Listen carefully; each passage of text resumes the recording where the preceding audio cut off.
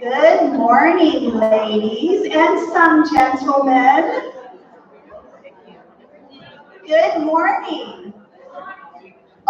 Tell me again. Say good morning. Yay, I love that so much. We have a 10-minute, well, it's actually a little less than 10 minutes. About 5 minutes, we're going to start our program.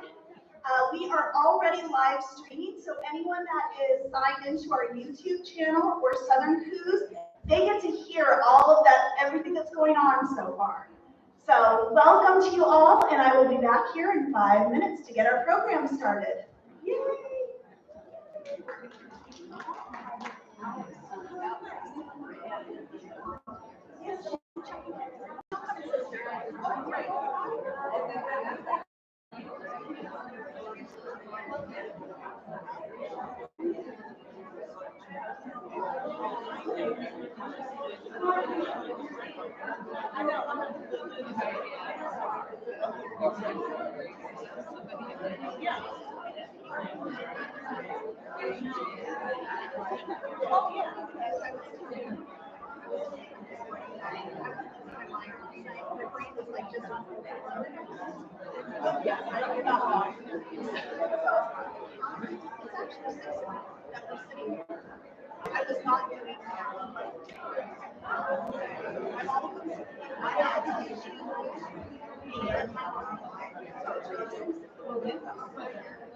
She's a good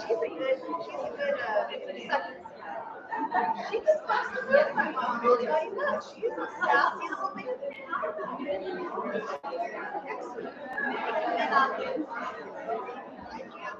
These goes pretty easy. We say in my family members ease until they say me. And my daughter will do the same. You may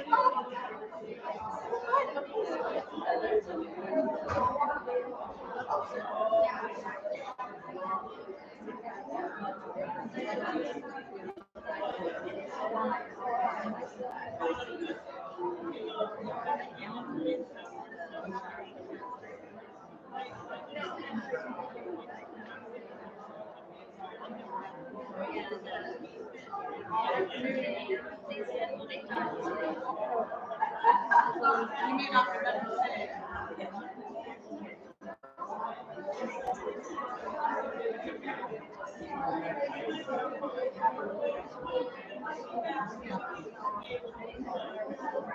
Hey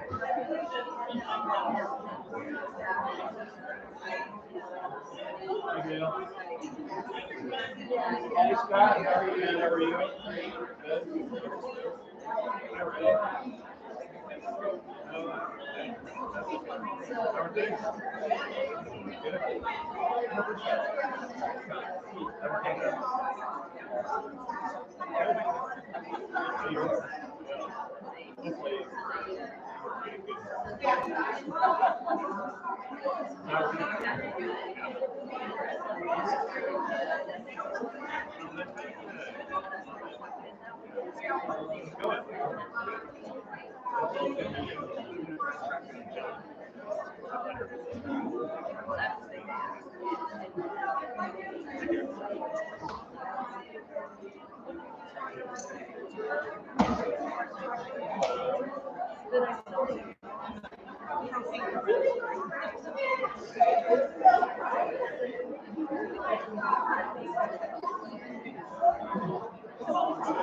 I don't think there's any left.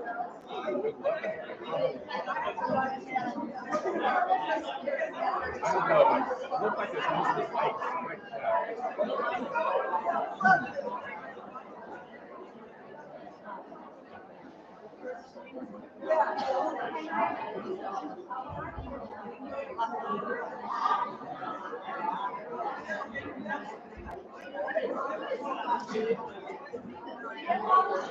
No, he's trying to see I keep information.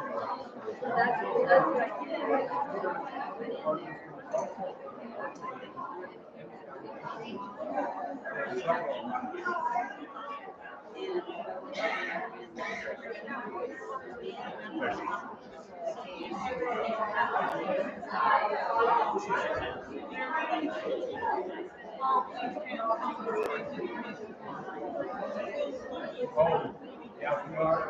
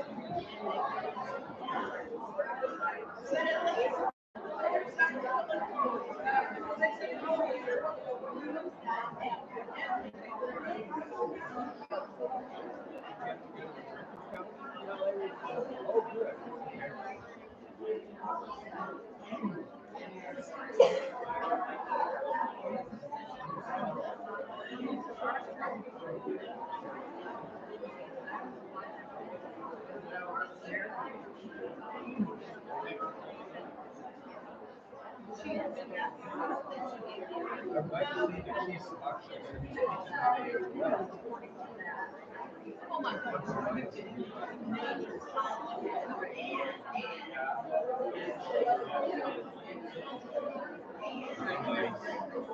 Loves it here because everybody is so happy.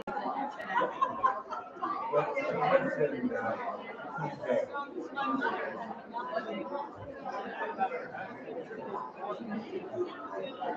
Different places. She is.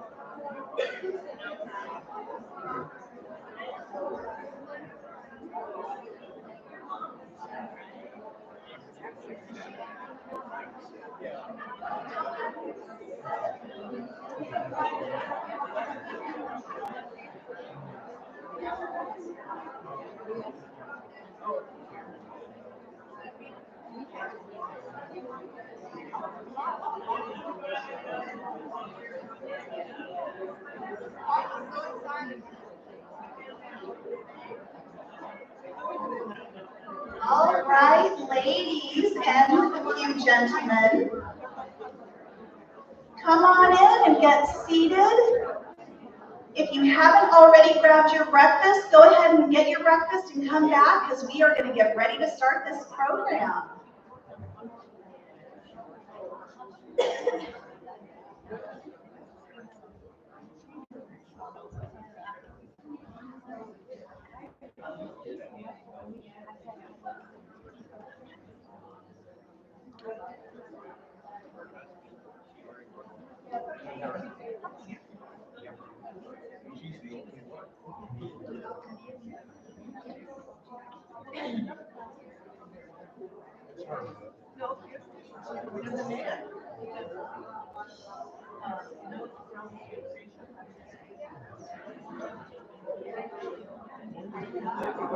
All right, are you ready to start off this 21st annual Women's Health Day?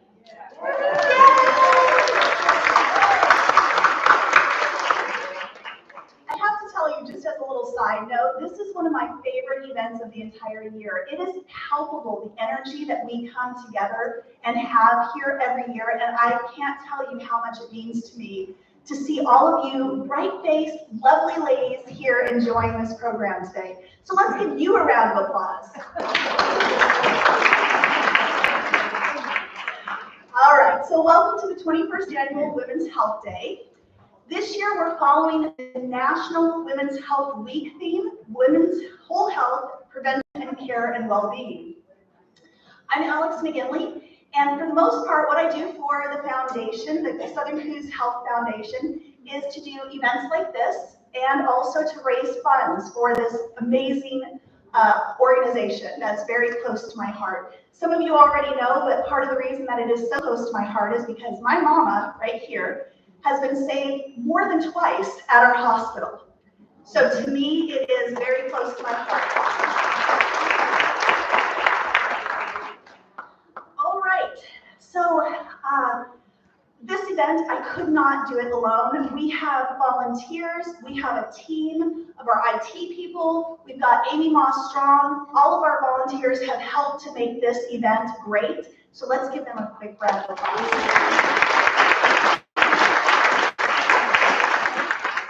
So I have been hosting this event for the 4th year, and like I said, there's nothing better in my year than to host this event. I really enjoy spending the day with you ladies.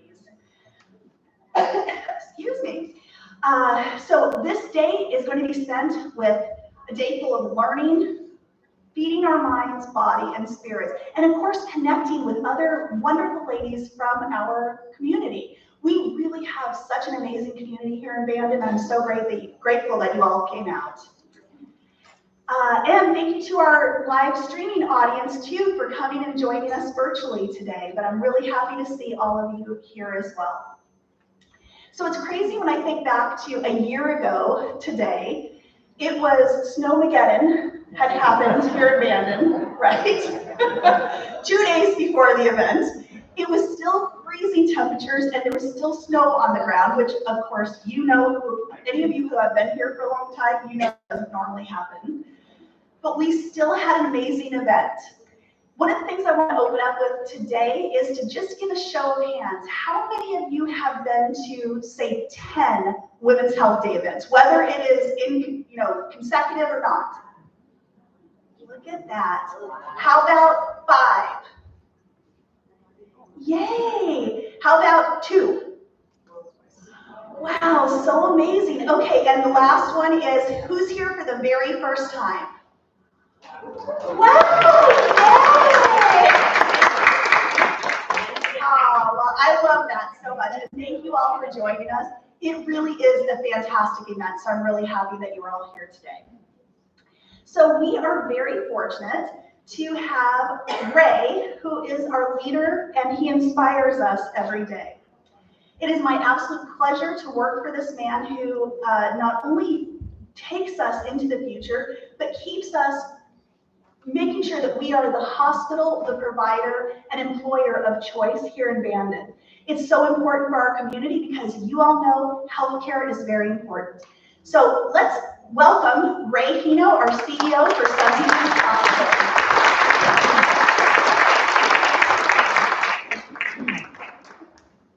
Thank you, Alex, and welcome everybody. It's great to be here and great to see all of you. Thank you so much. Alex didn't mention, but we had hoped for 125 RSVPs for this year, and we had a record 150 RSVPs this year.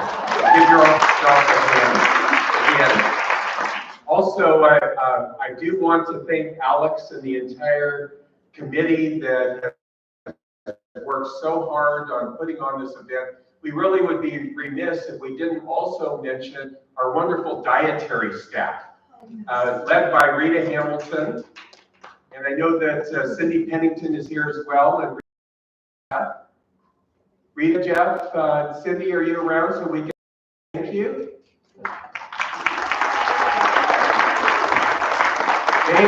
They prepared your breakfast meal this morning, so news alert, you're all eating hospital food. And you will be at lunch again today. They're also preparing a very delicious lunch that I know you're all going to enjoy. So our dietary staff does a wonderful job for our patients every single day, and we're very, very fortunate to have all of them.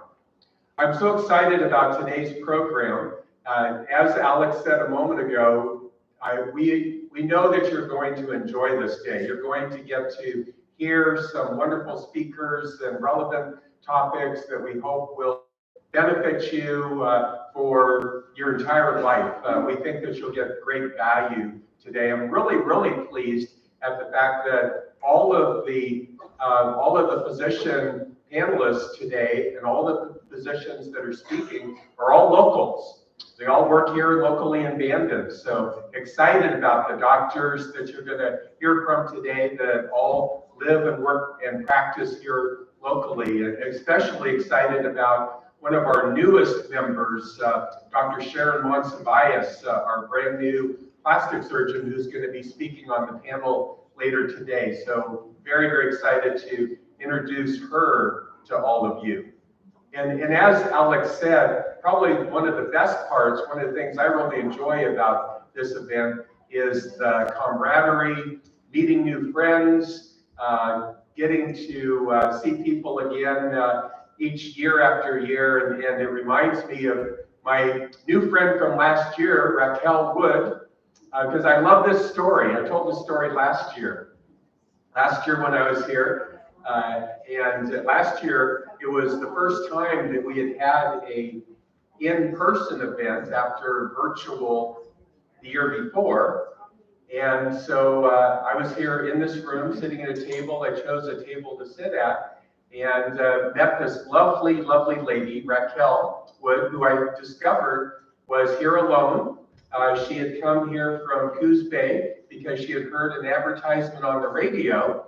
And many of you may have the same experience and be here for the same reason. And she just thought this sounded like a lovely, wonderful event. And even despite the weather conditions and the snow, I kind of forgot about that. She came in last year to attend our event, and she told me she had a wonderful time. She was coming back and bringing her friends, and she did.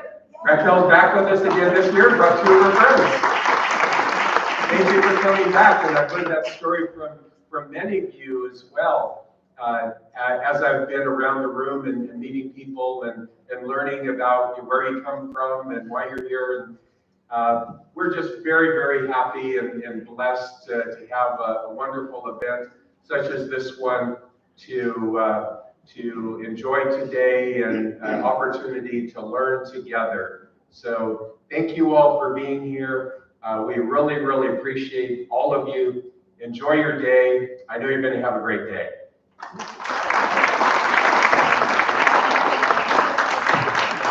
All right. Well, thank you, Ray, for, well, again, being an extraordinary leader, which is something that we all appreciate for people who work for Ray. And I don't know if most of you that have attended for at least the last few years remember, but before Ray even started at the hospital, amongst his moving boxes, he signed into Women's Health Day. Remember, a couple of years or 3 years ago, we had an uptick in COVID, so we did another virtual Women's Health Day. He signed on with all of his moving boxes around him.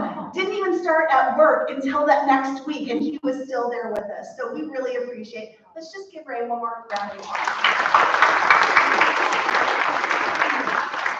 Our abandoned community truly is a better place with you in it, Ray. So thank you very much. Outrage. It comes up a lot in the last couple of years, Ray being our leader, and I just appreciate what he does. And I know that some of you have met him out in different, he's involved in a lot of things in our community, and it's really amazing that he is grounded here and that they have finally found their house, which I'm super excited about. So they're going to be actual abandoned residents here very soon. One more round of applause for Ray.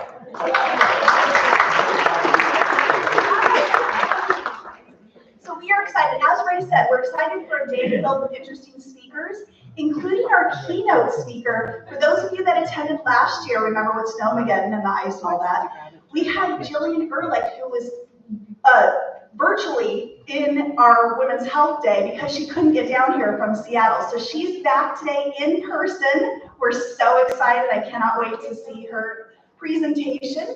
We also have our new Chief Medical Officer for Coast Community. He's going to give a presentation this afternoon. His name is Michael Torres, so we'll welcome him as well. And then, of course, we have our healthcare professionals panel, which was a great thing. That last year was the first year that we actually did a panel, and it was such a great thing to be able to ask questions of providers that you may not have thought about before. So in your folders, just so that you know ahead of time, there is an index card. If you can think of questions that you would like to ask the panel, go ahead and write those in. We'll also do a live questions. I'll walk around with the microphone for any of you that would like to just voice your questions. Okay, so they're coming up today as well. Excuse me. We are so happy that you have joined us today. Like I said, I'm just thrilled that you're here. And whether it is the virtual audience or here in person, we're really happy that you're here on this journey with us today to celebrate women's whole health, prevention, care, and well-being. We are thrilled to spend this day with you amazing women, with connecting, learning, and feeding our mind, body, and soul. So this popular Women's Health Day event is actually co-hosted by the Southern Coos Health Foundation and the Southern Coos Hospital and Health Center. We are thrilled that our sponsors have allowed us to offer this event to you free of charge, right? So let's talk about our sponsors for just a moment. You'll be able to see their logos on that back wall, as well as some pictures of last year's, I think just last year's, pictures from Women's Health Day. So some of them you'll see yourself in there. It's kind of nice. So our sponsors, our major sponsors are Bain Insurance and Ann McCaleb, CPA, as well as Beach Loop Realty, Coastal Heat Pump. Oh, not awake yet, I guess. Vergova LLC, Violet Flame Collective, Advanced Health, Bandon Chamber of Commerce, and South Coast Hospice. Please give them a round of applause for providing this event to us free of charge. And one more sponsor I'd like to thank individually is Roger Strauss in the name of his wife, Anita Strauss. Anita was one of the founders of this Women's Health Day event. So again, 21 years we've been doing this, and she was the pioneer woman who got this started. So we really thank them for thinking about this event every year. And in honor of Anita, I'd like to give a round of applause to Roger and Anita Strauss.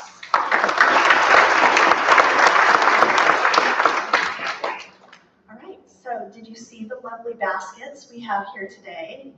I see a lot of, oh, look at, Lorena's like, hi, Lori, I've got the baskets over here. So we've got a lot of lovely baskets over there. All of these are donated to us for this event. And any of the money that we collect here today for the tickets that you were purchasing for either the 50/50 raffle or these baskets goes to our foundation. And it helps support our hospital. So please make sure that you check out those baskets and put in your ticket. You can buy as many as you want for either the 50/50 or the basket raffle. The blue tickets are for the baskets. The red, oh, like that. See, Lori's holding them up. And the red tickets, we have our, oh, well, she's got both of them. Okay.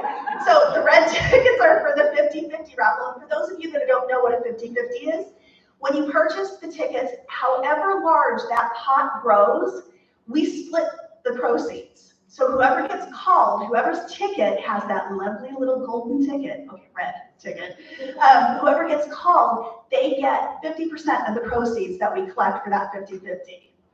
How fun is that, right? Now you guys are gonna run over there and buy more tickets. Okay. All right, just remember that there is no limit. And again, the foundation is a nonprofit, so we definitely use these funds. And we are really careful about our funding.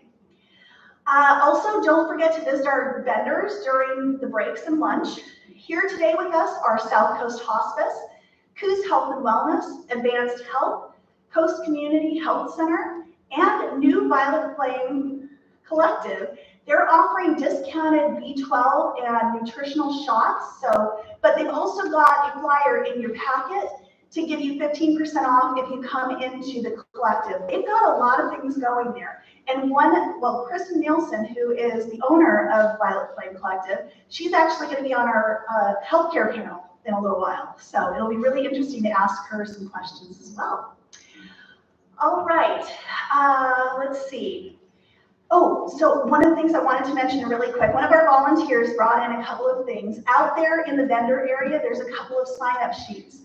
There's a new women's group, called Bandon Good Troublemakers. How fun is that, right? So if you are interested in signing up for them, they've got a sign-in sheet in the vendor area, as well as, how many of you are familiar with Peace Rocks? Okay, a number of you. Peace Rocks project is finally back. So if you are interested, right? If you are interested, there's also a sign-up sheet on the little desk that's out there in the vendor area. So please take a look at that. Oh yay!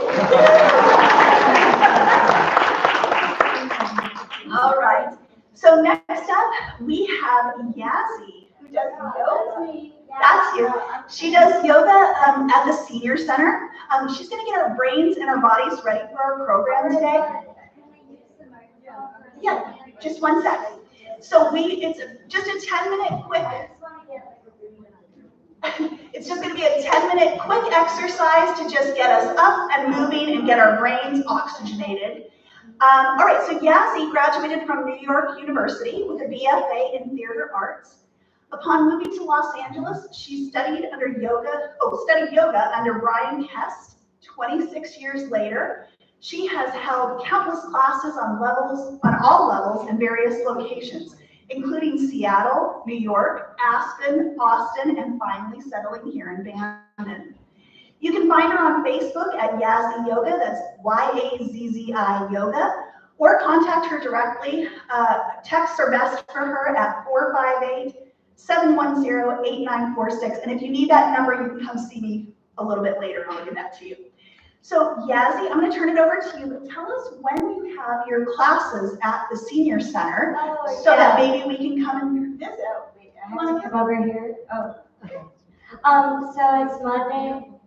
I don't like being in the spotlight. Okay. So Monday, Wednesdays, and Fridays at 10 a.m. It's donation. It's like totally cool. But I want to ask, like, how many people have done yoga before? Nice. Okay, cool. And how many people have injuries?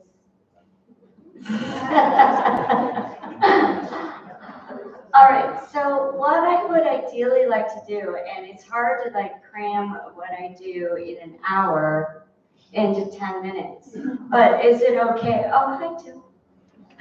Is it okay if we just like go up the back of our chairs a little bit and like do a modified, like Joe can demonstrate. We just do like a little, I mean, you can do this at your desks. And actually, that's the other thing I wanted to ask, is that if anybody has had like desk jobs their whole life, or they've driven trucks or something like that, like you want to get, okay, I'm gonna let go of this microphone right now, because I kind of hate it.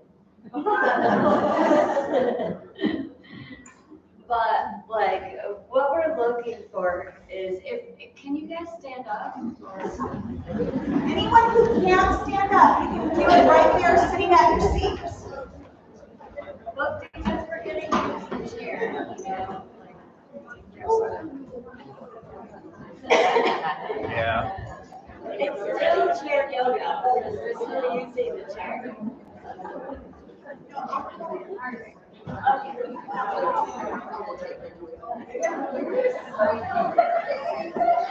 All right, so what we're all going to do, look, it's simple. Like, I'm even wearing a skirt. Like, I'm not even wearing yoga pants. I'm not trying to get into your faces. Like, just push back. Like, and it's like your hands go forward. And what if you're at work? What if you're at home?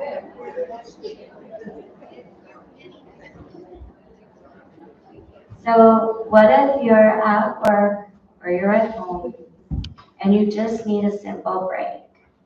Like, what if you could just do something like this? And it's very, well, it's a little complicated. You press your hands through the back of the chair and you pretend like your heels are made of lead and they are sinking into the ground. And then your butt goes in the opposite direction. I'm sorry, I should use like the word pelvis instead of butt. But you know, like, and your armpits safe. And what if you could just breathe just for a second? And let's all take a moment to exhale through the mouth, like you retire, exhaling air. And then it's possible that you can breathe in through your nose. Even if you have sinus issues, even if you have allergies, what if you can just use that long exhale to breathe in with the mouth closed through the nose and hit the sinuses. And then right from here, we're just gonna inhale. If you want to, don't do anything you don't want to do. And then maybe just bend the knees. And perhaps bend them over the big toes, and then inhale, straighten. Exhale, bend. Inhale, straighten.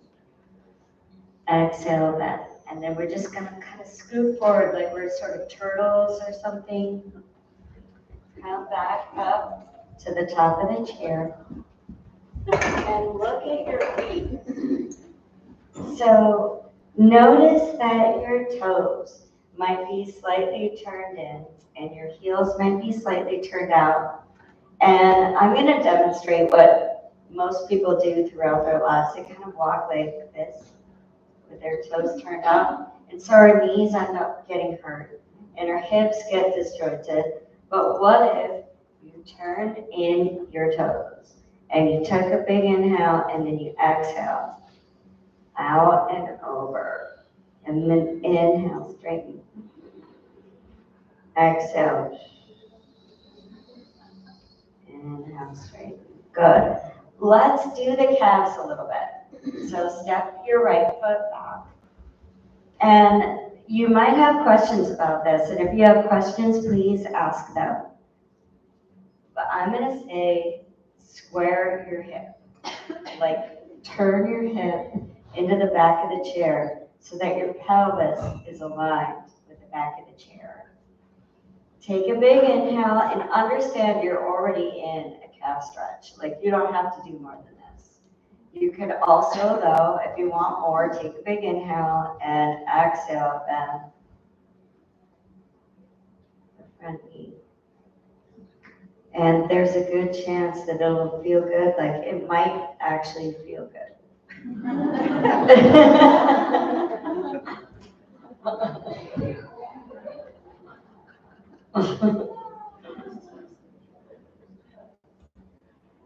Few breaths.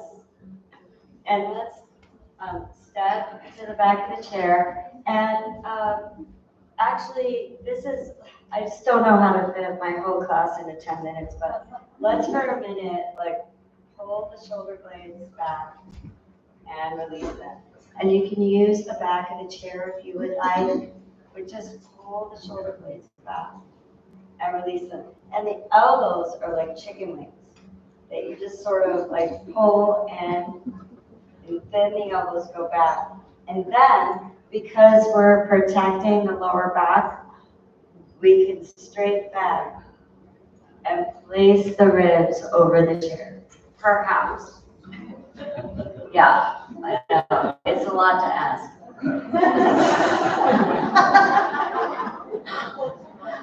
And then you can keep your hands wherever you want, like on the back of the chair or on the seat of the chair.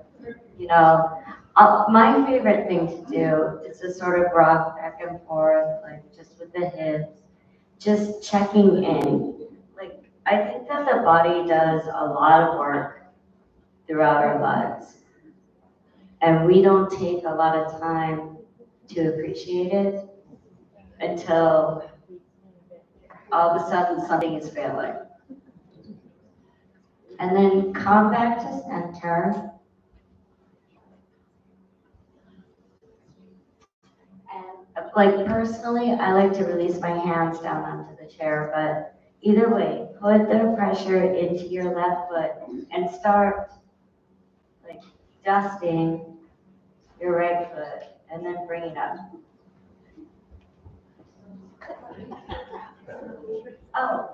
Oh shoot, okay. All right, so let's just do the other foot so that we're even. And then bring that foot up. Oh gosh, I could have done such a better job. All right, but we do have to finish though. So let's put our hands on the chair and go back into downward dog again. And rock the hips, bend the knees, scoot up. If you can, keep your knees bent and roll up. And if you would care to, come into, yes, good job, everybody. Nice. All right.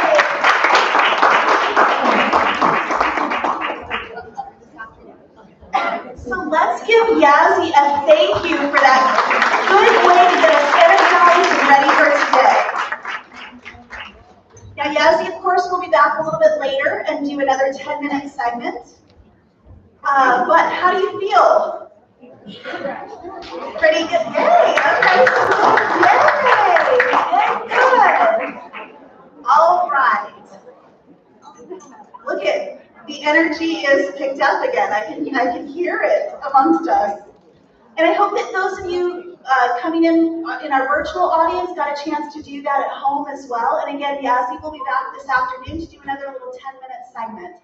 So, all right. Yay, Yazzie! All right. The presentations that follow are in your folders. So if you want to take a look at them, and just a quick question, can those of you in the back, you can hear us? Beautiful, thank you so much. All right, so next up, I would like to introduce Scott McCurran, who is also not only our Executive Director for the Southern Coos Health Foundation, but he is also our Chief Information Officer for the hospital, for the Southern Coos Hospital.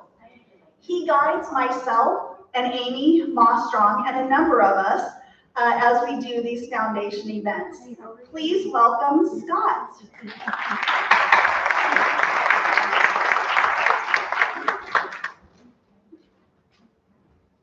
Thank you, Alex. Very much appreciated. I just want to, again, thank Alex and Amy Mostrong for their work. They are the primary event planners on this event. It has gotten so much better. Every year, it gets better and better, and I can confidently say that next year will continue the trend.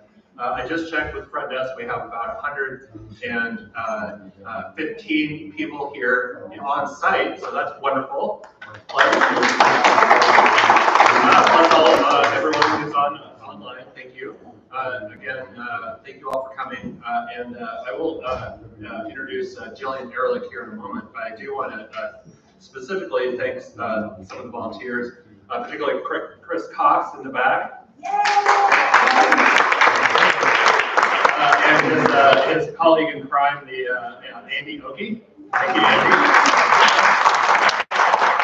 And then we also had Gina Valencia from our county department come. Thank you, Gina. And I see many of you that I know in the audience and many new faces, as Ray pointed out earlier. So thank you for making time in your day for us today. Women's Health Day is a great event. Really expect you to have a wonderful day today. So again, I have the extraordinary pleasure of introducing Jillian Ehrlich. She is a doctor of naturopathy, and she received her doctorate of nursing practice degree from the University of Washington. And she is a family nurse practitioner and has certifications from the Institute for Functional Medicine, Ayurvedic Institute, and takes a real systems biology approach to her practice. But apart from the medicine, I was just talking with Jillian. She's had a really interesting journey, as many of you have had. I wanted to share a couple of pieces of her journey. In the early 90s, she studied at Evergreen State College in Olympia, and which I have had many friends go there. It's a wonderful state school that provides a really interesting education. Then she worked in organic farming at community supported agriculture outfits, and she told me that one summer she harvested, or CSA harvested over 1,000 pounds of garlic. So that was a very interesting, must have been a really interesting summer. Yeah. Maybe took a lot of showers, yeah. But for those of you who love the smell of garlic, probably not bad. But that was a really interesting thing. She also worked with at-risk youth in the San Juan Islands and took them on 12-day trips with 14 and 15-year-olds. And so that's also a very interesting life experience that I'd love to hear more about at some point. But really, I think that all of these experiences led to her current practice, which is in integrative neurology.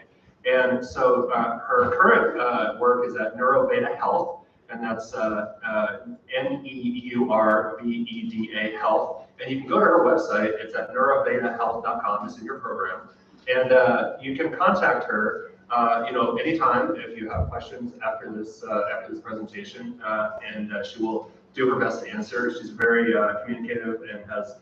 I know that her patients really love working with her. So I really appreciate you being here today.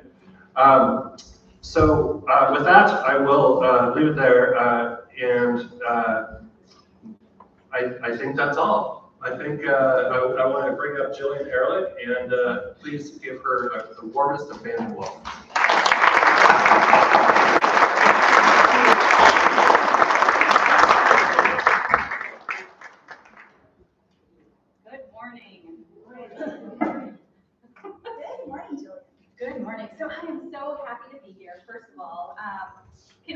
raise of hands who was here last year, saw my little gig last year? Okay, great, lots of you. Okay, so you know I'm kind of a weirdo, and when they invited me back, I was like, oh, they want more of this? Okay. So put on your seatbelts. Oh, the mic is not on. Oh, yeah, see, I probably, okay. Can everybody hear me? Excellent, good, thank you. Oh, yeah, I could do that too. Okay. Okay, perfect, thank you. So, okay, so, and the other thing I wanted to mention before I even started is that, you know, when you make like a presentation, you know, I was given a topic, and the topic was really kind of women's whole health, prevention, care, and well-being. So I can really kind of do anything with that, right? And when you make this presentation, I sit in my own room and I think, okay, what do I want to say? What do I want to talk about? And I think about this community. I think about all of you. But it's only on arrival here, like into this room, that I really see all of you. And one of the things that really has stood out to me already is the strength of your community. How much all of you are devoted to each other. And I want to recognize that specifically because that's actually a rarity in modern society. It is only in this modern day that you can actually go through like an entire day and only encounter strangers. You can see strangers at the grocery store, strangers at the car wash, strangers in all of the places that you go. And if you're working from home, maybe you have people you know, like on a Zoom call. But I think it's actually really rare and special what you have here in this room. And so as I was putting this talk together, and I was thinking about the different ways that we think about health, true root health, I thought I've been thinking lately a lot about community. And there's a book I'm going to read 2 sections from called Tribe by Sebastian Junger. Has anyone read this or know this book? You people, okay.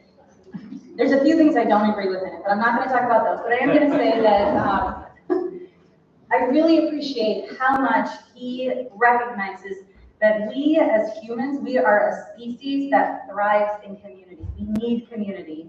That there was some quote that, you know, when we're babies, everything we have, our warmth, our safety, our food, our water, our diaper changes, our hygiene, all of those are social events. And as we become older, they can get separated, right? You can just shop for things. You can have DoorDash, drop, you know, you can have Uber Eats, drop pizza at your doorstep. And so there's no connection to who grew the food, who harvested the food, who cooked the food, who delivered the food. And so you can do all of these things alone. And I think it is a real problem. I mean, I could do the next hour on that, and I'm not going to. But I want to say what has really kind of risen to the surface with me here today, even just walking into your community, is how peaceful and how kind people can be here. And I'm sure that's not always the case, that we all have crazy people in our lives. But just to say that this seems like a community where you can be seen and where you can support others. And that is a huge part of having a life that embodies prevention, care, and well-being. So thank you everybody for having me, and I'm really excited to be here. Now I'll start my talk.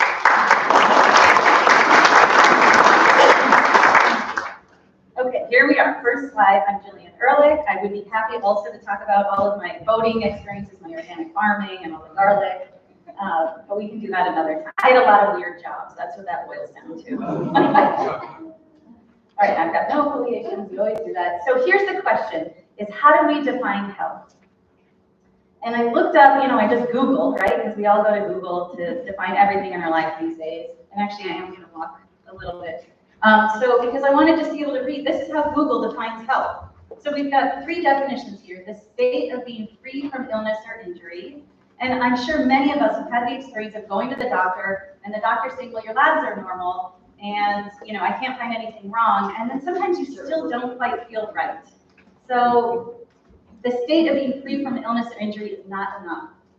The second definition, a person's mental or physical condition. Yeah, okay, so yes, health can be kind of a snapshot, but it doesn't give us like a good or a bad or what do we do about it. And then this third definition is really my favorite here from Google, used to express friendly feelings toward one's companions before drinking. Literally on here. So I'm going to say that from a medical perspective, I would not typically include that. So then let's fast forward into some of kind of the most forward-thinking literature. This is achieving from the text Achieving Whole Health, a new approach for veterans in the nation from the VA.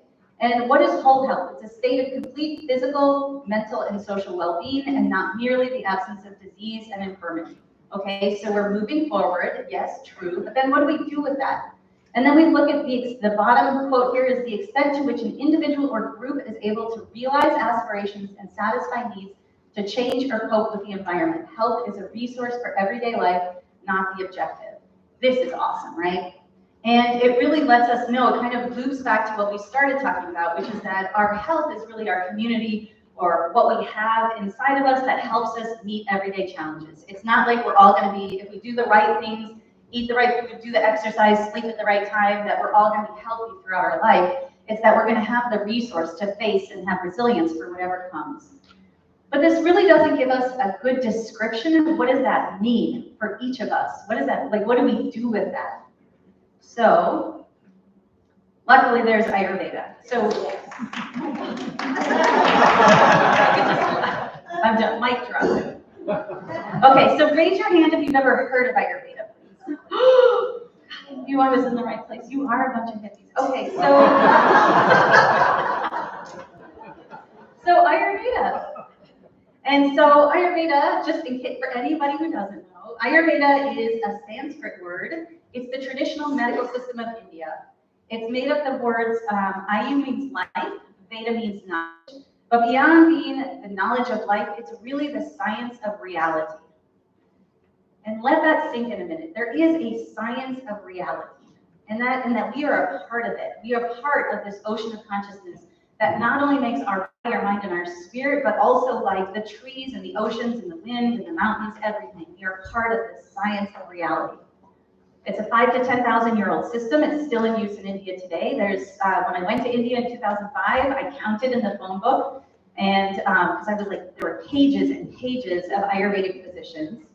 It includes diet, lifestyle, pharmaceuticals, surgery, personalized medicine, and it's the original personalized medical system. So now there's lots of work happening in Western medicine on genomics and genetics and DNA stuff. And really, Ayurveda is kind of how we can actually start. So Ayurveda, yes? I wanted to because Ayurveda saved my life. Oh. My EGFR was down to 12. Wow. My doctor was talking to me about kidney transplant, and he was talking to me about dialysis. And I found a India clinic that has an office in New York, Karma Ayurveda, and they have a plant-based stem cell therapy for chronic kidney disease. And I took that, and it was about a year and 3 months, almost 18 months. And my EGFR is now at 75. Wow. Wow. Wow. Wow. Yes. Fantastic. Yes, see? So Ayurveda, you guys, is the best. Thank you. Thank you. So we have this on an individual level, and we have from Ayurveda a definition of health that is what I use for every single patient that comes in to see me. I kind of run through it like a little ticker tape. And what it said, I can sing it to you in Sanskrit, but you really don't want to hear that. But this is how I learned it. It's Samadosha, Samagnishcha, Samadatu, Malakriyaha, Prasanat Mindriyamanaha, Svasya Ityavadiyate. And what that means is balanced constitution, balanced individual constitution. So one person with kidney failure is going to be, you're going to treat very differently than another person with kidney failure, because you're treating for the individual, for the constitution, not for the presentation.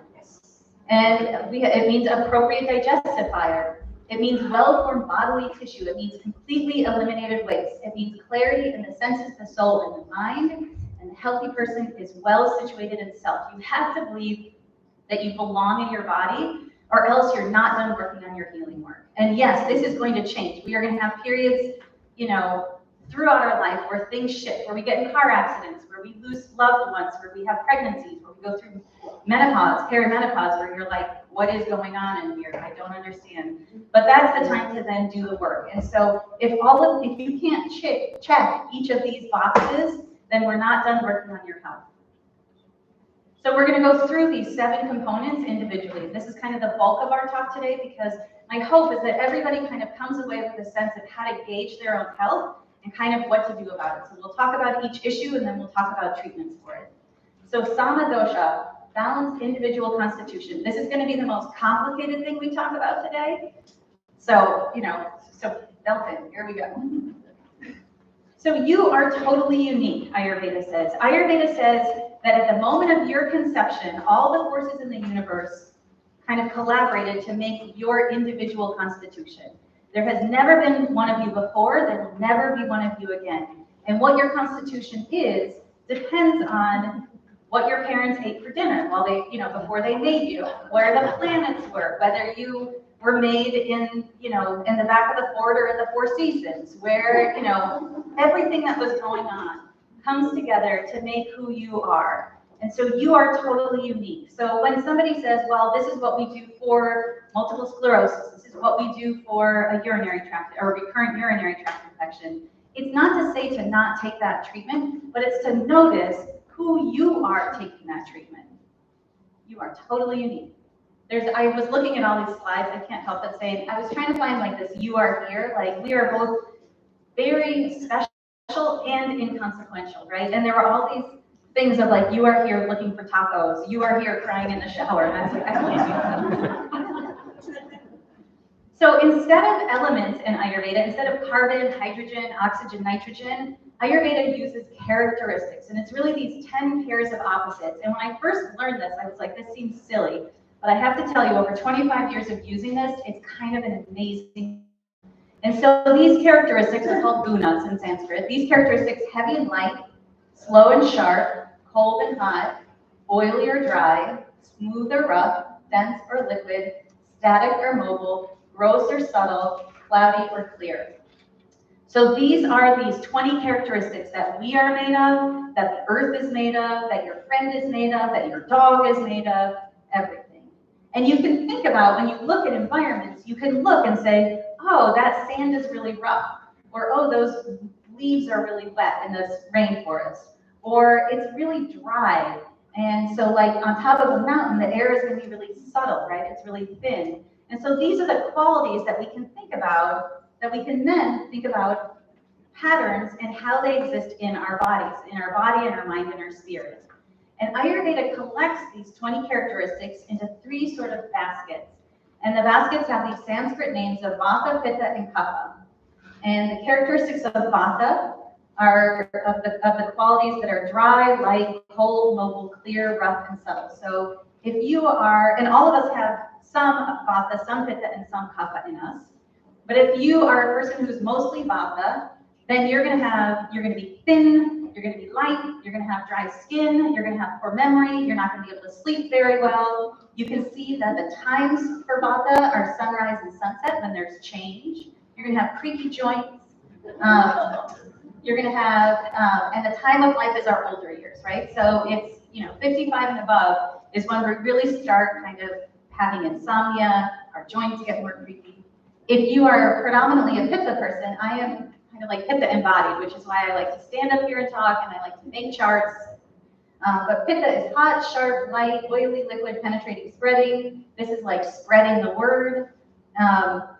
And the Pitta years are like 16 to 55. And so these are kind of our childbearing years. 16 is when acne comes, which is inflammation. Pitta is hot and spicy and inflammation. And so these are the middle years. And Pitta tends to be like medium frame, kind of intense. And we'll talk a little bit more about this. And Kapha is lovely. Kapha is heavy, slow, cold, oily, soft, cloudy, liquid, and stable. And so what we know is that in the Western world, everybody wants the Vata lady, right? The skinny mini lady. But in India, they love the Kapha women. Ba, ba, ba, boom. So you know that Kapha is like luscious. And they say Kapha has like beautiful cow eyes and like it's just that luscious shape.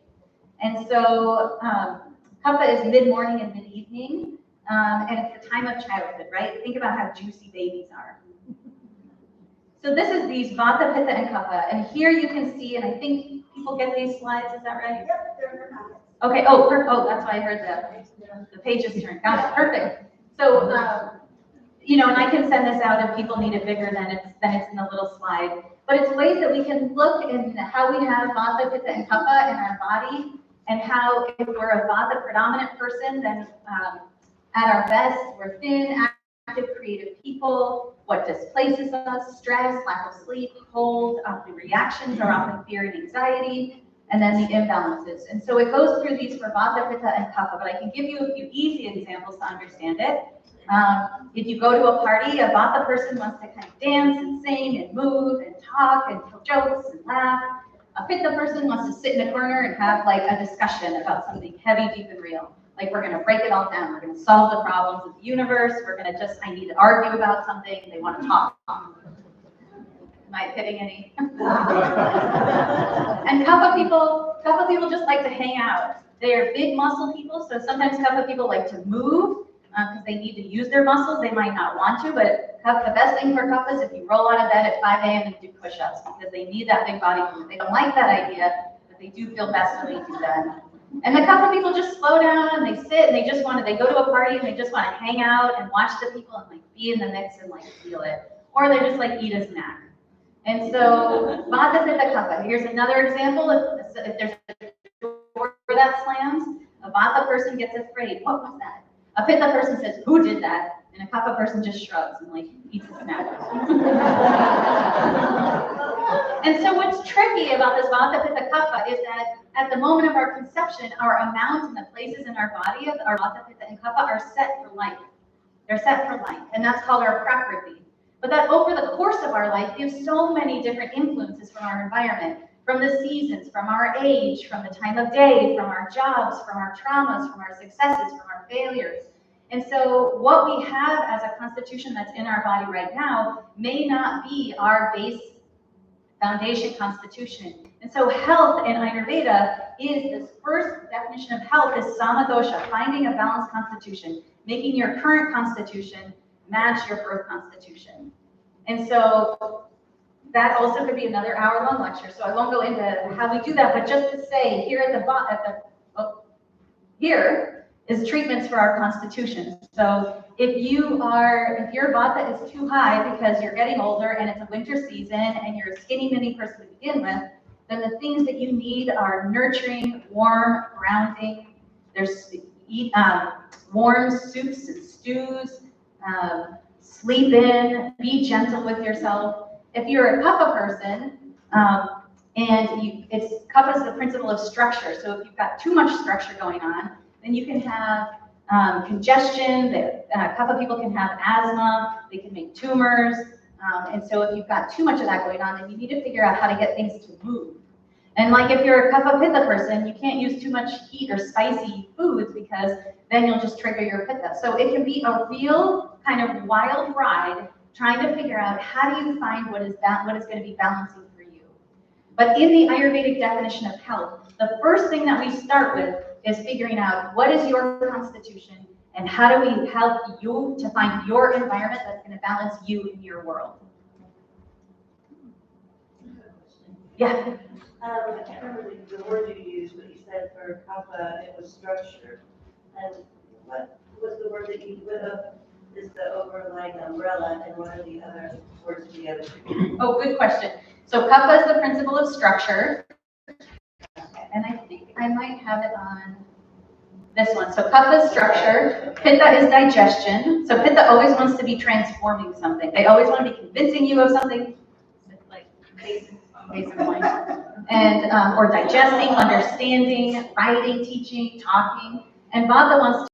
So Vata is just they just move. They want to move. Yeah. Okay. Of Vata, Pitta, Kapha, and I will tell you that after I started seeing everybody I encountered at these doshas. So when I went back to work for Pacific Crest Outward Bound the next summer, I was like, I'm going to try this out.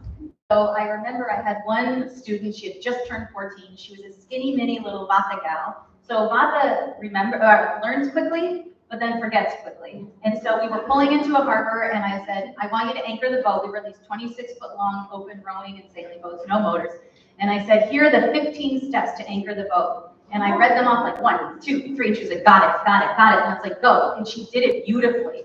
And I was like, wow, here's a kid that was like kind of set on a wrong track in her life, who was being so successful because I could figure out how to address her vata. And I realized that in the past, I would have asked her 3 days later to do it again, and she wouldn't be able to, and I would be annoyed, and she'd feel bad. But I realized vata forgets quickly. She's never going to remember it. So for her to be successful, I'm going to tell it to her really quick. She's going to perform, and then I'm not going to ask her to do that again. And there was a kid, heavy-set kid. He always looked like he was half asleep. And I said, listen, I want you to learn how to anchor the boat. And I spent an hour teaching him. And he was like, mm-hmm. And then a week later, because Kappa learns slowly and remembers forever. And a week later, I said, anchor the boat. He said, okay. And he got up and he did the whole thing, and it was beautiful. And I realized that by understanding this framework, I could help people be better selves. Does that make sense? So, when you understand dosha types, then you start seeing them everywhere, like I was saying. So famous vata people, famous pitta people, famous kapha people, you can kind of see this everywhere. And then you can have a sense of how to make your whole world medicine for you. And I will say also, because this is technically a scientific talk, I have a doctorate of nursing practice, so science actually does support the dosha model. So here's a few articles that when they compared kind of Vaidyas, Ayurvedic doctors, feeling the pulse, saying this person is this, this, and this, and then we looked at some of the CYP enzyme systems and the gene polymorphisms, about how all of us have different polymorphisms in our bodies and our genetics, and so all of this played out, and it's very exciting. So how do you figure out your constitution? Because I know you all want to know now. So there's a few options. One is you can take a dosha test, and Banyan Botanicals is a company that I really like their supplements. They've got great morals and ethics. They're a B corporation, and they have a dosha quiz. So that link is on here. The second thing is you can see an Ayurvedic practitioner. So there's with the National Ayurvedic Medical Association. And then the third option is to self-diagnose, which, is always good and bad in both ways. But Perfect Health by Deepak Chopra is actually a great and easy resource for kind of learning more about your Ayurvedic constitution. Okay, that was number 1. But these other ones are a little bit shorter. This one is still long because, so there's Sama Dosha, yes. Can you go back? Yes. Because I can't read them here. Oh yeah, I can send them to you because it's going to be hard to write down like all that. The link, but I can send them, or Alex can send them out. They're also going to be on they're going to be on our website in the next week, so you can always pull them up there too, okay? So don't worry. Thank you. Yeah, and there's a question and answer period after the presentation as well. Okay. All right, so number 2, Sama Agni. Agni is digestive fire, so we need to have appropriate digestive fire. So I don't know if anyone's aware, but in the United States right now, there is an epidemic of poor digestion. And so it's one of the most common conditions that folks come to primary care clinicians with. And I don't know if you can see on the right, it's a little bit small, but leading over-the-counter product categories in the United States, the top one is vitamins.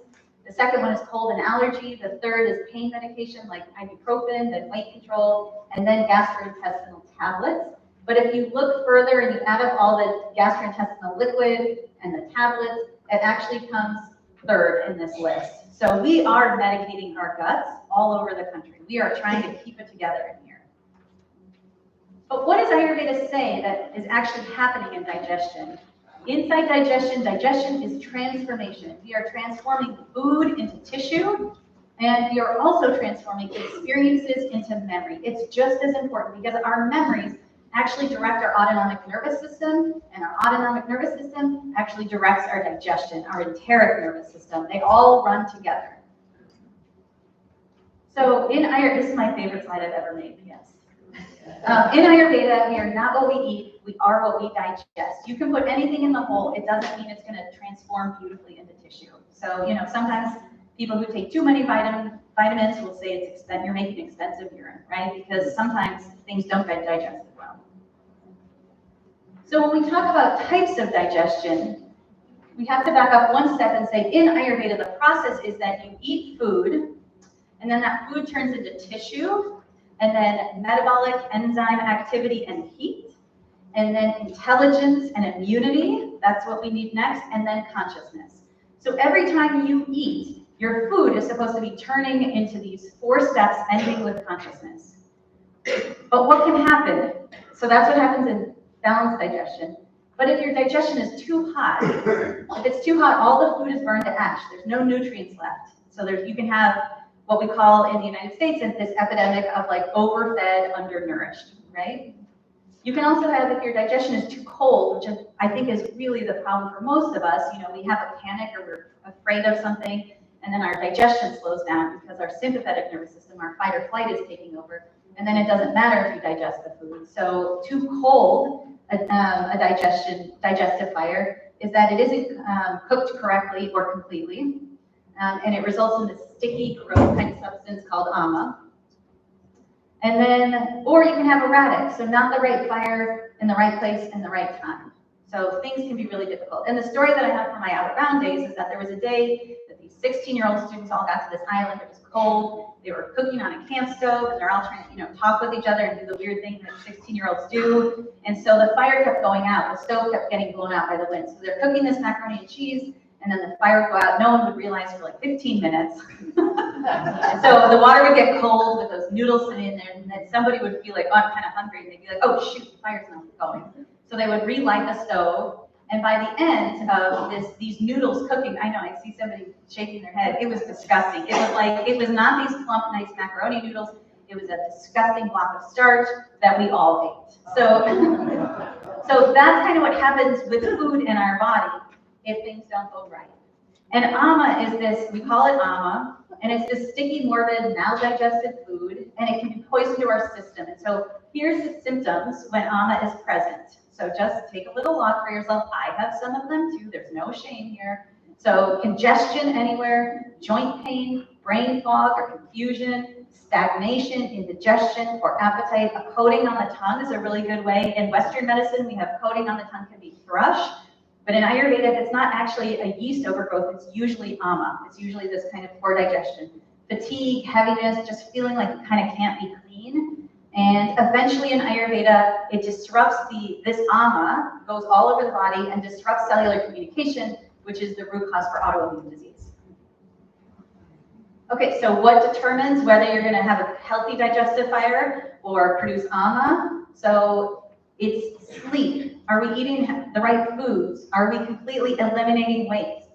Are we having enough movement in our life? Are we having enough sweating to eliminate toxins? Are we resolving emotions? Or do we have a sense of safety so that our body actually can be in a parasympathetic state? We can actually focus on digestion. Do we have a supportive daily routine? Does our body know what is going to happen each day in a reliable, safe, kind of relaxing way? Are we doing any seasonal cleansing? So Ayurveda talks about, you know, at the change of every season, do something like, I hate to say like juice fasting or like a light fast, because fasting is not appropriate for everybody. And typically the people who are really excited about fasting are not the people who should be fasting. So just to say that. Are we in a healthy environment? Are we eating mindfully? So these are all the things that we can kind of check and look, you know, after you leave today, when you go home for your dinner tonight. You know, sometimes just sitting down with your meal before and taking a deep breath, doing gratitude, getting your body into that parasympathetic state can actually improve your digestion.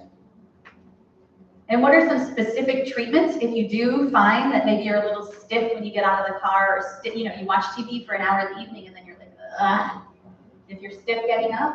So there's many options for fasting. Again, I have that caveat on fasting.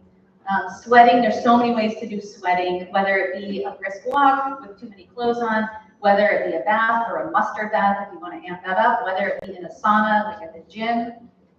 There's exercise, there's breath work, massage, there's juice, juice hydration, emotional discharge. Tripla is a particular herb in Ayurveda. Tri means 3, phala means fruits. It's Amalaki, Vivataki, and Harataki. You take it before you go to bed and finish the digestion of the day. Digestive bitters, I'm a big fan of. I've had a lot of patients see doctors all over the country, and then they come for their digestive issues and we start bitters, and they're like, oh, I feel a little bit better. Okay. Lemons or limes, cutting out the stress, holding fast to the daily routine. Panchakarma is, Pancha means 5, karma means actions, and it's the 5 actions of cleansing or detoxification. Okay, now when we talk about the mind, processing the traumas in the mind, trying to do this mental, spiritual, kind of experiential, not food-based digestion. These next few slides I also talked about last year, but I just felt like they're so important that I'm continuing them. So the facts are that 1 in 3 women have experienced violence in their lives, and it's really important to recognize, not so that we say, look how common it is, but so that we say, look how common this is, that we really address it. Okay, good. So lots of folks to learn about it today. So I think it was weight loss clinic in San Francisco, and he said to one patient was, what he meant to say was, what age did you become sexually active? And he accidentally said, what weight were you when you became sexually active? And she said 40 pounds. And he repeated himself, and she said, I was 4, and my father. And he realized, he started doing the research, and he realized how prevalent early trauma is for determining later health outcomes. Social conditions early on can result in physical ailments. And so this is the study that came out of it. So there's 3 types of ACEs. You can do this in your own mind, but this is, something to really think about for yourself or for people that you love. Abuse, you get 1 point each. Abuse can be physical, emotional, or sexual. Neglect can be physical or emotional. And then there's 5 types of household dysfunction. So mental illness, incarcerated relative, mother treated violently, substance abuse, or divorce. So the ACEs outcomes, 1 in 8 people have an ACE score of 4 or higher.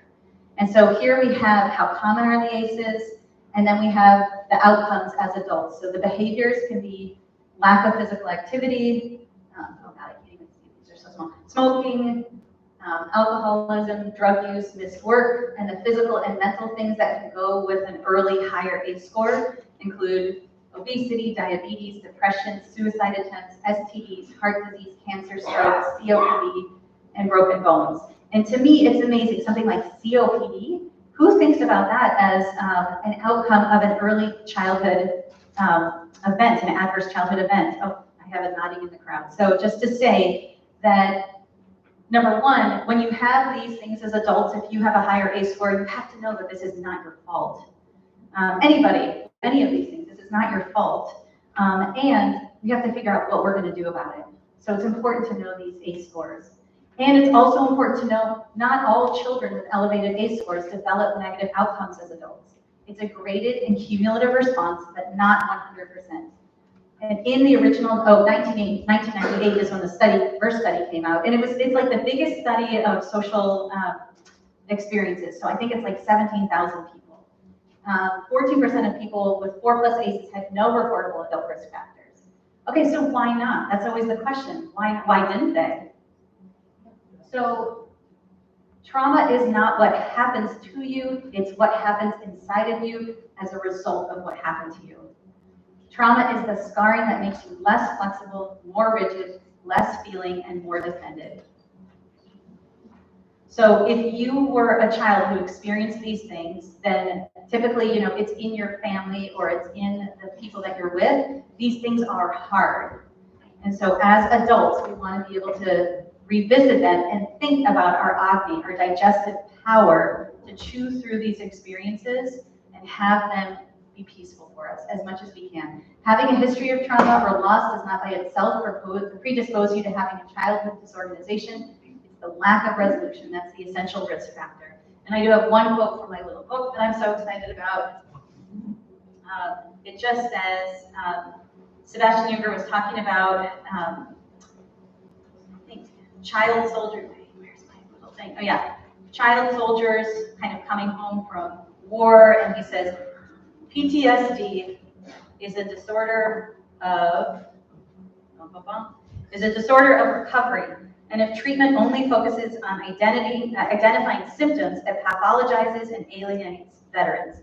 But if the focus is on family and community, it puts them in a situation of collective healing. So there is one of the solutions for us. And I can see this, good troublemakers. I can see as your community develops, as you come to these women's health days, over the years, that you do have a resource here. And so I would encourage you here in Bandon I really like your little community. So I would encourage you to figure out, because all of us in all communities have women in our community who have had these experiences, who have these health conditions as adults. And so figuring out how we can support each other to feel strength and to feel agency and to be present in our bodies is one of the greatest things that we can do for ourselves and each other.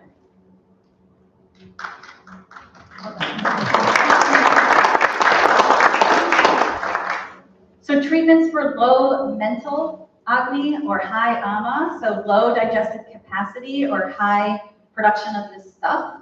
These are all the things. There's like a million things. We've been dealing with these things on the planet for as long as we've been people, 300,000 years.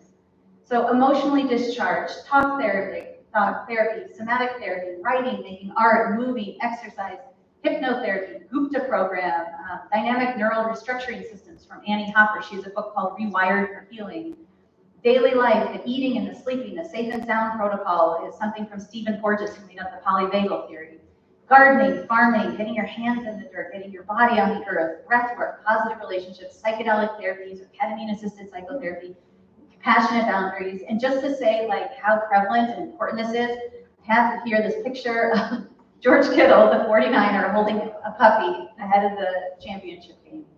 There are so many things that we can institute in our life to help us manage the feelings and our history and our experiences. Okay, number 3, they do get shorter, I promise. So number 3, Sama Dhatu. Dhatu are the bodily tissues, and we have to be healthy, we want well-formed bodily tissues.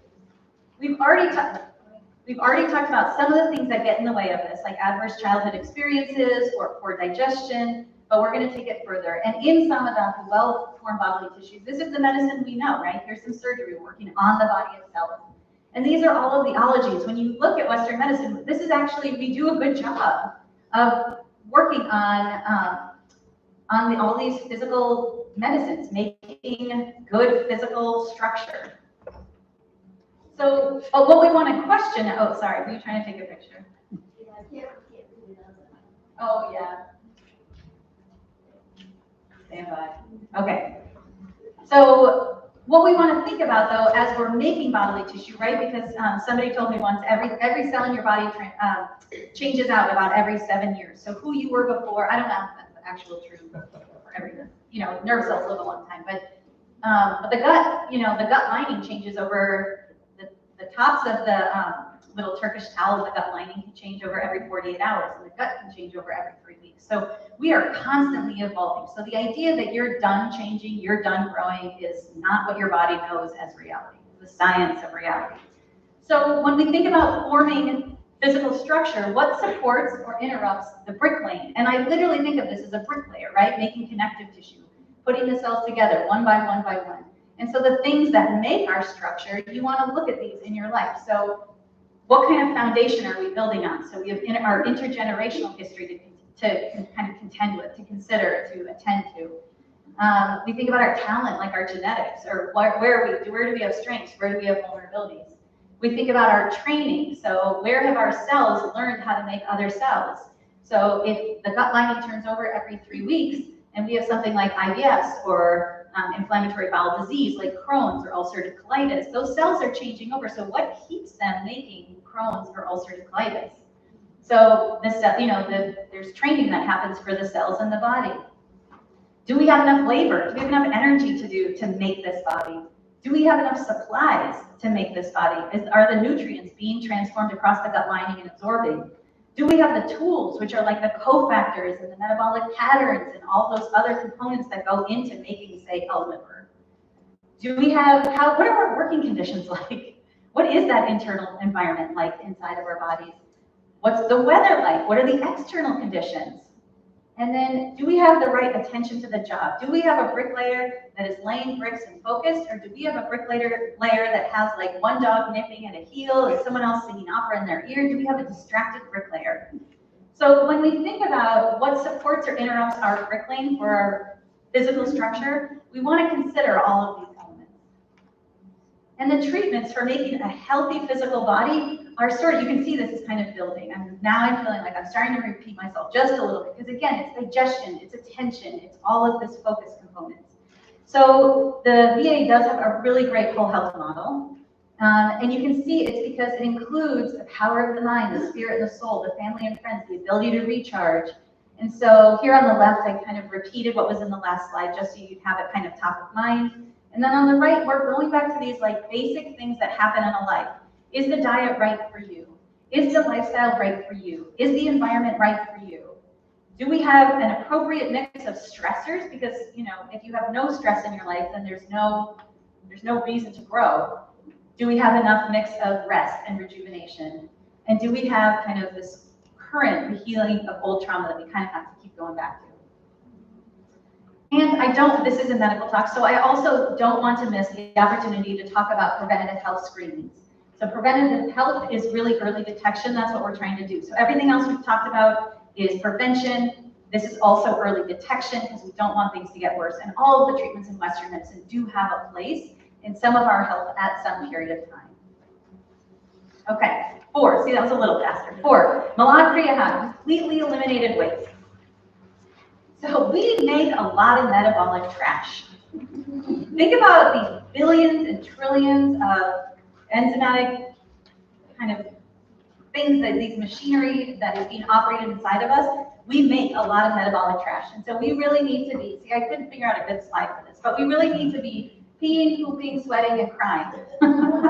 Like on the routine, on the very routine. You know, obviously, not that we all have to be crying every day, but unless you need to, and then you should. But, you know, peeing, pooping, sweating, and crying are some of the main ways, and exhalation is the other way, that we really need to be making sure that we're eliminating.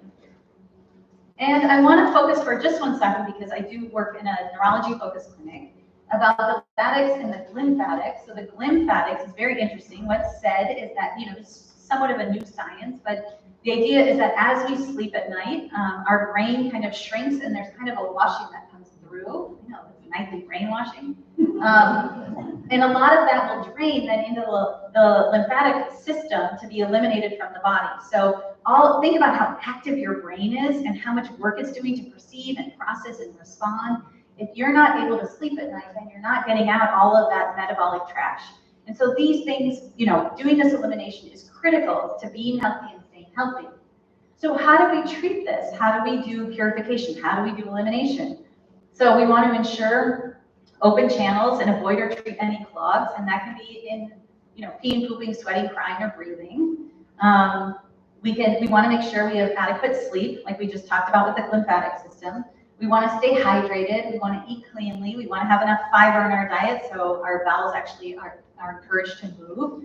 Magnesium, or, you know, there's a million, I'm sure, you know, there's a million Docusate, Ducalax, and Senna, and Senati, and glycerin suppository. I mean, when I look back at my like 25 years in healthcare, I'm like, oh my God, I've used all of those things for patients. Like, and so there's so many options to make sure that the bowels move. There's emotional discharge in the therapies that we've already talked about. There's the sweating, the sauna, the Epsom salt, the mustard bath, and then there's that periodic cleansing. So again, now we're getting a little faster because we're seeing these kind of variations on the theme, right? So we want to make sure that our bodies are eliminating that metabolic waste so we can stay clean and healthy and intact for the long haul. Okay, so now it gets tricky. Prasana Indriyamana means clarity and the senses, the mind, and the soul. Okay, what is that? How do you do that in healthcare? So I will say that I had a patient, I've been seeing a patient who's a 33-year-old male who's had 16 years of substance use. And he had a baby 18 months ago, and so now he's been sober 9 months. And he's really trying to kind of hang in there. And we've had some really interesting conversations about what will help him to hang in there and kind of stay sober. And what it occurred to me is that he lacks awe. He's not curious. It's just he's given up trying. And so there's awe is like, I started looking up the research on awe and a sense of wonder. And that is really critical to our health. Awe and sense of wonder, I really think of as perceptive accuracy and delight. So when you see the moon, do you feel it? you know, regardless of what's happening or what mistakes you made in that day, or whoever's mad at you, or what things you did or didn't do, or you didn't exercise enough, or you didn't sleep well, can you still like look at this beautiful vista that you have and see the power of the ocean and experience a sense of wonder? And if you're not, what is in the way of that?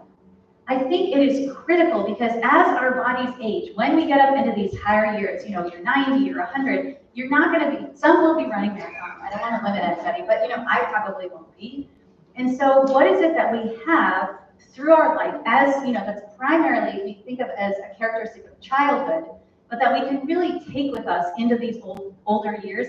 And it really is this sense of awe and this sense of wonder, this accuracy and delight. And when we talk about perception, because it's really clarity of the senses, Ayurveda has an analogy that it gives, which is most typical of a vata disorder, but is what you see in the road a snake or a stick? And the reason that that's relevant is because we're all going to have something out there. And do we perceive it as a stick, something you just step over? Or do we perceive it as a snake, as something that's dangerous, that's going to bite us? And in my experience treating patients, a lot of patients come to me saying, like, I have these symptoms, I can't figure them out, my doctor told me not to worry. And I am a big believer in Western medicine, so I'm not saying that I'm in full support. But I have patients who are like, they keep telling me nothing's there, and I keep telling them that there's a snake there, and I think, oh, the halfway point is that it's a stick. Your doctor knows that whatever you're perceiving is not going to kill you, it's not going to bite you, but we do have to recognize that something is there. And so how do we change that? And Dr. Ladd tells a story, let me look at my time real quick. Okay, Dr. Ladd tells a story about a man who came to see, that's my Ayurvedic teacher, came to see him, who said, I was falling asleep one night and I was looking at a lizard on the ceiling, and I'm pretty sure that in my sleep it fell and I swallowed it. And now I have these stomach pains and I can't do anything and I can't work. And his poor wife and family were like going hungry because, you know, he couldn't work because he had these pains. And so Dr. Ladd, you know, felt his pulse and did an assessment and realized it's high vata disorder, it's a misperception, and gave him an herbal treatment which causes some of proper elimination. And he had, you know, this is India, however many years ago, Dr. Ladd is fairly old. He had the kind of the chamber boy put a lizard into the chamber pot and said, look, it's out. And then the man had the proper treatment, had the understanding, and said, oh my God, you're right. I feel so much better, and went back to work. It's not appropriate to lie to patients. But what I will say is that a good doctor is going to be able to understand what you're saying, see what you need, provide appropriate treatment, even if it is a treatment of perception. Okay? So delight is about awe. And this is actually, as I was thinking about that patient one day, after he and I had that conversation, I was walking my dog in the morning and I saw this leaf, and everything was like encased in a tiny bit of frost. And I had that sense of awe, and I thought, oh, I bet he doesn't see that. And so I took a picture to bring to him to be like, look, you have to look, you have to listen. So this is part of the definition of health in Ayurveda. Art, music, theater, poetry. This is Gregory Colbert. I love his photography. So whatever moves you, we have to be moved by our life. That's part of us being healthy. And so treatments for sensory and mental clarity, caring for our eyes and our ears, our perceptive senses, caring for our brain, caring for our mouth and our oral cavity. If it's filled with that coating on our tongue, we're not going to taste properly. Caring for our skin that feels the world around us, that feels a breeze, that feels somebody touching us. Meditation, breath work, trauma resolution. Again, see, now I'm just repeating myself. You're all going to be like, move on. Fostering a sense of wonder, engaging with your creativity and your community, and addressing any neuroinflammation. Okay, 6. Svasthya ityabadhyate, well situated in the self. So you belong here. Every one of us, you belong here. You belong in this body. Do you know how I know? Because you're here. It's kind of like that is the science of reality. The reality is that you are in this body. So you belong in this body, and you are here to like wake up and to come to terms and to see and to feel and to think and to have loss and to have eliminate, peeing, pooping, sweating, crying. You're going to do it in this body. And as long as you're here and you take breath, you belong here. This is your spot. And so I have a few kind of inspirational quotes because I couldn't help it. Audre Lorde said, "This is how I've learned that if I didn't define myself for myself, I would be crunched into other people's fantasies for me and eaten alive. Women are powerful and dangerous. If we come to terms with our full power, then we are unstoppable, and especially if we are together. Acharya Shunya is one of my mentors. She's written 2 books, Sovereign Self and Roar Like a Goddess. She's incredible. She tells a story in Roar Like a Goddess about these Hindu gods and goddesses. Shiva, very powerful. His consort is Parvati. Shiva is going to see one of his devotees, and he's like, "Hey, you want a road dog? You want to come along?" And Parvati's like, "Sure." And so they go down to see this devotee, and the devotee looks at Parvati, who is so beautiful, and he can't help it, but he winks an eye. And she, in response, plucks them out and makes him blind.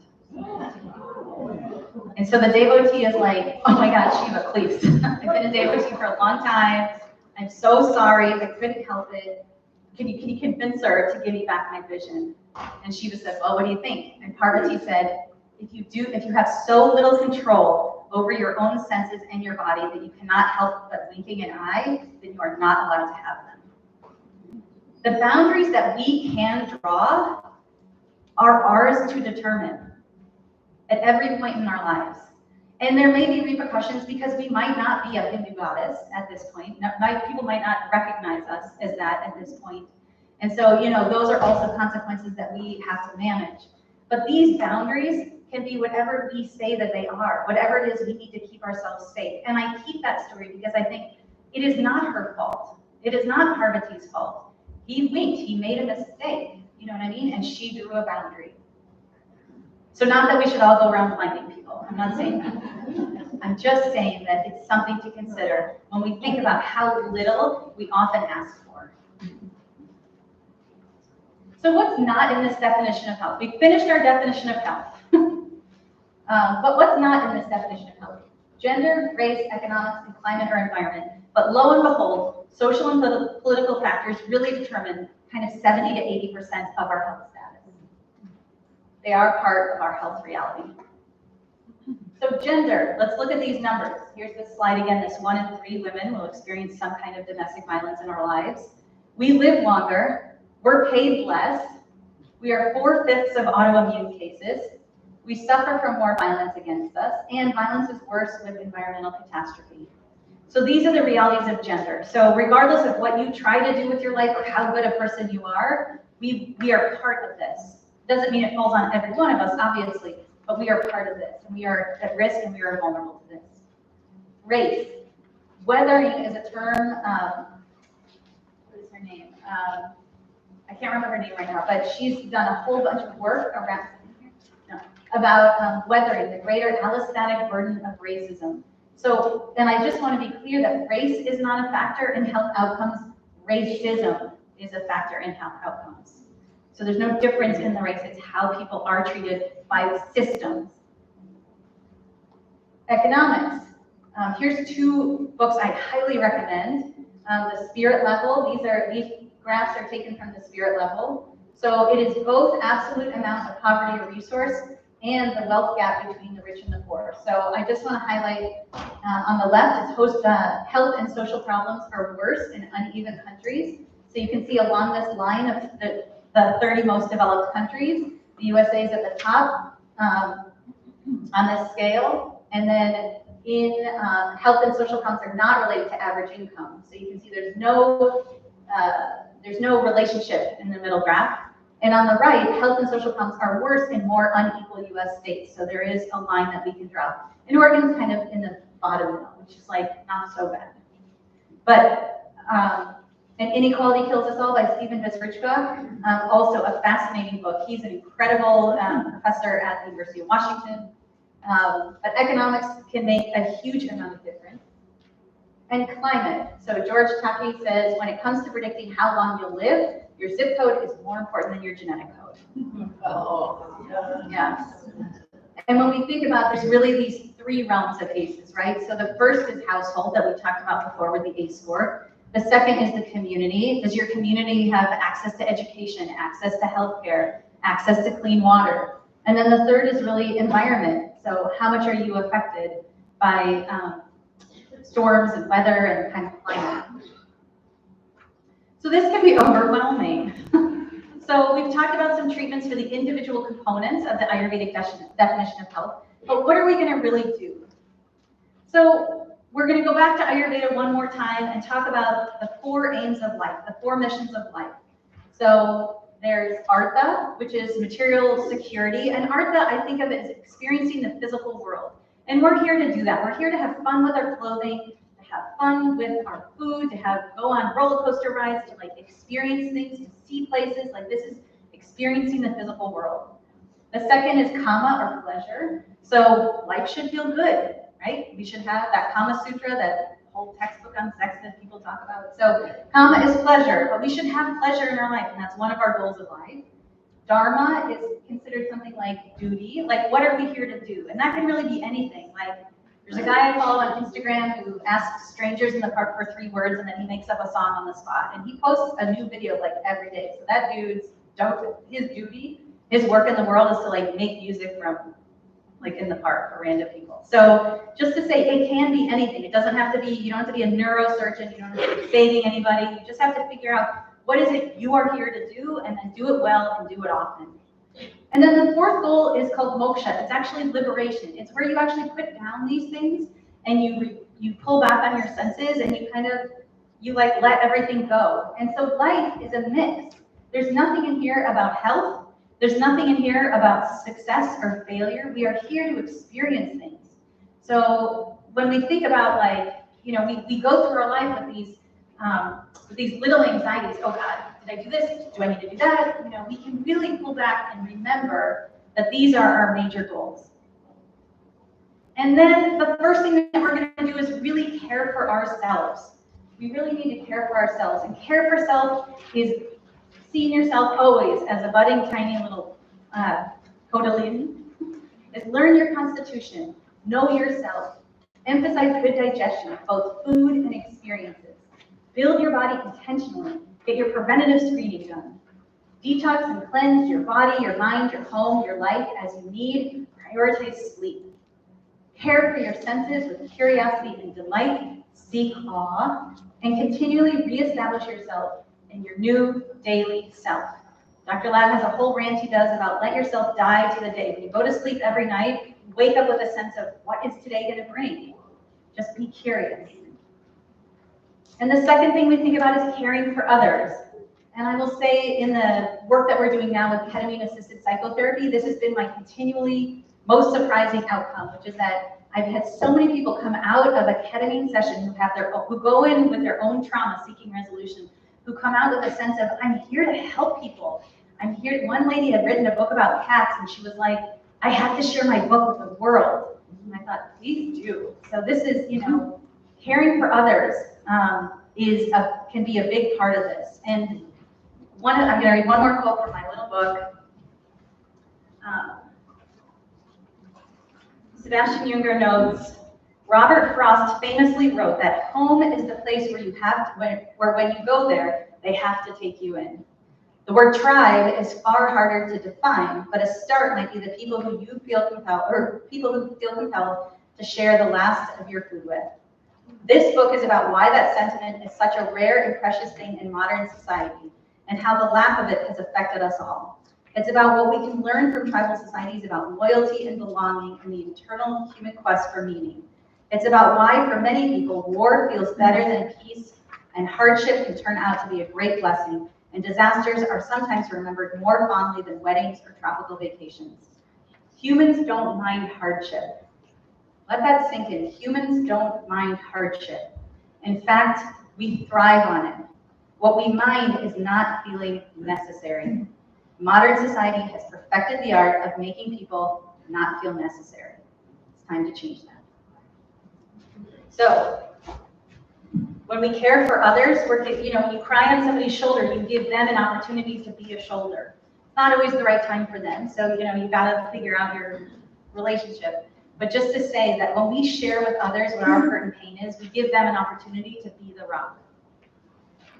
So, caring for others is also important to note That yesterday I was clever, so I wanted to change the world. Today I am wise, so I am changing myself. So we really do want to come back to ourselves as we care for others too. And then the third thing is really caring for our earth, caring for the planet. And the only thing that I can say is it is time to listen. Everything that we need to be doing is being asked for by our earth. And so being able to just recognize and listen, being able to open ourselves up. We live in such an information-heavy society that going back to a women's way of knowledge, a women's way of understanding things, we can actually listen. So women's whole health, prevention, care, and well-being. Did I hit it? Did I hit the highlights?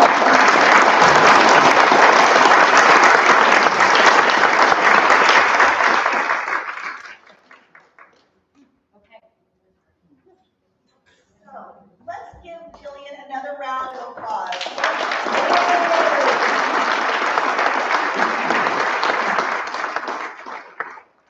Yeah, I mean, how amazing is Jillian? Truly, I just get so inspired, and last year really just got me like the taste for Jillian and all that she does, and you capture your audience even more so while you're here. So we are running a little bit close to time. We'll have about 5 minutes for questions now, and we're going to take a break here in just a minute. But any of you who don't get your questions answered right now, you can come up and ask Jillian during the break.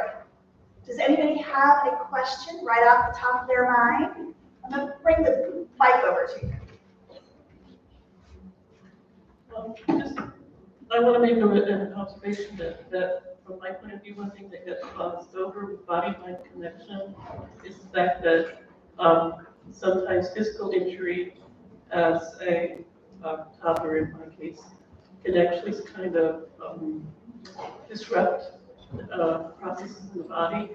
So the tendency with body-mind connection has often been to heal the mind because there's more emphasis in conventional medicine on looking at the tissues of the body. But are you willing to just add a little bit more mention of things getting caught in the physical body with early trauma? I hope.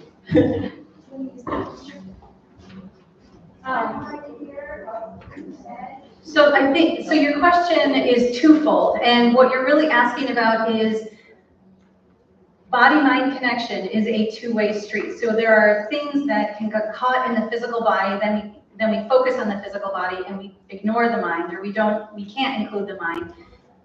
No. Well, let me say one more piece about it is that I have a lot of patients who come to me that when we work on the mind, it is so hard or painful to be in the body that things like meditation or talk therapy can actually be more damaging at some point. And I'm not sure if that's what you're asking about. No, tell me again. Maybe I don't understand.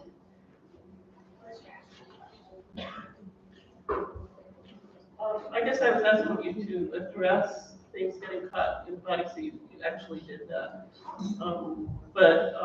Actually, my point coming in is slightly different from what you're talking about, and that is that there could be so much emphasis in body-mind connection on healing the mind when people go over to the holistic, that there's a complete ignorance of the fact that sometimes things are really caught in the body and you have to address both at the same time. Yes. Okay, now I'm listening. So let me give you an example. A patient came to see me this week who, a 31-year-old woman, had 17 years of diagnosed anxiety and panic attacks. And 2 weeks ago on Reddit, she learned about POTS, postural orthostatic tachycardia syndrome, or dysautonomias. And so she was having this moment of realizing that maybe her dysautonomias, maybe what she's been experiencing is actually a physical thing as opposed to an anxiety or a panic. And so that is part of why I became like a Western in a box nurse practitioner, was because if we ignore the body, we are losing like how we exist. And so if we've got mast cell activation, if we've got too much histamine, histamine is a type of a neurotransmitter. So if you get bit by too many bugs, you'll have a lot of histamine and you'll have anxiety. But if we just treat your anxiety, we're losing the physical body. We have to pay attention to this body that we are in. We cannot pretend that mind-body medicine means you just meditate. It means you have to pay full and clear attention to a physical body as well. And when you unlock for people, when you look at that, and that's why I use that whole definition of health, that samadosha, samanisha, that whole piece, because sometimes the problem might be in the stress or the trauma or the mind, but you can't go there yet. Or it might be that going there doesn't actually do anything for the body. And so you have to pay attention to the whole range of our human, embodied, physical, mental, emotional, spiritual existence. And I do think that I agree with you that sometimes when we talk about holistic medicine, then we go too far and we forget how our physical body exists. Good. Okay, so we're going to take one more question, and like I said, Jillian has said that she will take the time during the break to meet with people individually if you have questions. So one more question. Oh, or okay. Well, what we'll do then is just open it up to Jillian when we are taking our break. If you have any questions for her, you can come up and see her. So let's give Jillian another round of applause.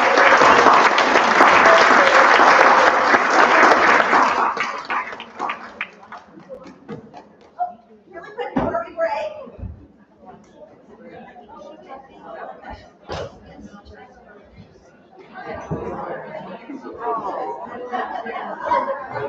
All right. So again, really quick, what a great segment we had with Jillian. I'm so proud that she came back to see us. She is my new shiro. And I would love to have her be here in our little community of Bandon. Wouldn't that be great? It's not going to happen, but I would love it to happen. All right, so we are going to take a break. We will be back in 15 minutes. So at 10:45, we will see you back here and ready for our next activity.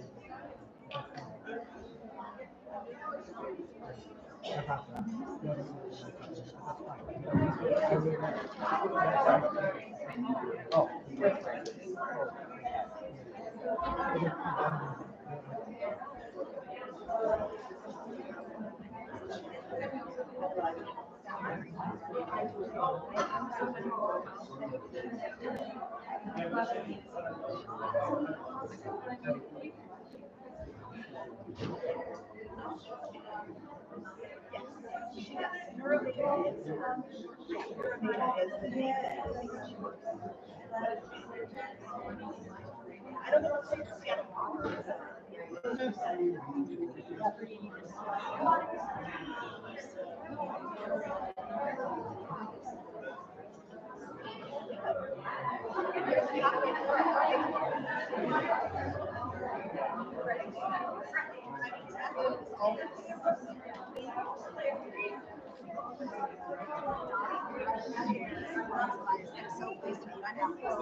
So we were texting. Yes. I can't believe you're here.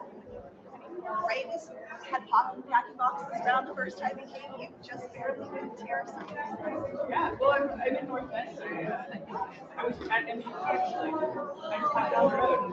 I came up the same time and I missed the job. We had a meeting at Starbucks in Coos Bay and talked about if this could work, and one thing led to another.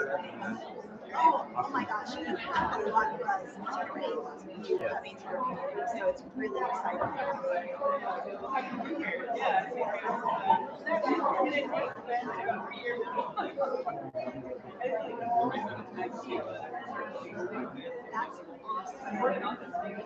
Oh my gosh, and I've got so many people that are already your patients here in this community. And where did you come from?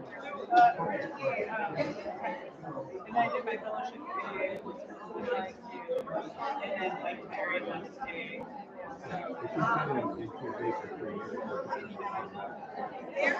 Oh, Do we stole her away from work and I think we love that you're here.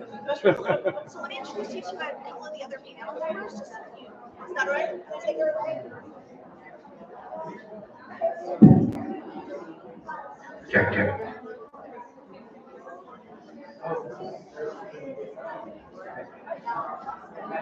Good, how are you? CEO of about 2 years. 2 years.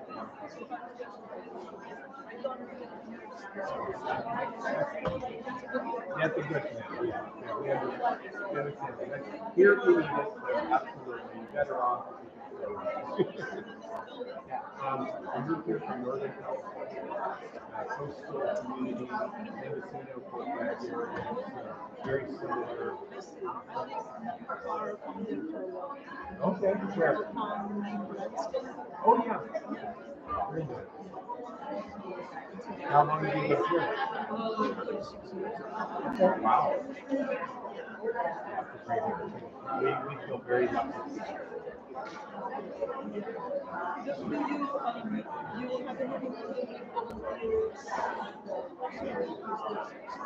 There is, we don't bring up auxiliary volunteer group at this time. We do have all the time, we have a gift store.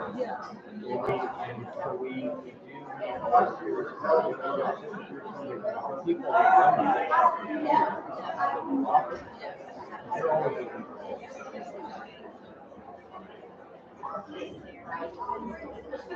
Go ahead, go ahead.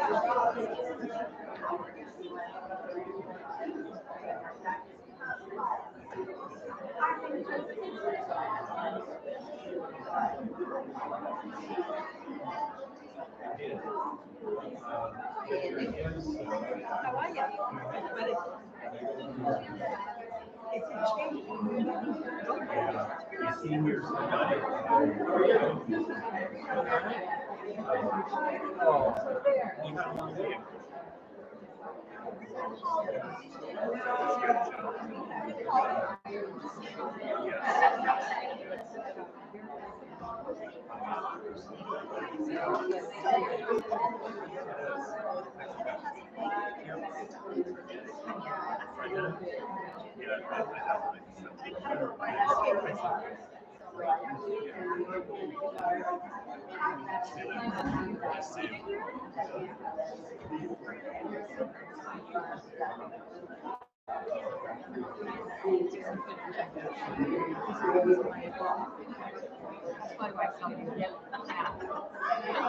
Good strategy. Yeah.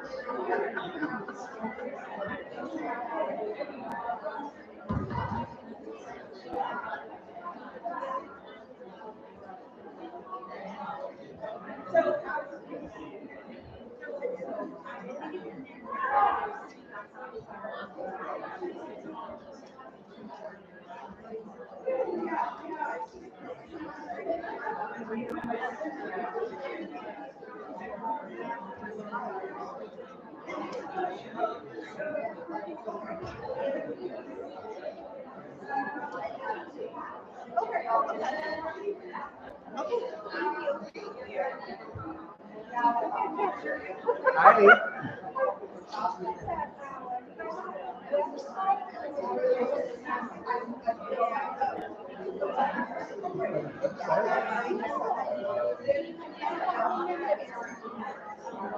That should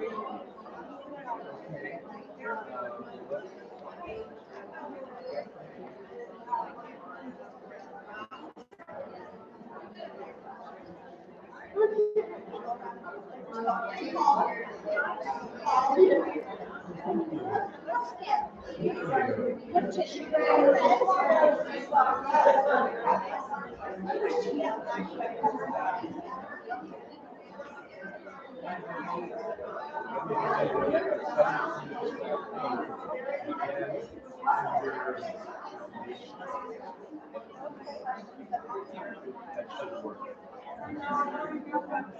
Yeah. Thank you. Thank you for coming.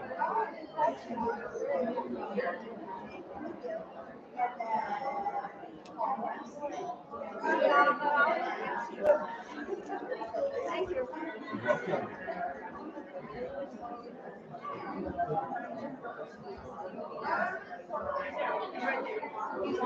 Who's back? They were looking for me.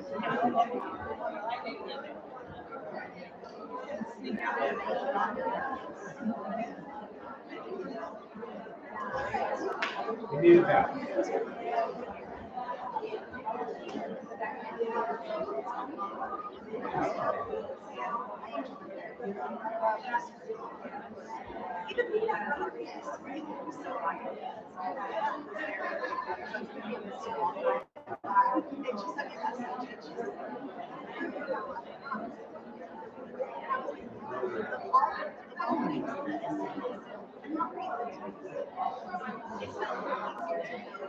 By the way,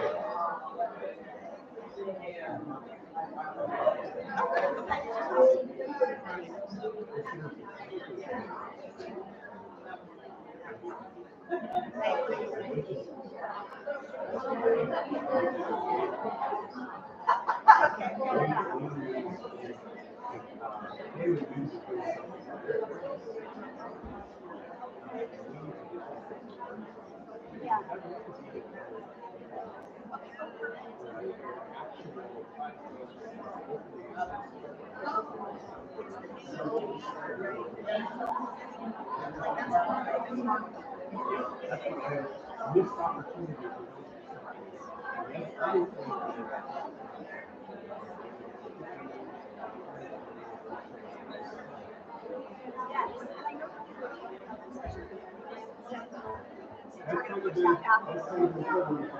Which makes sense.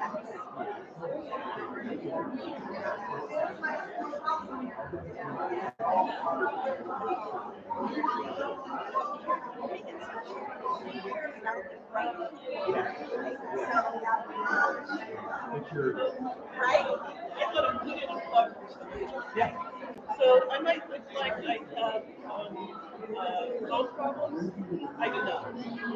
Cartilage and joints, everything is problems is chronic muscle inflammation. From an early childhood everywhere. I took such good care of myself. My bones are great. But what I want to put in a plug for is putting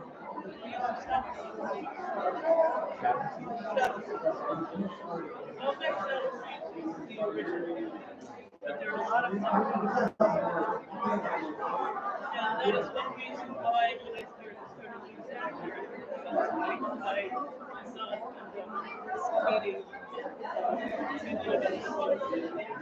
I really think that we're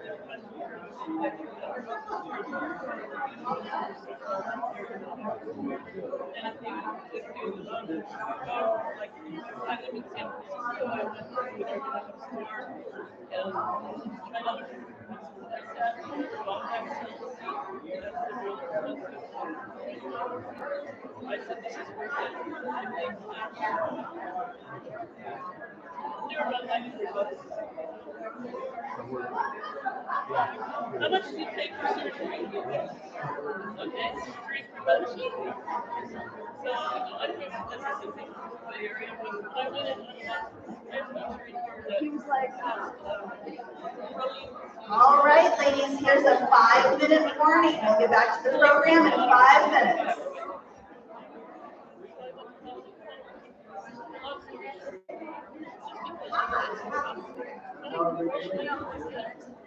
My next replacement, Steve's my friend, he's from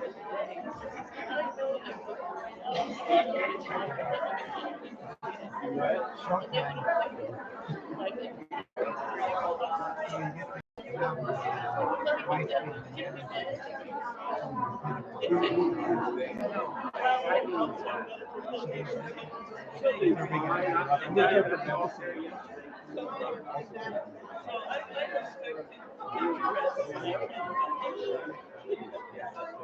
I know I really will. So, you know, I looked and I saw that there was lots of concern. I'm glad somebody. That's good to know. Yeah, I think we know. Like if you have physical therapist, that are working too. You'll bring it all home. And they're starting to but then it's not so far along that the damage is kind of irreversible. Then the cells like really good because you can get it to the point where it's sort of like a field. We're sitting in the cells and things would be arranged, and then I can feel more space. So that, you know, and not everybody's going to agree with it, so you have to get yourself. So you have to think of it as a boundary. I don't look like it now, but I was very, I was I'm naturally, so I can never like eat, right? Right? But I still love it. Yeah. It's still got to be pretty good. So, you know, I just wanted to give you that analysis, you know, there are lots of stuff. So, but then I'm getting, I'll be getting cells in, that I can just, run this through. So, anyway, somebody Meet you. say for me to, yeah, if you want me to continue to give a talk somewhere about cells,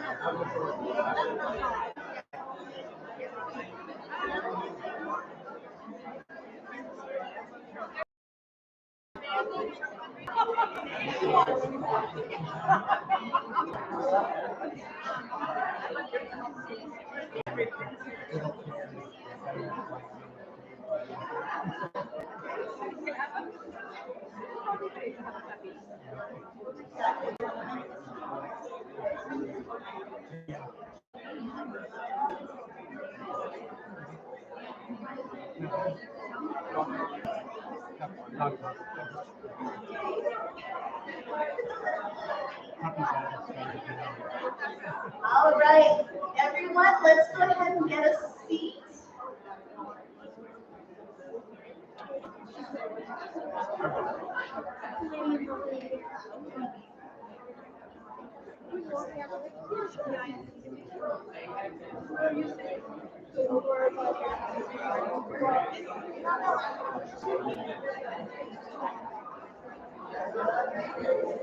All right, you energetic ladies, come on back in and let's get on with our next activity.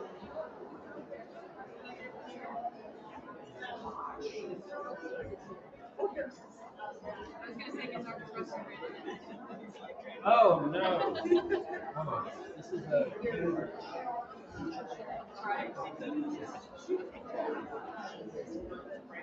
All right. So let me ask you this, as you all are getting ready to sit back down and get ready for our next event, what do you think about our first presentation today? I am telling you that Jillian is my new shero. If we could steal her, I would do it in a heartbeat. I think she loves where she lives with her son, but you know, we can still hope. So one of the things I meant to tell you before you went to break is, have you guys started to fill out the index cards in your folders for questions for the panel? Oh good, I see some people actually, let me ask the volunteers. For those of you that have filled them out already, just raise them in the air and we'll come around and pick them up. Can I get some volunteers to pick up the, oh, it's only a few. All right, and remember that we are going to take the mic around too for anybody that has questions for the healthcare panel. I'll just announce that they can come up. All right, so are you ready for our next event? Oh, I love this group so much.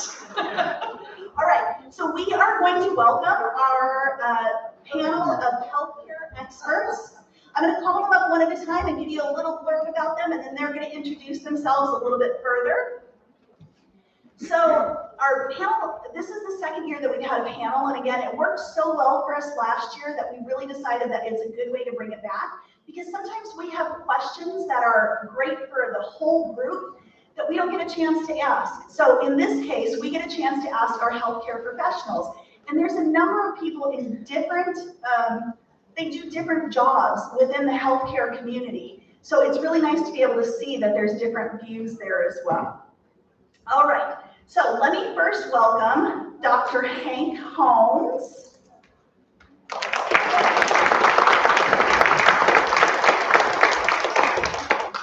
So Dr. Holmes, yeah, go ahead and have a seat. Dr. Holmes just celebrated 50 years as a physician. Let's give him a round of applause. All right, you are a pillar of our community, and we really appreciate you being here. Dr. Holmes is also on our board for the foundation, which is wonderful, and he really helps us to know things that we don't necessarily think about from a layman perspective. So we really appreciate you coming back again. So let's have you tell us a little bit more about you. Well, 50 years of medical practice, I'm a pretty wise guy.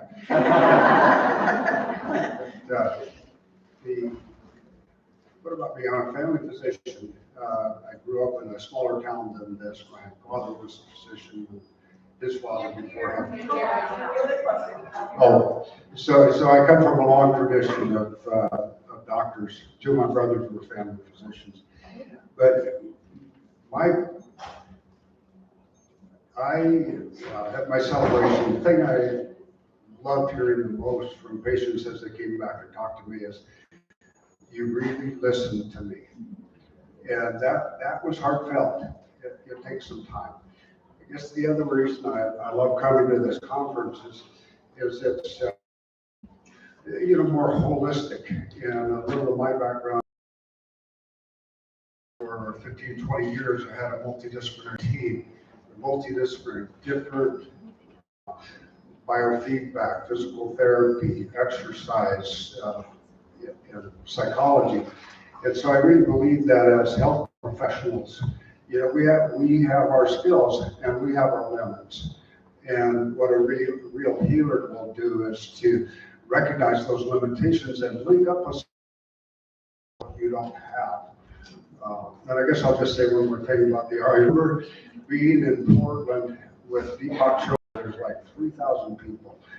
And he spoke for like 4 hours without tripping on his tongue. And at the end of that, I was really certain that with my next thought, I created my health, my reality, and all of that. So I'm a big believer in mind body.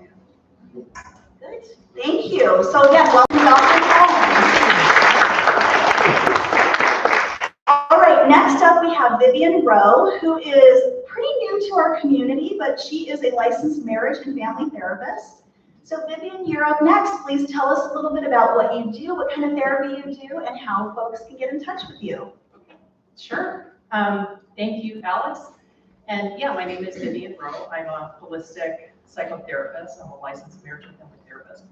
And I offer holistic psychotherapy, private sessions or online.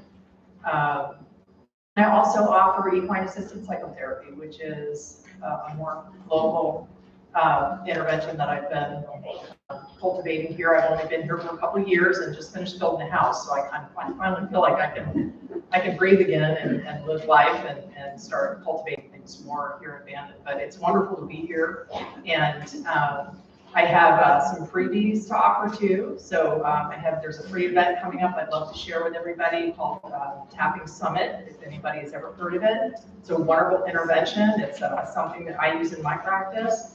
And it's so wonderful to hear about all the holistic perspectives. I just really got jazzed up about the presentation and to hear his perspective as well, being holistic. And that's always been my focus, is that I am just one part of the puzzle, but when I work with people, I look at all parts of them because I recognize that all plays a part in their mental and emotional health. And so if it's out of my scope, I'm going to find somebody else to help them along with helping them if I can. So it's wonderful to be here. Thank you, Vivian. All right, next up is Dr. Monsiváis. You are also new to our community and just starting your practice here in Bandon, although she's been up in North Bend. She is at the Southern Coos Health Clinic here next to the hospital. So I'm going to welcome Dr. Sharon Monsiváis.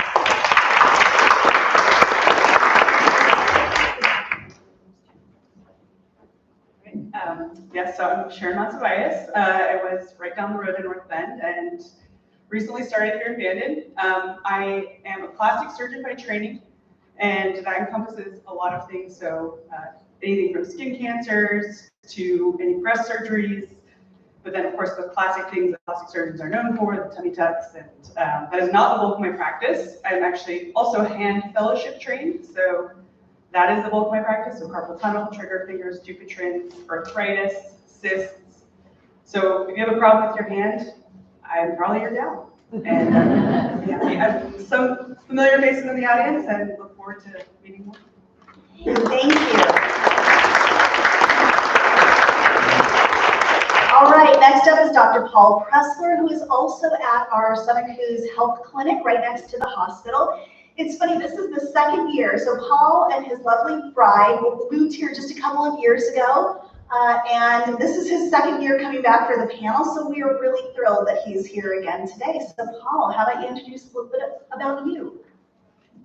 Well, my first experience and excitement is I'm a neighbor to Alex.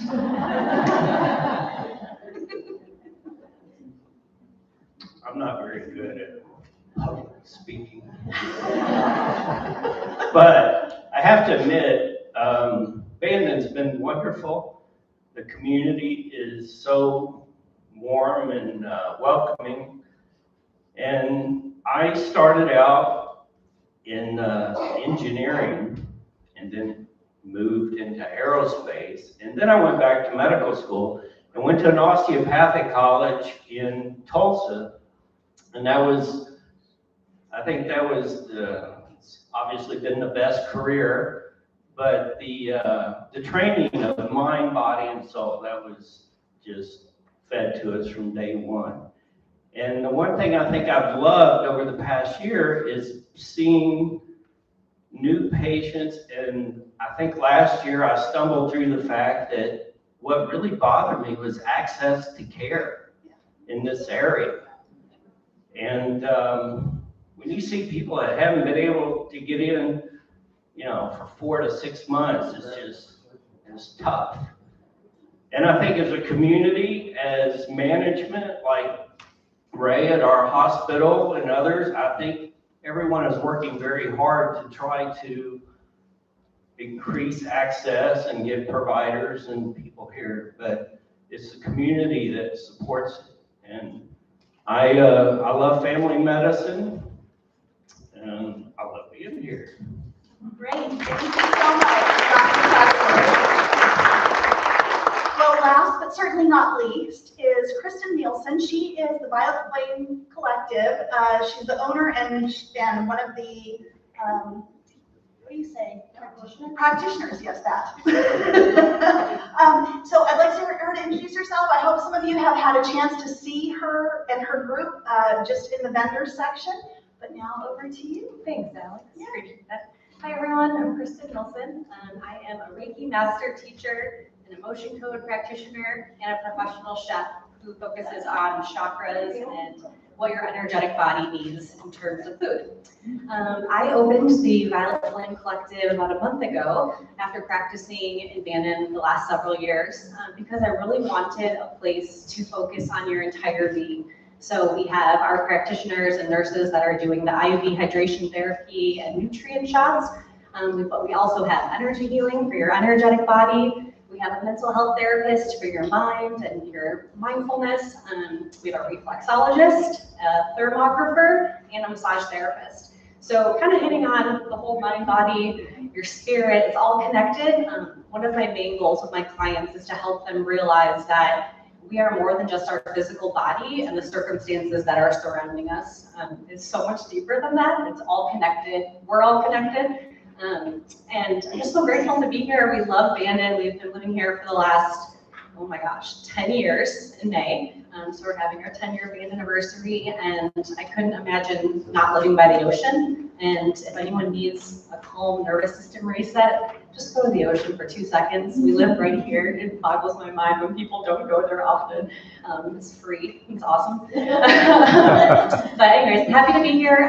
One of the big things that we're doing at the collective starting this month and hopefully for the next foreseeable future are having 2 to 4 workshops and classes at the collective where we're going to have different practitioners from across the area, across our state. I've been doing a lot of research to find different experts to teach everything from EFT tapping and EMDR to astrology and tarot, and just bringing in different modalities to help people get exposure to new things and realize that there's more to life than just what we see on TV or the news or whatnot. So hopefully you can come and join us, and it's just an inclusive, empowering environment that I'm trying to create there. Yeah, so thank you for having me. Looking forward to being with you various hours.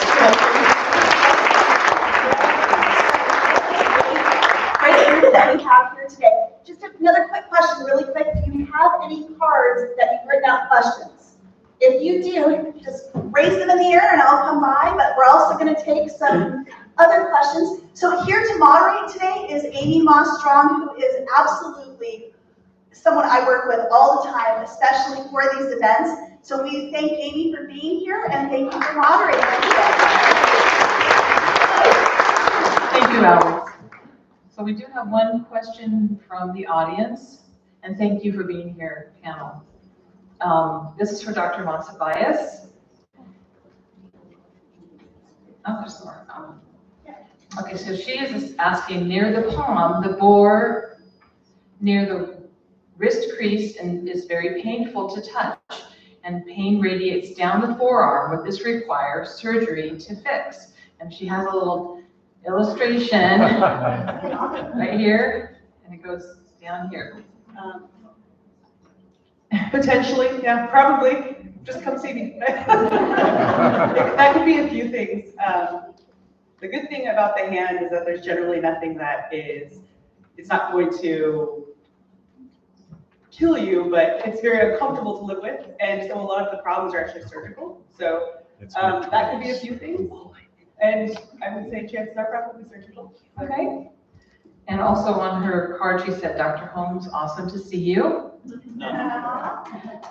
And this is just a general question, so I will invite whoever feels compelled to answer it. How can you take care of fibroid tumors that are all over the body and heavy in the stomach area? I know these are kind of clinical questions, but maybe a general answer. Dr. Pressler, Dr. Holmes, whoever. Who wants to take it? Okay. Oh, there you go. So in terms of the stomach area, we have two different chakras or energy points there, our sacral and our solar plexus. And above our belly button is the solar plexus, and it is very similar to the pitta in Ayurveda, where we hold that personal power, fire symbolized by the sun, by the Leo in astrology, and that a lot of times we can have trapped emotions there based around trauma growing up, around nervousness or worry or constant anxiety. And so there's different foods you can eat. And again, I'm not a doctor, so I'm not prescribing anything, but yellow foods are kind of healing for the solar plexus. So if you look at a rainbow on your plate, the yellow foods, you can set the intention and be mindful about helping to, heal the fibroids or give you some answers and messages around what next steps you can take, but being mindful around what you're eating there. And then orange foods for the sacral, below the belly button, which signifies our inner child and where we hold all of our emotions. So a lot of that can cause disease in the body if we have all those things stuck. So energy healing can move some things out. Obviously, there's lots of other medical things that you could do, but your diet and mindfulness and loving yourself and showing yourself compassion would be my suggestion. Great job. I love that we have a couple of different perspectives to answer these questions too, so thank you. I'm going to answer the same questions. And I would say I'm a diagnostician from a family physician, from a standard medical approach. I'm going to want to know what the diagnosis is. And I don't yet know what the diagnosis is that's causing this the problem you're having. And I think it's an essential thing, though there's a place where allopathic or standard medicine has a huge role. And if alternative practitioners or whatever you want to call it, the most difficult thing for me is to come in to see someone who has an easily diagnosed or a complex undiagnosed problem being treated by therapies which would never help it. Right? And so anyway, that's my word about that is get a good diagnosis from a good physician person. Okay, thank you.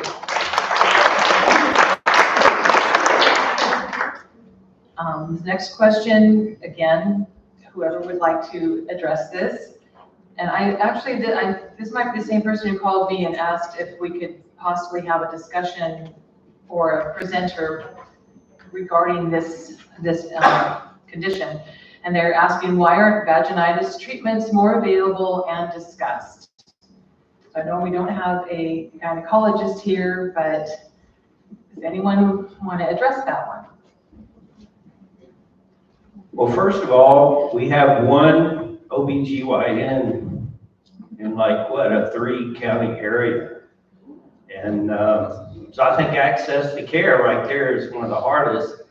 Family physicians and, nurse practitioners can address this, but the thing is, and we mentioned as women go through the change and different hormones and things can affect it, but I think the best and quickest thing is to try to get early diagnosis like you talked about, and don't suffer with these things. And like Hank mentioned, there's always many different diagnoses that can come from it. So before you just start doing something, I would recommend you go see a provider for that.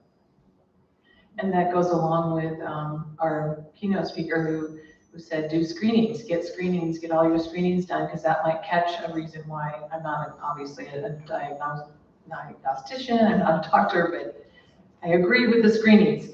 Okay, does the hospital in Bandon have a radiation center here? And I know the answer is no, but can one of you address that? I know there's one in Coos Bay. Do you know anything about that? No. Well, I believe there's one at Bay Area Hospital, their cancer treatment center. We don't have one here in Bandon. You probably know a lot. But it's a general question. In a small town like this, is it going to have cancer radiology, immunotherapy? That's a specialized thing. And I do know they struggled, even in Coos Bay, North Bend, they struggled to keep oncology services there in, again, rural area to keep the contact. But they do have both radiation oncology and your usual chemotherapy. Okay, next question. What are you doing to ensure that you address the needs of people who are genetically in groups that don't respond to Western medications, people who have rare diseases, and people who need more than 5 minutes with medical professionals? That's a loaded question.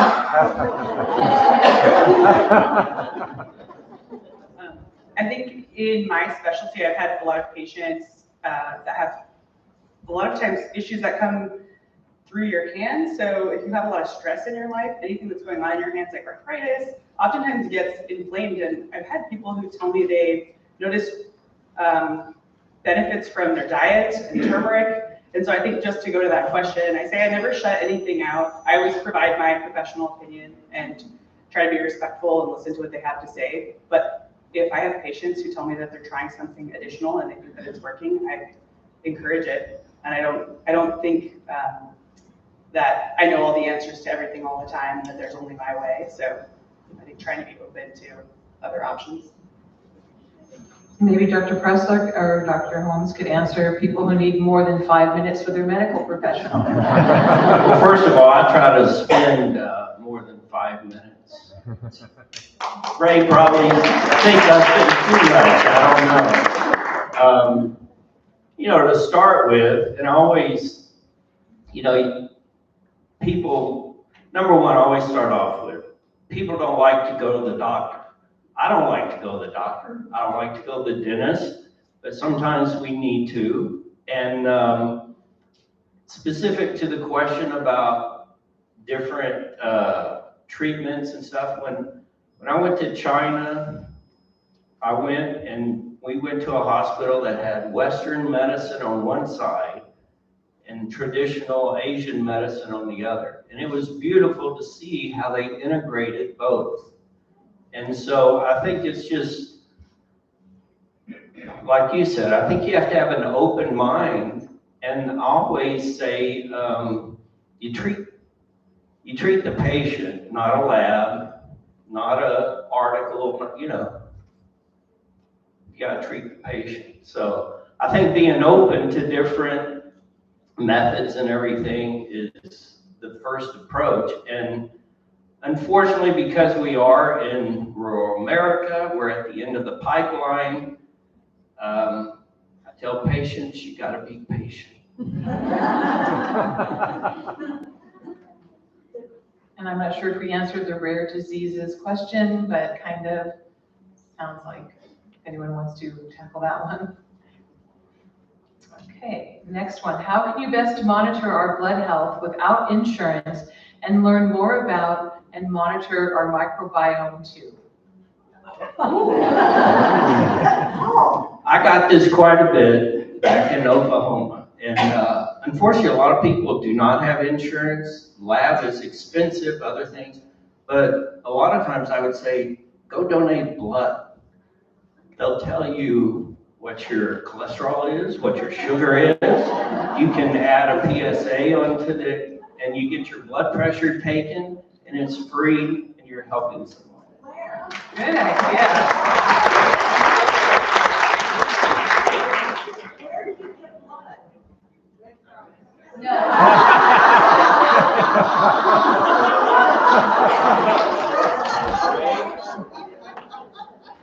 I believe they have some collections in Coos Bay. I don't think they're doing them in Bandon right now because I think we have the Red Cross. Yeah. Go online, they'll tell you where. Yes, go online. Exactly.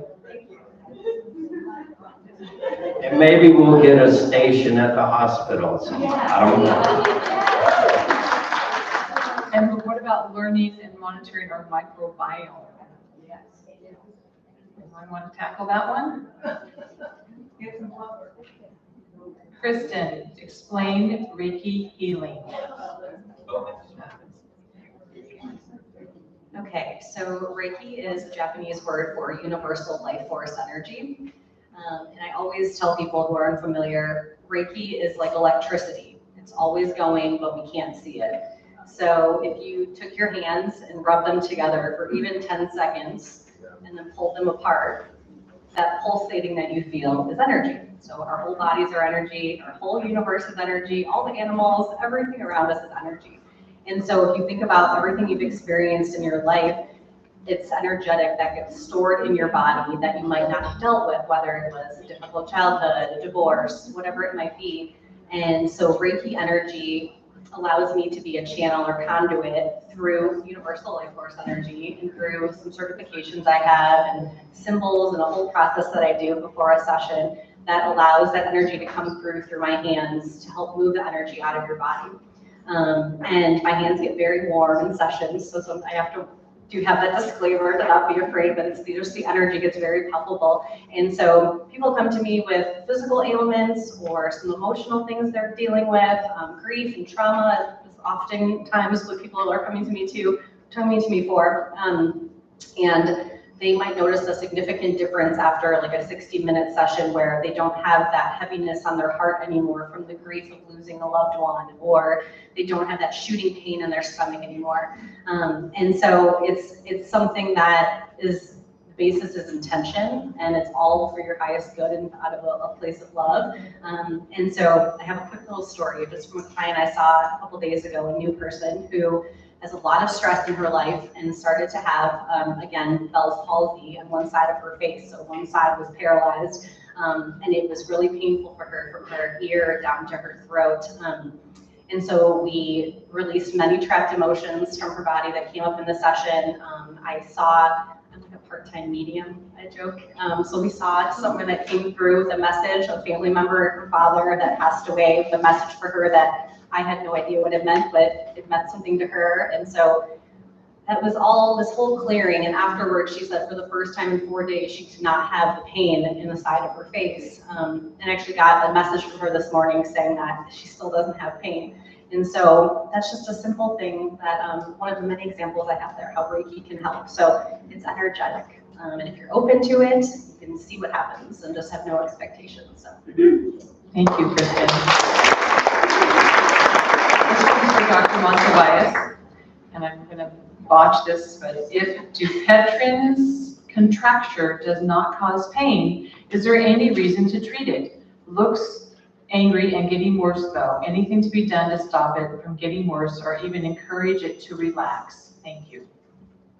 This is the point where I can give a really detailed geek out answer or try to just keep it concise. So the short answer is no, you don't have to do anything if it's not bothering you. But we know there's no cure for it, and it's progressive. So it may get to a point that you need treatment, and even if you get it treated once, it could come back.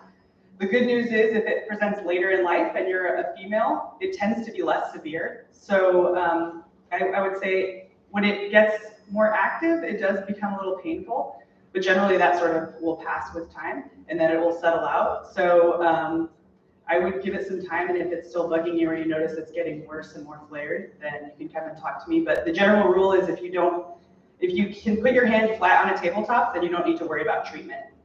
So if it's just bumps on your palm, don't worry about it. And it's Dupuytren's. Thank you. Thank you. This is a general question. Yes, we'll bring the mic to you. Hang on. Sorry,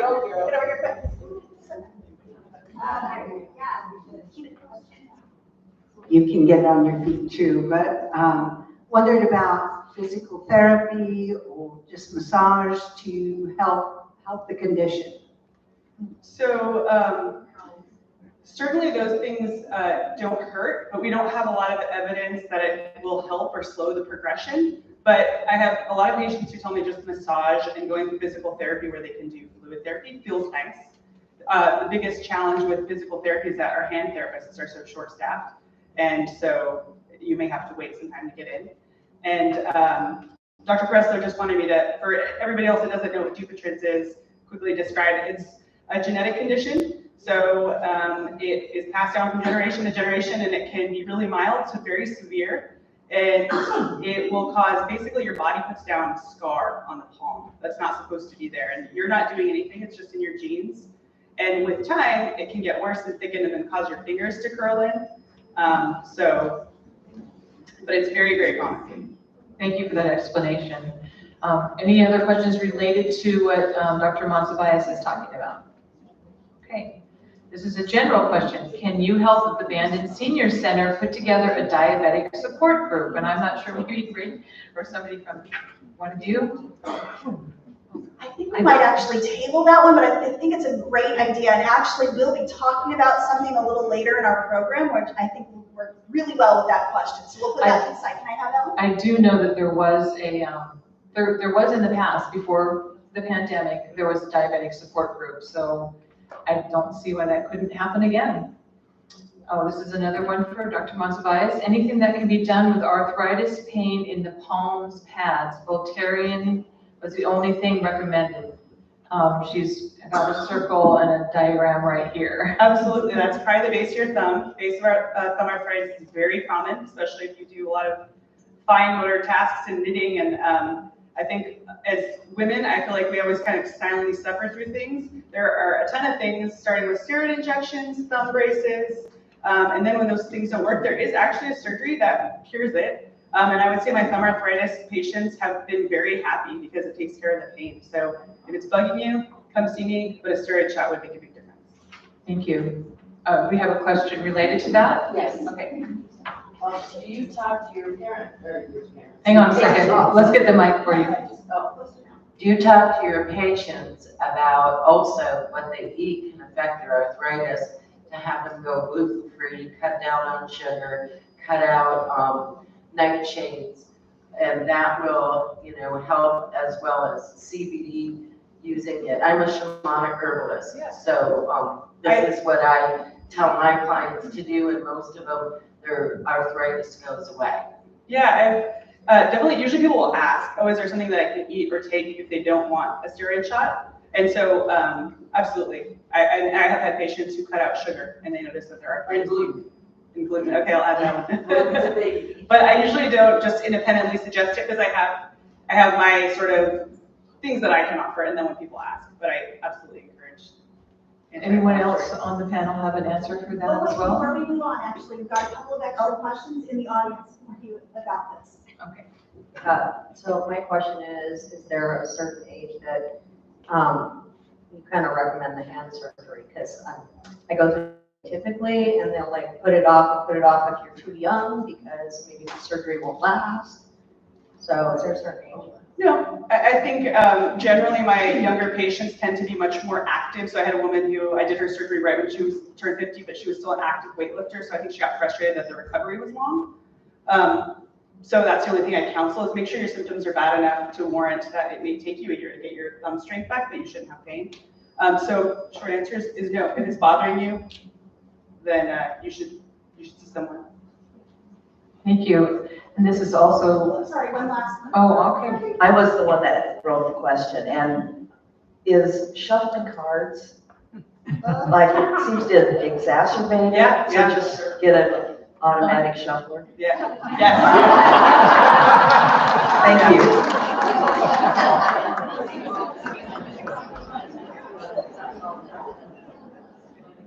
This is also for Dr. Monsiváis, but I do think it could be answered by everybody, and that is, can you do a skin cancer screening? So I can usually identify something if it looks suspicious, but I always recommend seeing a dermatology provider first. And I know we're so short-staffed for primary. Part of the challenge for me as a surgeon, and this is silly, is that when I see something, I I can't just cut it off and have insurance pay for it. I have to know that it's cancer. And then I can do a small biopsy, but typically it's more streamlined if your primary does. But if you were to see me in a consultation and say, should I get this looked at? I can say, yeah, absolutely, I would recommend. You see your primary about that, they can take a little sample and then I can cut it off and then put it back together. Anyone else want to answer that one too? Skin cancers or any other cancer screening? Okay, the next question, any help for dementia? Any advice for, I'm not sure, does it say preventing this or if they've already got, suffering from it? I forgot.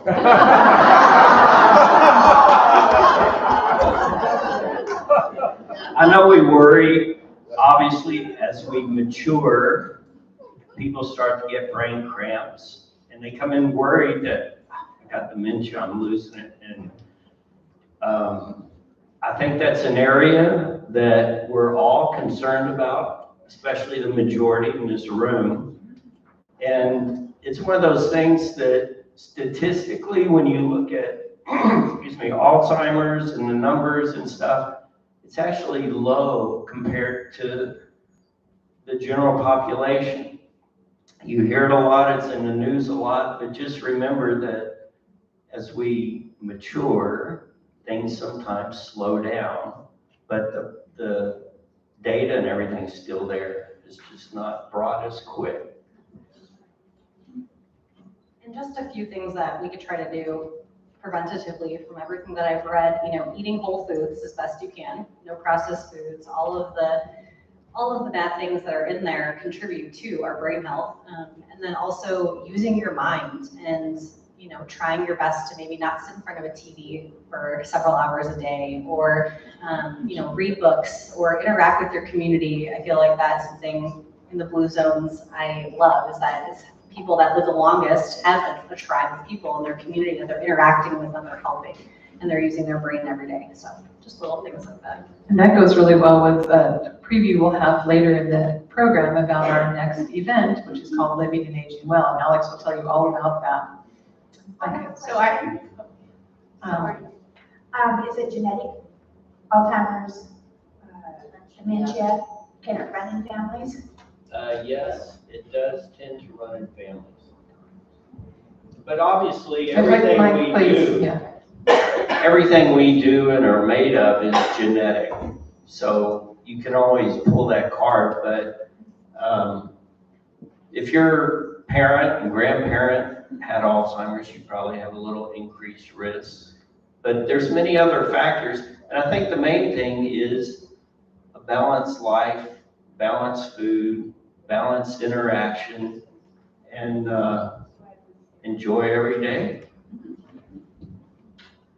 I think she had something to say about that. Yeah, and I can address that question and also just add another element to that. There's been some really strong research about that folks who have experienced trauma and have never dealt with that can be a contributing factor to Alzheimer's and dementia. And this is very dear to my heart. My mom had Alzheimer's.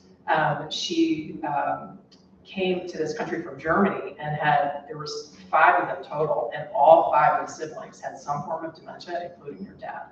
But they also experienced a significant amount of trauma in their lives living through World War II. They were, deprived of good food and nutrition and tribe and community and all kinds of things in their upbringing. So it caused me to do a lot of research about, how susceptible am I to this if it's so strong in my family? And I really learned a lot. Certainly dealing with things in your life that you haven't, that as we're learning here in this holistic approach, that can be stuck in your body, in your psyche, in your energy, in everything. By dealing with those things and becoming more empowered in your own experience, then you have a lot better chance of driving your life to be dementia-free.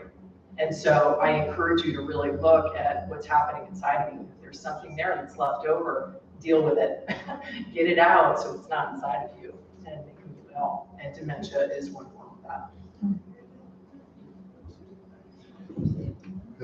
Mind body, I think probably agree, but it's a really common complaint to have people come in and say, my memory's just not working like it was. And sometimes they're really worried about it, and sometimes it's just in passing, but biggest screening that we need to do is for depression, because if someone is chemically depressed, they do not function cognitively like they should. And it's very hard for some people to sort it out, because particularly in, well, not just rural areas, but this is not a place where some of my patients that have been here long-term come in crying, you know, or say I'm depressed. They say I'm exhausted, I can't think straight. But anyway, from a medical standpoint, we got to rule out depression, and I think this is sometimes someone that's not making 5-minute visits can take more time to actually listen and get to the bottom of it quicker. Okay.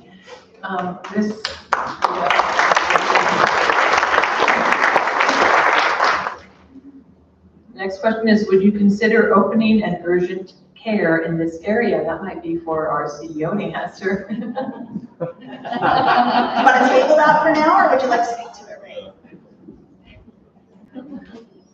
Well, there's lots of regulations for urgent care that makes it problematic to do that. One of the things that we are doing and looking to improve upon is same-day appointments. So with more providers, we're encouraging people to call and see if they can be seen the same day. And that's what we feel like we're able to do at this point in time. Thank you.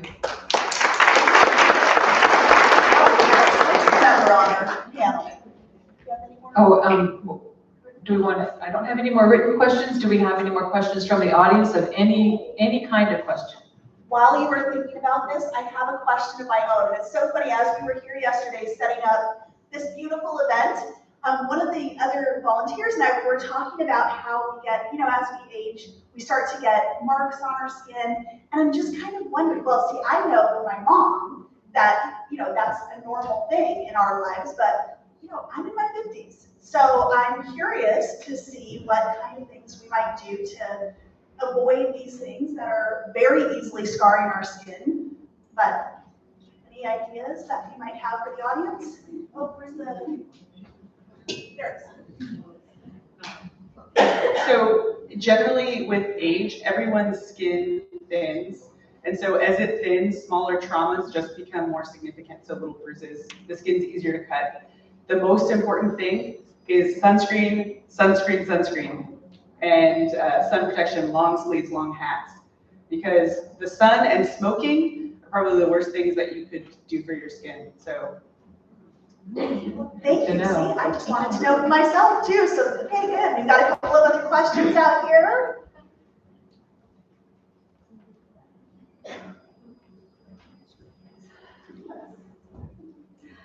It was mentioned briefly in passing about fibroid tumors. Could that be addressed a little more, please? Fibroid tumors. I think from a medical perspective, that's a very broad question. Fibroids can be from different things. Like you said, emotional, and especially when you're talking about the stomach, always I'm telling patients, you know, the gut is the window to the mind. And second to our spinal column, probably the stomach is innervated more than anything. And I just always remember in medical school, before a test, you couldn't get in the bathroom. But certain fibroids, a lot of them, people come in and they have what we call lipomas and things that are benign. Are you talking specific uterine fibroids? Or, you know, you can get tumors and fatty tumors all over the body. Sometimes they always say they can come up quick, stay the size they're going to be forever, and they're benign. But I think it's always important to question or ask when you get a new tumor or something that comes up to have it checked out. There's not really a specific answer to general fibroids. And we've got one back here, and then I'll come up front. What kind of suggestions do you have for excessive fatigue? Now, I'm not talking about exercise because I've got arthritis, I can't walk too long, but I might sleep 18 hours at a time. and still be exhausted when I wake up.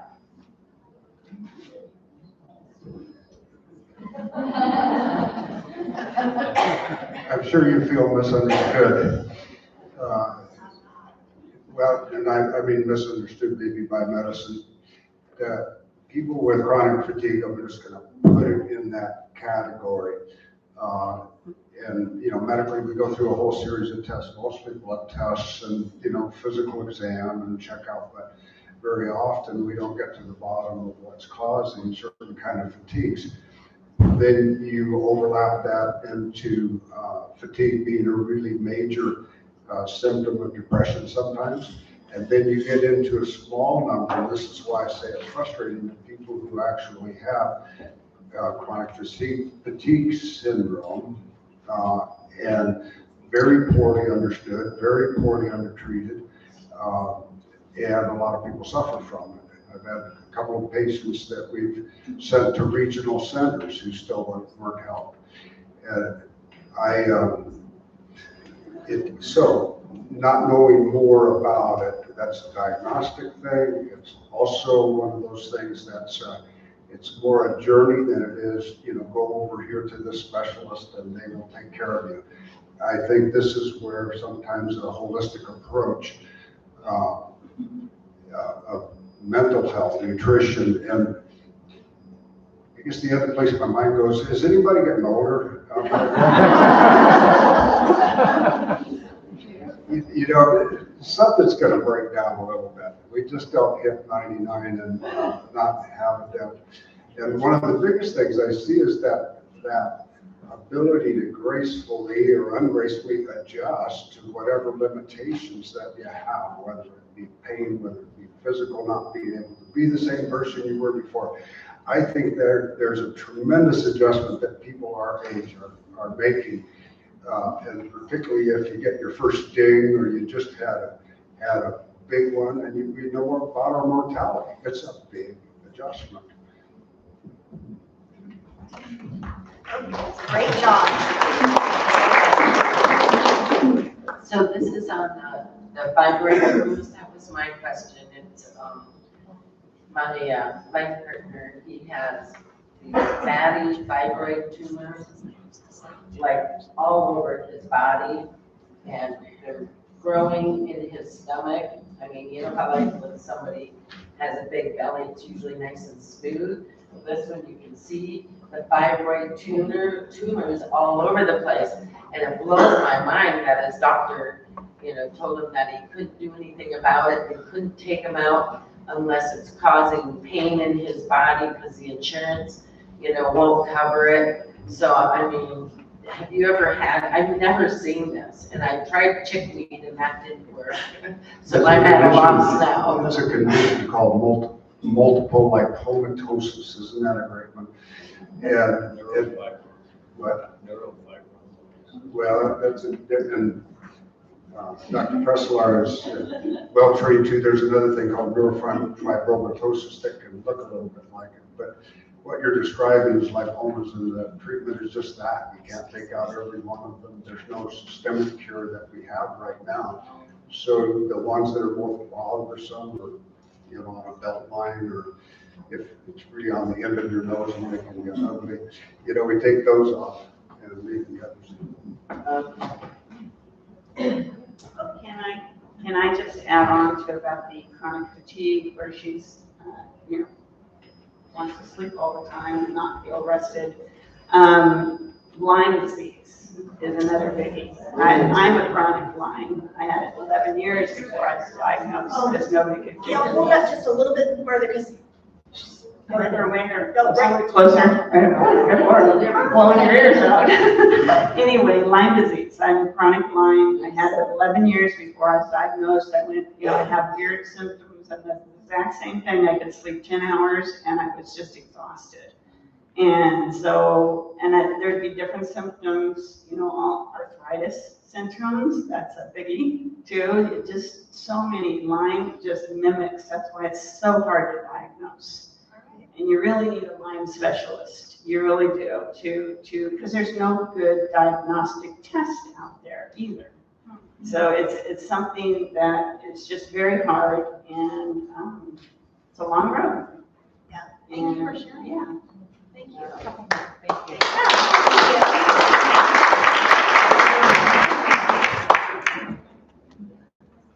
Yes, it's okay.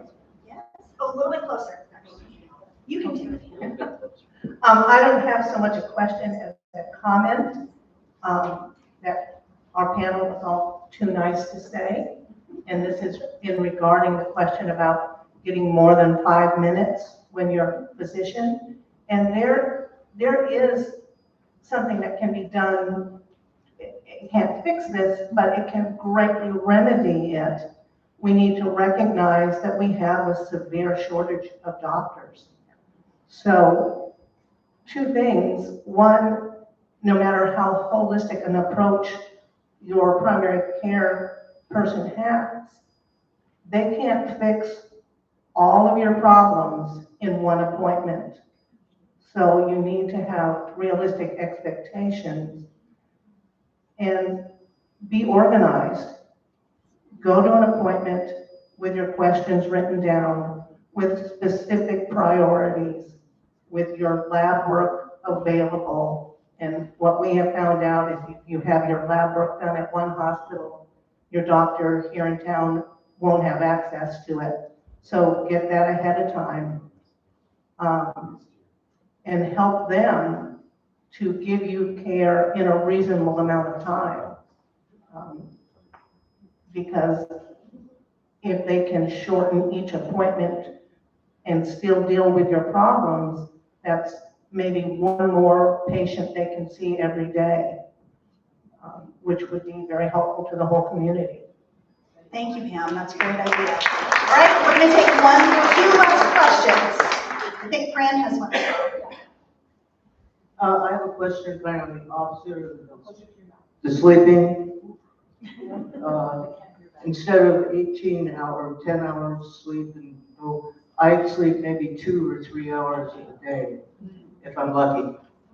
And I go for weeks, and then I'll finally sleep for a while. So is that just like a depression or something going on? Would like to address that one. Anybody? Anyone? Oh, great. You know, I think going through an assessment of everything that's happening in your life to try to get more of an understanding of where that might be coming from. So it makes me think of like bipolar in its most severe form. You know, they'll go through manic periods where they don't sleep at all. That usually comes with very dysfunctional and disruptive behavior as well. But, you know, that is something that can be a mental health issue. So I would think that a full assessment to you know, hit all the things that are going on, mentally, emotionally, physically, everything, so that you can kind of get down to the root cause of where is this coming from? How did it start? All those kinds of things would be really important. And I don't know if that would mean maybe a couple different providers, if it could be a mental health provider and, you know, your primary, to kind of get all the questions and all the assessment out there to really try to get to your root cause of what's going on there. Because I think that could be caused with so many different things.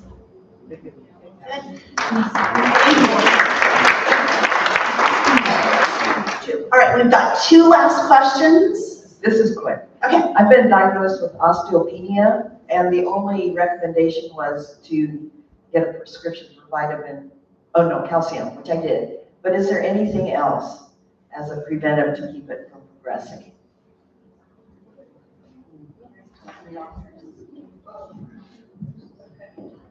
As you know, the osteopenia is between osteoporosis and normal bone, and they do a DEXA scan, which scans your hip and femur, and then they put it across a bell curve to see where you fall.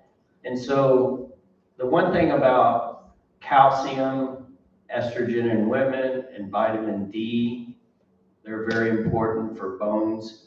And staying active with walking and stuff is very important. But some of the medications available, they're called bisphosphonates, like Fosamax and some other things you may have heard of, can also help because it helps slow the bone absorption and it allows your own body to generate new bone. And I have a lot of patients with osteopenia that you just encourage good food, good exercise, vitamin D, calcium. And FYI, you don't have to buy the most expensive calcium out there. I always tell people, you know, a couple of Tums gives you all the calcium you need and you can get a bucket of them for cheap. Right on. Thank you very much. And so here's our final question. Does someone else want to answer that? Okay, I didn't know we were passing it down. Yeah. All right. Hi, my name is Colleen and I'm with Coast Community Health, and I've been in healthcare for a long time, but mostly on the reimbursement side. And I hear a lot of concerns that speak to my heart on access to care and being able to afford services. So alternative labs, a lot of your insurance companies won't pay for those. Lyme disease is a test that 99% of payers do not pay for, regardless of whatever diagnosis code a provider puts on the orders. There is a large resource of laboratories that you can do direct access labs at affordable cost. You can find them online. Speaking to those providers and adding additional symptoms, a lot of the information is out there and it's all available online. And, I just know in working in rural healthcare for many years, 15 years now, but in healthcare 23, the biggest barrier to care is affordability. And so speak with your healthcare professionals. They usually have financial counselors available. Those that are trained, Shiva counselors help with those who have Medicare, understanding your benefits and accessing your care and understanding how your coverage works. Working with providers, they get just as frustrated with the hoops that they have to jump through to get authorizations for services. And so they have people that can help them, but understand your benefits and so you can use them and access all the services that you are entitled to receive. Great. Thank you. Well, I want to thank each of our panel members. This is a very smart, talented group, and I love that they are speaking to the mind, body, and spirit, because that's what Women's Health Day is, the foundation for Women's Health Day. So while we have different themes every year, that's what we speak to, and I love that you guys have addressed all those things in very different ways so that all of us can understand. So let's give this round of applause for this wonderful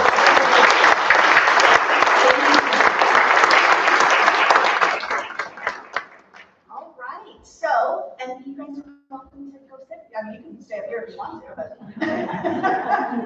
So Women's Health Day again is co-hosted by Southern Coos Health Foundation and the Southern Coos Hospital and Health Center.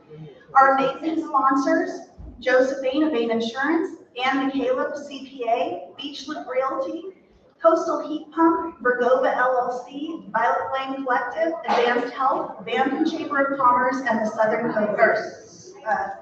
South Coast Hospice.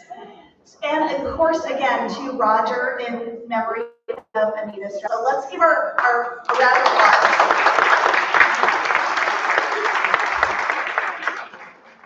I also wanted to give a quick mention about our board members that are here today. Some of them have volunteered their time. Like, for instance, Dr. Hank Holmes is on our board, our foundation board.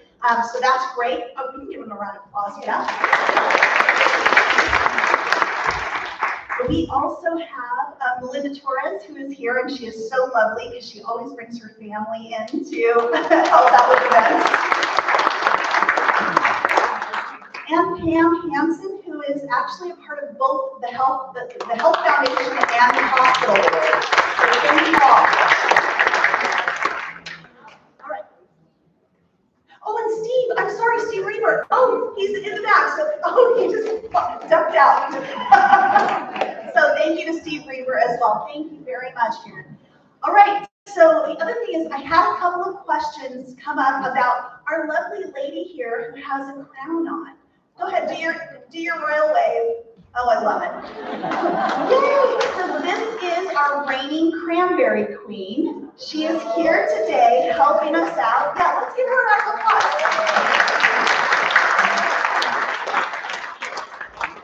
So Rachel has been been so lovely. She's been to a couple of our foundation events, and we really appreciate you doing volunteer work for a part of your reign. The other thing is she is selling the 50/50 tickets. Those are the red tickets. She also has some tickets for a trip that she is going to be taking here during summer, I think, right, to Europe. She can give you more information about that, but she does have some of those tickets to sell as well. So I just wanted to kind of let you know. Let's give her one more round of applause. All right.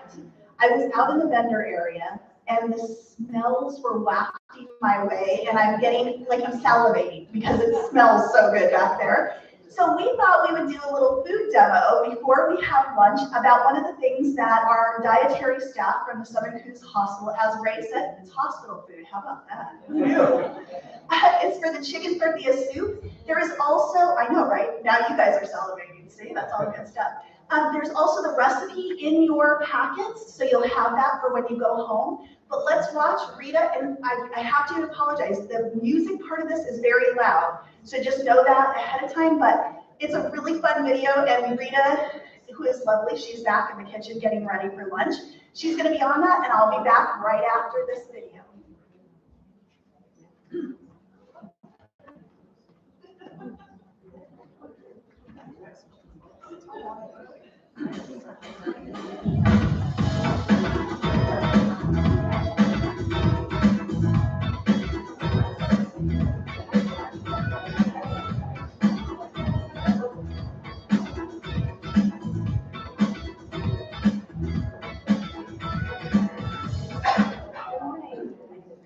I'm the dietary manager for the Southern Coos Hospital in Bandon. You may remember a couple years ago I did turmeric chicken for you guys. This year we've decided to do chicken tortilla soup. It's one of our favorites here. Patients love it and the staff also love it.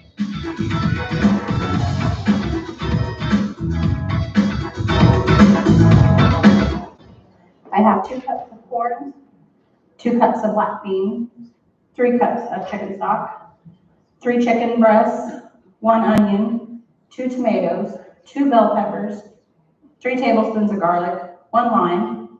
I have a tablespoon of cumin, a 1.5 tablespoon of chili powder, 1 teaspoon of pepper, 1 teaspoon of paprika, and 1 teaspoon of salt. So to get this started, the first thing you do is you take your chicken.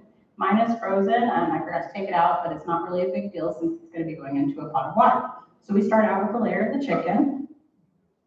You put in your corn, black beans, put in your garlic, all your spices,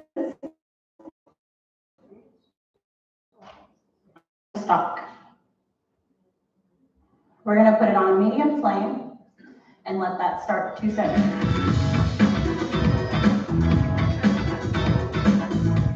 Our next step for our soup, we're going to turn on the flame to the stove. You can do it at a medium to high heat. It don't really matter. Just be very careful. To get a great flavor out of the soup, you want to fire roast your bell peppers. I use the yellow and red. They have a fabulous flavor. For me, they don't give me heartburn as much as the green ones do. So we're just going to go ahead, turn it up a little bit, and let those start flame roasting. We're going to turn them about every 30 seconds, and we're going to look for a nice black char. We will also be doing this with our tomatoes. Tomatoes don't take as long as the bell peppers do. You can hear them popping. Just getting some good flavor coming.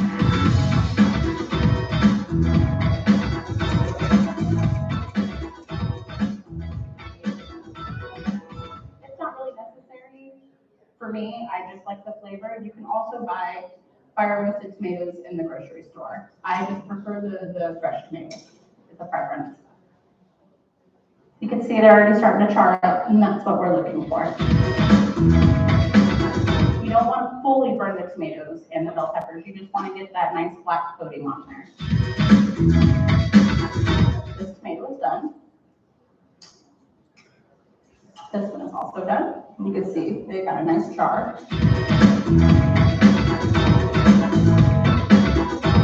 Okay, we are all fire roasted.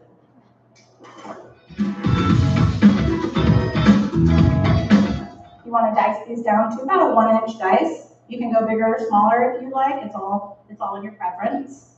So I always take off the end and I chop them down. They don't have to be pretty because the tomatoes will break down a little bit more as they cook.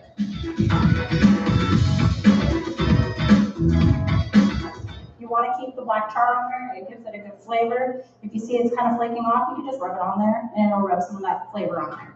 It all adds to the flavor.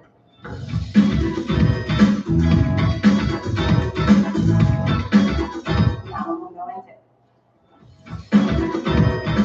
Next, we will chop up our bell peppers. One thing about the bell pepper is it has a wonderful flavor to it, but when you do something like the soup, you want to get in there. Of course, the seed's got to come out, but you also want to remove this white piece. If you leave this in there, it will leave bitterness into your soup, and it will change the flavor of it, and you will not enjoy it as much as you should. So we make sure we remove all of that, all the seeds.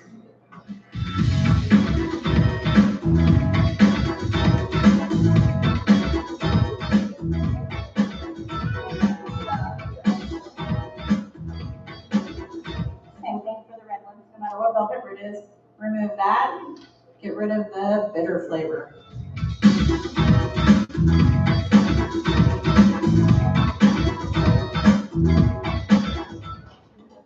And that's the rest of the red. Last but not least, one whole onion.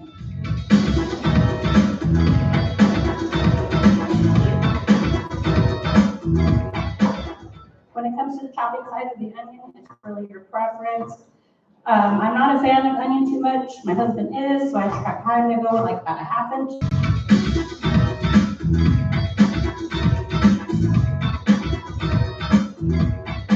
That'll be it for the onion. Go ahead and throw that in. We got all the ingredients in there. It doesn't look like it has too much fluid to it. That's just because the tomatoes haven't cooked out yet. All the vegetables will put all their juices into there and it'll be a nice, good soup. So we're gonna let it sit for about 45 minutes and then we're gonna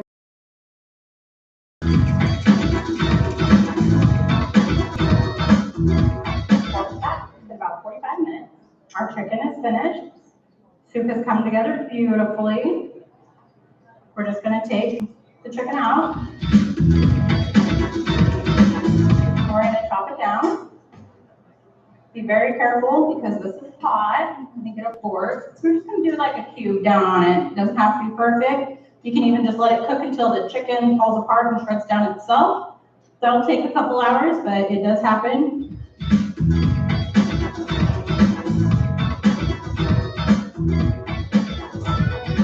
And we're gonna put the chicken back into the soup.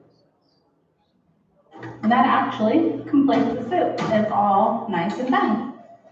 It's very colorful, very beautiful. One thing about health when you make a plate is I was told in culinary school, the more colors in your plate, the more healthier it is. So when you try to make something, try to make it with just a variety of colors in your vegetables to get all that maximum nutrition. Now we're gonna plate. What's better than one of our patient bowls because they do get this soup. Put a nice scoop in it.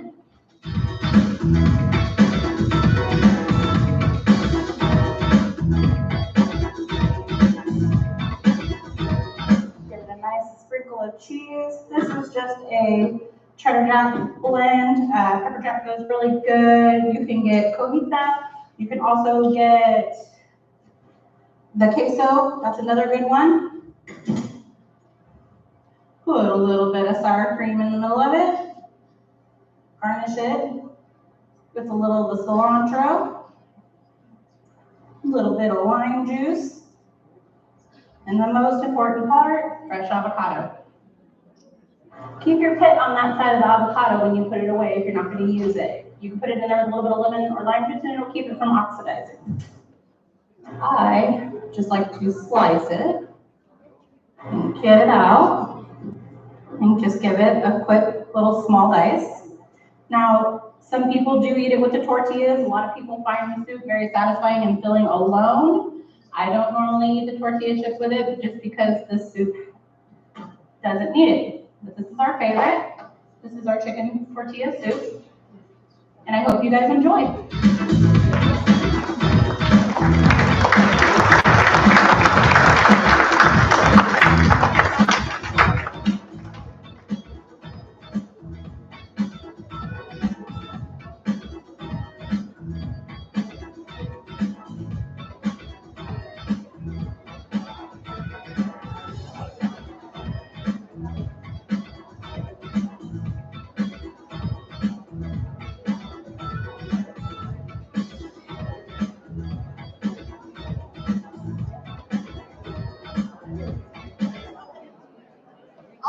right, so what do you think? Does that not look fantastic? Yes, thank you, Rita, and your team. She's back there now. Yay, Rita! All right, so those of you that are here in person, oh guys, I've got just 2 more seconds and I promise I'm gonna release you to go get some of that lovely soup. So for those of you here in person, please remember that we'll be back at 1 o'clock to start the last part of our presentation. If you are tuning in from home, we'll be back live streaming at 1 o'clock. Please remember that you can visit the vendors. This will be one of the last times that you get to see them. Make sure you eat any raffle tickets you want back there with Lori or with our queen, Cranberry Queen, Rachel. And we will see you back at 1 o'clock. Enjoy your lunch.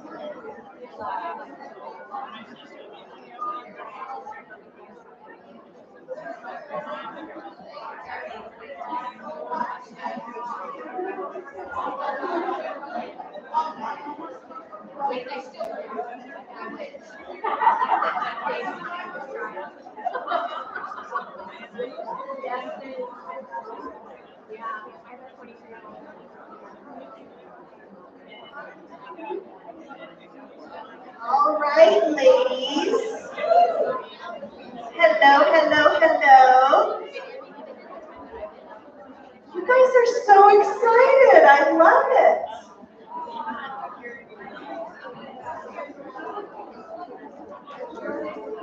All right, come on back in and get settled because we are going to have our last two speakers of the day.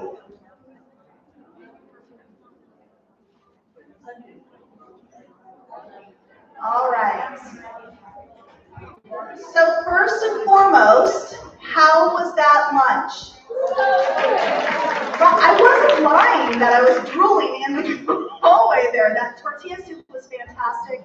I love that Rita and the dietary staff set it up so that you could have a sandwich, or if you wanted to have a salad, that was perfectly available for you. So let's give Rita and her dietary staff from the Southern Coos Hospital a big round of applause.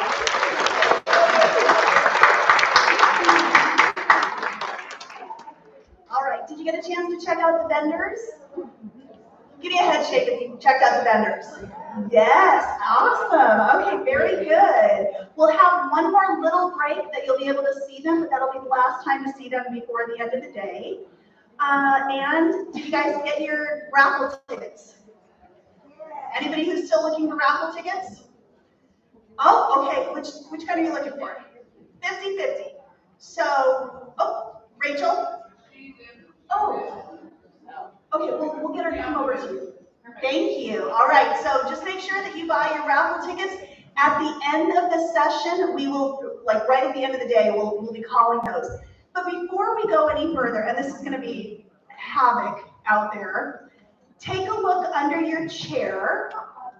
If you, on the left-hand side, like right under the rim, like this, if you have a ticket, we have a special prize for you.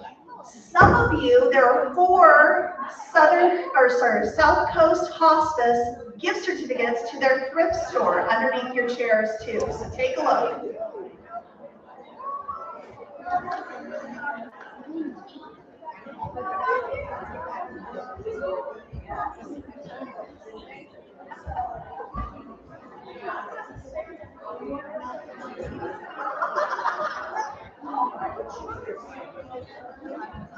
All right, I see some hands coming up. Does anybody?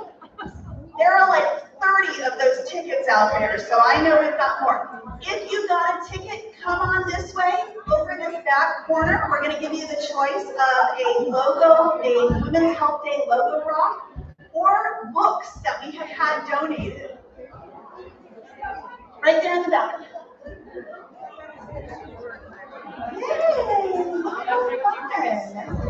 Woohoo! Love it.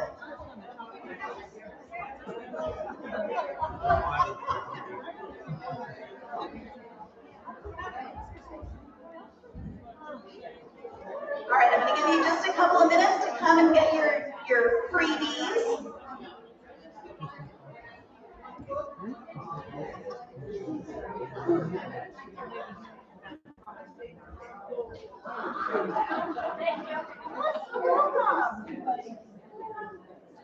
I understand that you're talking about like your kids. My husband and I, we're now empty nesters, but we took him for a walk last year. He's high. He's a walk and talk too. He talks. He's that.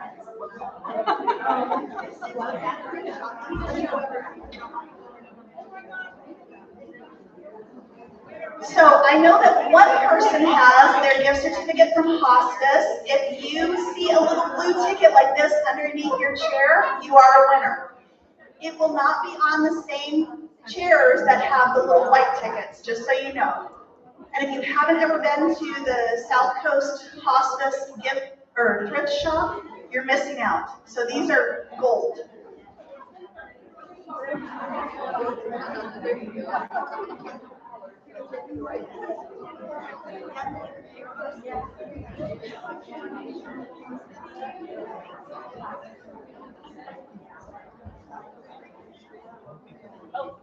Oh, right there. Oh my gosh, I don't. That's so. This is not from our event. It's from something Christmas time. But yay you! Well done.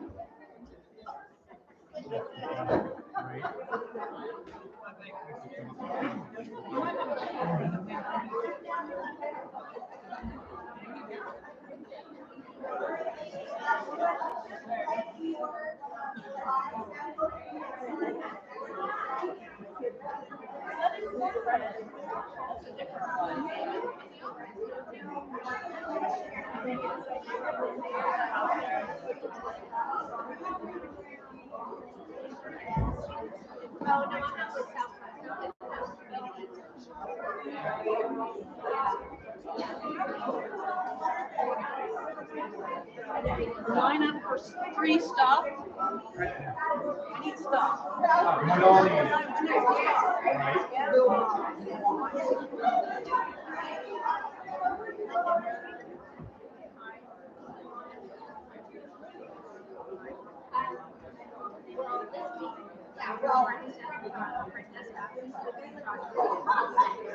Did we find all 4 of the South Coast Hospice gift certificates? I saw 2 of them. Oh, that's 3. Underneath the chairs. Oh, great. Okay, that's 4. Okay. All right. Good. All right. I told you it was going to be pandemonium when we did that, right? All right, as the ladies finish up, those that have the tickets, we're going to go ahead on with our program. Thank you all for taking a look. I just thought that would be something fun to do this time around. We hadn't done that before. And we had some wonderful donations. So thank you to, let's see, Cleon brought in some books, and then for Weld, of course, can't think of his last name. Thank you, Champion, thank you. And he wrote a couple of books too, so Fran brought those in for us, so thank you all. All right. Oh yes, I had that, yeah, I've got an announcement on that. All right, you guys, let's move on with our next speaker. Look at you guys are all excited. All right, so everybody, raise your hand if you hear me. Okay, very good. All right, let's go on with our next speaker. We have a special guest this year. We have a special guest this year who is here to share a little bit with us. She is a woman business owner, so who better than a woman business owner than to share with Women's Health Day? Hey guys, you'll have to keep it down a little bit. Thank you. Okay, so who better to celebrate Women's Health Day than a women business owner? So Gina Morelli is here from Beach Loop Realty. She is also a sponsor today. And she and I started talking about her story, and I thought it was such a great gift to be able to give our audience here today, because if it's not you that is going through this or have been through this, you know somebody in your life who has. So we really wanted her to come in and share her story, and thankfully she has agreed. So next up is Gina Morelli.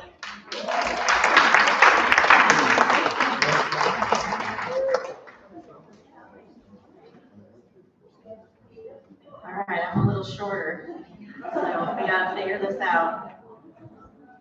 Do you know how to move this down just slightly, or? I could try. Hello? Okay, that works. So this is a nice big group. I've never spoken in front of a very large group like this before, so hopefully I'll do okay. My story, I just wanted to share my journey with you. I haven't spoken about this in the public much at all. I'm usually just working. So this is my very first time publicly speaking about it. So I just want to go back to 2009. I was 36 years old. I had just received my medical insurance booklet in the mail, which I don't know that they do that anymore. I think we have to print it out, and most of us probably don't.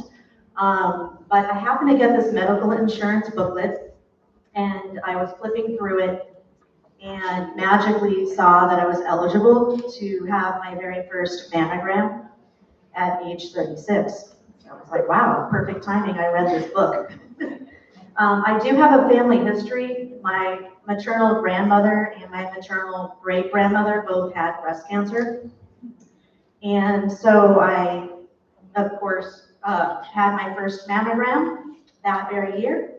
And of course, it came back finding a suspicious mass. So very first mammogram, sorry. It came back positive with something. So I went through all of the testing that you normally go through, which includes a needle biopsy. So those are no fun, but got through it. And found a surgeon in North Bend who was pretty awesome, actually. He asked me if I wanted to come in for a consult or if I just wanted to schedule the surgery. And I said, I'll just take the surgery, please. So that was great. We removed it, and I was clear and free for several years. So fast forward, May 5th, 2021, I was 48 years old, and I happened to be just doing a self-check and found a huge lump. It just like appeared out of nowhere in my eyes. So that was probably the most frightening part of like this whole journey, was the discovery part. So I had to wait, of course, until Monday, and I immediately was scheduled with a surgeon in Eugene and went through all of the same tests that I did in 2009, including that needle biopsy.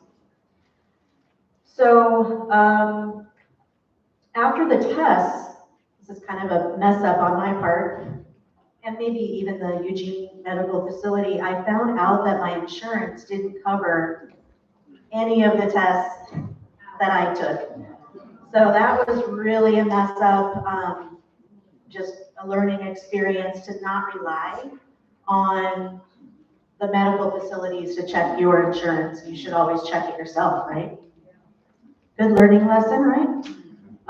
So after that, I asked a friend this time for a recommendation for a different surgeon, and I went ahead and checked my insurance to make sure that I could go to the surgeon. And this new surgeon was actually in Medford, and she was awesome. She really just got straight to the point. She was very direct with me. And now, of course, this is 12 years later, and there's a whole lot more that they've learned about breast cancer. So while I was meeting with her, I did ask her if I could take the gene test. I've always heard about taking the genetic test. So I went ahead and did that. She told me the odds are extremely low. She gave me these percentages that were really, really low, and that you probably won't have it. While I was waiting on the gene test, fortunately, I was having just a phone conversation with a friend of mine who had experienced 2 losses in his life, and both of them started with breast cancer, and they were not good endings. So hearing those stories, it was in that phone conversation that night, I made an immediate decision that I was going to have a double mastectomy. No matter what the test results were, that was my decision. So I was like, actually quite excited at that point because I had made a decision. A couple days later, I did get the gene results back and it was positive. So I'm at extreme risk, so it was pretty scary. I'm normally not afraid of this. I was very brave through this whole thing, I just want you to know. Oh, this was more scary than having the double mastectomy. Okay. You'll get through this too. Okay. So the next step was meeting with a plastic surgeon. So you had to decide, do I want to have plastic surgery or just have the double mastectomy? And I figured I'll just go ahead with the plastic surgery. I wasn't worried about it too much, but they I don't want to say they pushed that on you, but they encouraged it, to have the plastic surgery. So I'll tell you this, after sitting in the medical chair, like on the doctor bench, and you're sitting there, scrunched up, your tummy is sitting there, you're sitting in a sitting position, and you have this white paper vest that they put over you, and you have to sit there, and the doctor comes in, and then you have to open up the vest. And I was like, oh my gosh, this is so embarrassing. And then he was telling me what he was going to do to me. And it included lifting my breasts, and I went, that's awesome, like, how exciting, I'm gonna have a boob job. So basically, I thought of it from that day forward as I am going to have an upgraded breast out of this, and I kind of didn't even think about the double mastectomy anymore, if that makes any sense. So that's how I looked at it from that day forward. On April 1st, 2022, I had my breast cancer surgeon there, and also the plastic surgeon, and they teamed up and did both surgeries in the one. And then on August 1st, 2022, I had my second surgery for the implants. And I can reassure you that both surgeries, I didn't feel a thing. You're on a lot of medication afterwards, and it honestly is a blur looking back. I would do it all over again 5, 10 times because it just really, ultimately, I came out of it just fine. So I guess that's the end. That was the end of the journey.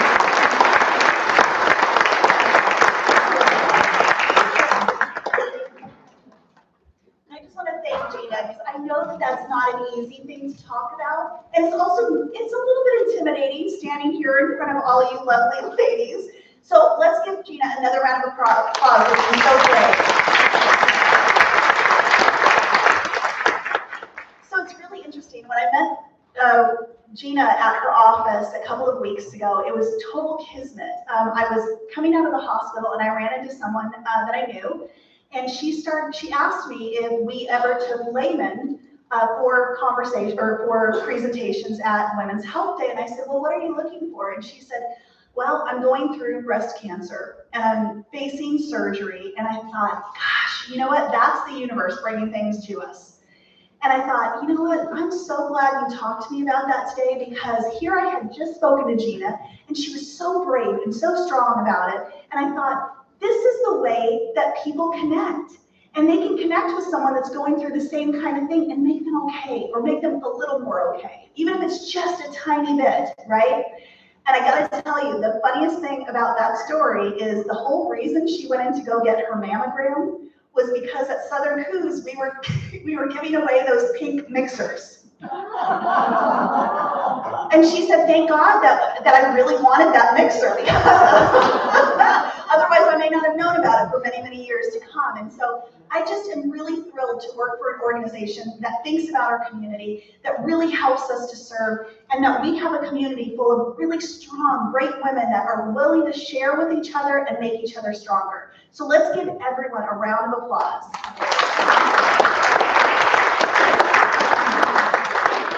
And I'll tell you, my friend that came up to me, I'm going to have her present next year so that she can share with you her journey along the way. How does that sound? Good stuff, right? Okay. So our final, can you believe it? Our final presenter of the day. Where did the time go? All of a sudden, we're at the end of the program almost. So our final presenter today, and I meant to tell you this earlier, all of the bios for the presenters and the panel are in your folders.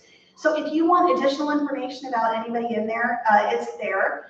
But our final speaker of the day is Michael Torres. He is new to our community, and he's new to Coast community. He's actually the chief medical officer. And I gotta tell you, he has a lot of letters after his name. I can't even repeat them because there's a lot of them. He obviously has a lot of certifications, and he's been through a lot of training. So I'm really excited to have him here today to share this Women's Health Day, this 21st annual Women's Health Day. So I'm going to turn it over to Mike Torres.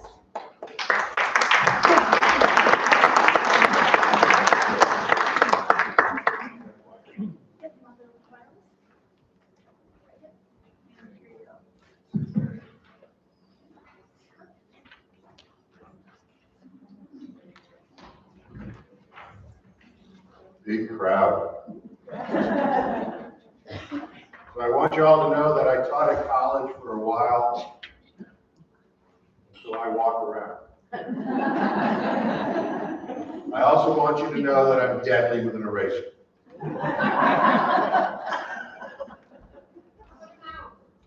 How about a mouse? I have a cat for the mouse.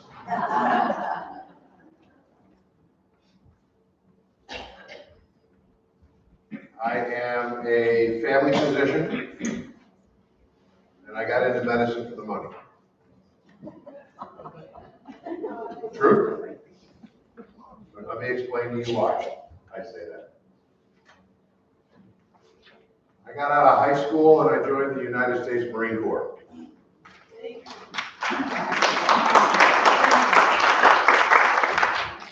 I was blessed by God to have a bright brain and a poor family. And so I qualified for free tuition to the junior college. I'm that old. They were junior colleges back then. When I was in high school. So I completed an associate's degree 2 weeks before I graduated high school. I then joined the Marine Corps. And in the Marine Corps, I completed my bachelor's degree. That was Vietnam era. You all remember stop loss? Okay, they had a freeze on people leaving the military, and then they removed that freeze. And so they started downsizing the military, and the next thing I knew, I was being told I could leave active duty and I could return to my hometown. They were assigning me to a reserve unit. I was born and raised in Miami, Florida. Okay? So I went down to Miami, and I needed a job because reserve pay is pittance, right, compared to real job. And I learned that there was a local municipal fire service that was actually holding an exam the next week. I had missed the deadline for signing up, but I was able to talk my way into being added to the roster. I'm the Puerto Rican kid with the veteran status, okay? So they let me. And so I took the exam and I passed it, and then I went and took the physical fitness test, and I told you I was a Marine, right? So I passed that too. And I got hired. We're hiring a Hispanic veteran. Check, check, check, all the boxes, right? By the way, I don't look like I'm Hispanic, do I? So, I get on the job. And here's what I learned. EMTs, emergency medical technicians, make 5% more than firefighters. What do I gotta do? You gotta take one class in college. Oh, peace of mind. I'll go do it. And then the department decided they would roll out paramedics. Johnny and Roy, those of you that are old enough to remember Johnny and Roy, the old emergency TV show. Right? And I said, what are you gonna do? Because I learned that paramedics, by the way, a paramedic is two medics, a pair of medics. Paramedics make 10% more than EMTs. And so that's why I tell you I got into medicine for the money. Because I fell in love with healthcare. Now, like most firefighters, if you understand how paid fire departments work, you work 24 hours on duty, 8 a.m. to 8 a.m. on Monday. You get off 8 a.m. Tuesday. And you have all day Tuesday and all day Wednesday off. Come back Thursday. So you work 24, you're off 48. Get paid pretty good. But not so good that you shouldn't go find something else to do. So I did something. I started a business.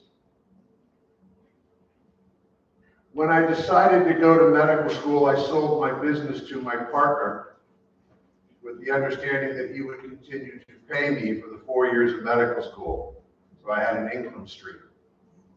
Okay? This was 1981, and my income that year, I won't tell you what it was, but it was 6 figures. Okay? 1981 dollars. I gave up a lucrative career as a business owner because I wanted to be a physician. Okay? Do you know what a resident makes today, intern first year? About $50,000. Okay? A third year resident makes about $60,000. 60, 65. What do you think it was in the mid-1980s? Okay? So, I'm being honest when I tell you I did it for the money, but it was because I wanted to be one of those two medics, pair of medics, right? I'm thrilled to be here. It's a long story about how I got here. I moved here from Ocala, Florida. My wife and my canine and feline children are still in Ocala, Florida. I'm working at my age because I put 7 kids through college and I can't retire.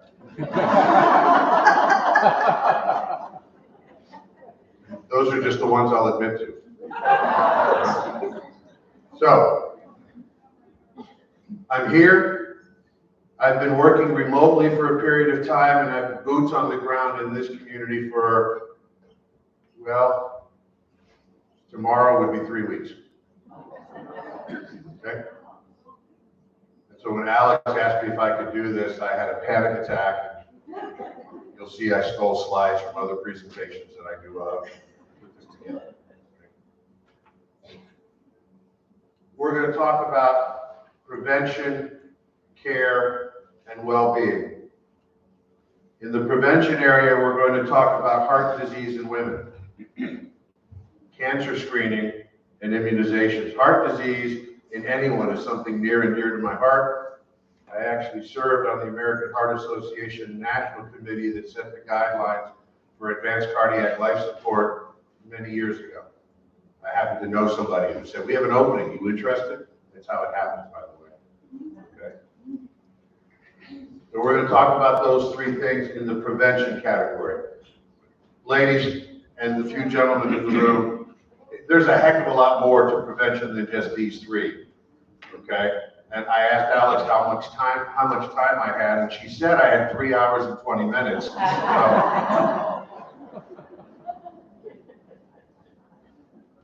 the number one cause of death in both men and women is heart disease.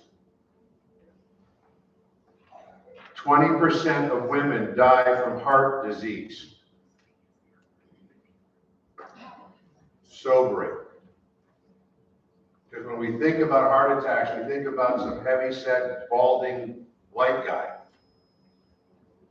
Okay? We don't think about, you're not heavy-set.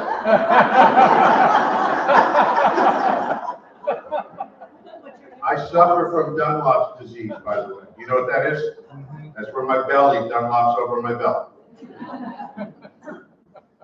In 2020, more than 300,000 women died from heart disease. It is 1 in 5 deaths. Awareness of heart disease is the leading cause of death in women.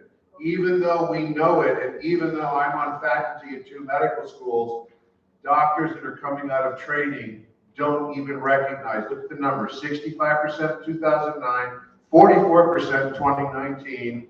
Okay, the number of things that doctors have to learn is astronomical. Fact. In the 1950s, it was estimated that the body of knowledge in medical science doubled every 7 to 10 years. Okay? So if you learn 1,000 things in 1955, in 1965, you'd have to learn 2,000 things. Does that make sense? Yeah. Right? In the 1980s, it was estimated that the body of knowledge of medicine doubled every 2.5 years. In 2000, it was estimated it doubled annually.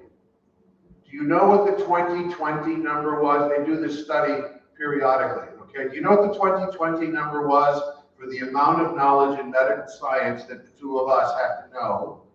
It doubles every 72 days.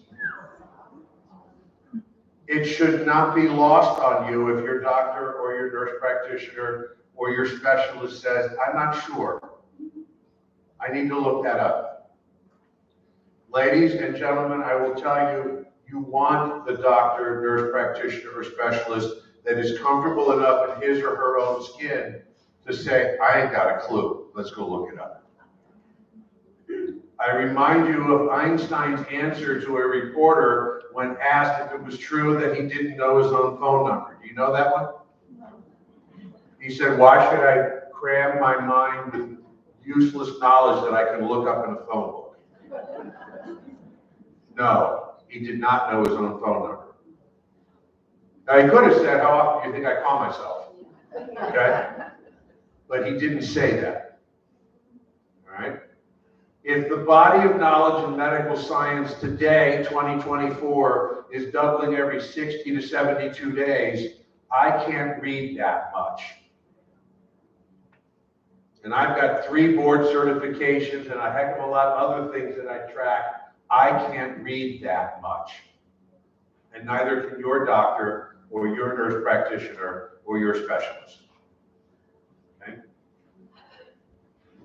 22% in a 2014 study, 22% of primary care doctors and 42% of cardiologists felt very well prepared.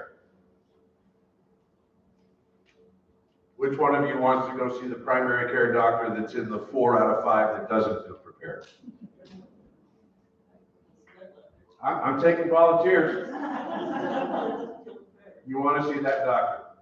It doesn't feel like they are prepared for everything because he's humble. There you go. That's where I was going. Thank you. She read my script. I'll pay you later. In addition, cardiovascular disease includes the word vascular. And when you've got a vascular problem inside the brain housing group, that's called a stroke. Whether it's a blockage or whether it's a bleed is irrelevant. Now, we treat them different ways. Okay? Blockages, we got to give you drugs, the clot busters, to try to break the clot up. Bleeds are a whole other story. How much did you bleed? Where do you bleed? I'm not here to teach you about that. But they're both strokes. And it involves the vascular system. Okay? I'm going to come back to that word later. There are no differences between men and women in anatomy, in risk factors, in how they present to the doctor, and in how they respond to treatment. Women are more likely to exhibit symptoms of, I don't feel good, I'm tired, I'm lightheaded, I'm dizzy, and I'm not a blonde. Indigestion. I have seen women that said, I just have agita, you know that word, right? Heartburn, Italian for heartburn, right? I just got that. We do an EKG, OMG. Where's Dumbo? Because Dumbo's not sitting on that woman's chest. But if it was a man, he'd be complaining. Okay? You're different. And because you're different, and because you don't come in the door saying, Dumbo the elephant is sitting on my chest, my left arm hurts, I'm gray, and I'm sweating like a pig, okay? The doctor doesn't think of it. And so when we start to go down the list of things that cause, I'm tired, I'm fatigued, I have heartburn, and we finally get down the list somewhere, heart disease, we do the EKG, we missed it. There it is. There's the scar. Your heart has a scar, we missed it. The fact that you had a heart attack. And you and I have both seen that. Okay? And so it's under-recognized, under-diagnosed. And part of it, the reason that women have different symptoms than men, is that if I have a blockage, it's in a big blood vessel. Okay? And the way the human body is fed blood, big blood vessel turns into smaller, medium-sized, turns into very small, and finally it gets to the muscle. If I block the river far upstream, there is a whole population that doesn't get water, right? If I block a small tributary, 3 families don't get water and nobody listens to their complaints. I'm trying to give you a visual because women suffer from small vessel disease. When it happens to me, it takes out a half a city. When it happens to you, it takes out the 3 houses and nobody listens to that. They complain. Key difference. Right? And so because of that, you end up with depth of heart muscle, you end up with a thickened, non-compliant heart, it's not pumping anymore, and you end up with heart failure. More people, female, heart failure, than men, heart failure. Okay? And so, we have risk factors. Now for everybody.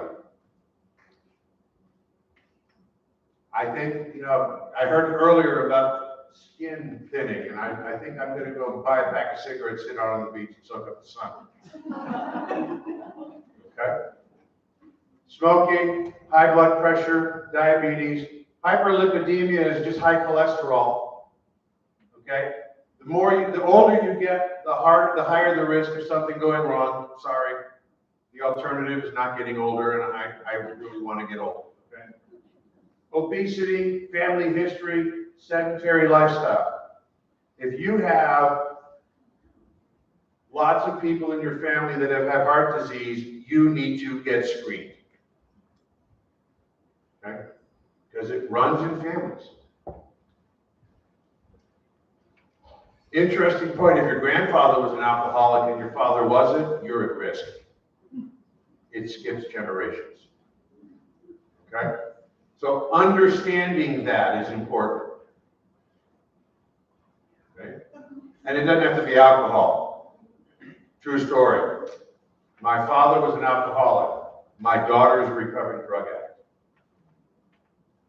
Okay? That's the way it goes. And I love her deeply, and she's very successful. She's been clean for 20 years. My point is, okay, it proves the genetics.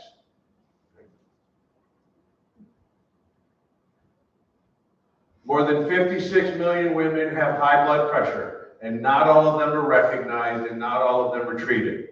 Probably because many of them are like my wife. She'd rather have a colonoscopy without anesthesia than to go see the doctor. And my wife's a nurse. Okay. If you have high blood pressure or diabetes during pregnancy, both of those you're at higher risk of developing cardiac disease when you're older. We've done 40, 50-year studies. Okay, and we know that. You have more frequent adverse cardiovascular outcomes when you suffer from depression or anxiety. We're not sure if it's because you don't pay attention to the right treatment, you know what I'm saying, or when you're really depressed, you're sedentary and you're not active. We're not sure yet. But we know that if you suffer from depression or anxiety, you have a higher risk of heart disease. And we know that females have a disproportionately higher incidence of inflammatory diseases. And cardiovascular disease is an inflammatory disease. Okay? But we know that. Can't tell you why that is. We know it's a fact. And lots of money is being put into that study by big drug companies because they want to find the right drug so they can charge $1 bazillion per tablet. Okay? When it happens to a woman, they get life-saving procedures later or not at all. Later, I've already explained, your symptoms are different. I didn't think of it right away. Okay? Or not at all, because by the time we realize what happened, yeah, we can't fix that now. We're just going to have to rehab you. We can't fix it. I could have put a stent there, but I can't now because that heart muscle's already dead. Okay? Women are less likely than men to be given prescriptions for aspirin, statins for cholesterol, or ACE inhibitors for hypertension. Less women are included in cardiovascular trials. Now, that's not because of bias against women. It's because we are identifying it in less women than we are in men. And when we go looking at the database of people that have known cardiac disease, and we want to get them into a study, we find that there's just more men in the database than there are women, because we found it in more men than we found it in women. Okay? That's been looked at. There's not a bias. There used to be, but there's not anymore. There are lower rates of referral to cardiologists. There's a lack of awareness. There's a lack of trust. And then we're here in a rural country. There's a logistical barrier. I meant to ask you, and I forgot, where's the closest CT that can do cardiac imaging? Coos Bay. Yeah. Is it in Coos Bay? They can do cardiac imaging? Okay. And they do angiography there too? Yeah. Yes. So, cardiac CT angiogram, cardiac CTA. CT is computed tomography, the CAT scanner. Okay? Cardiac CAT scanning, highly, highly sensitive. You probably don't need to have somebody go in your wrist, your elbow, or your groin to put a wire up to your heart, or not a wire, a catheter up to your heart and squirt you and die. Okay? The vast majority of people can have CTA instead. But if you end up in this town, or down in Port Orford, or down in Gold Beach, where you need that, we're shipping you someplace else. Logistical barrier. Does that make sense? Okay.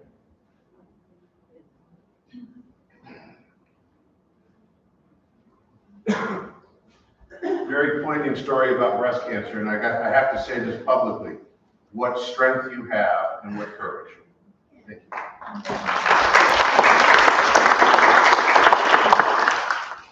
Breast cancer is the most frequent non-skin cancer. The most frequent cancer is skin cancer. What's the largest organ in the human body? The skin. Okay? It only scans, and it would be the most common type of cancer. Okay? Common risk factors, personal or family history, high risk ancestry like the Ashkenazi Jews, history of high risk genetic conditions, BRCA1 or BRCA2. You were positive. Most people are not. Okay? And she gave you in her own personal testimony why you should be tested if you think you're at risk. Even though you know 99 coin flips out of 100, it won't come up tails for you. You know what I'm saying? Even though you know that, statistically speaking. Although I always quote Groucho Marx. Those of you who are old enough to remember Groucho Marx. There are 3 kinds of lies in the world. You know what those were? White lies, damn lies, and statistics. If you have dense tissue on your mammogram, we need to do further studies because the X-ray can't get all the way through. And if we can't get all the way through, then we're blind to the area we can't see. Okay? There is a fixed digital mammography.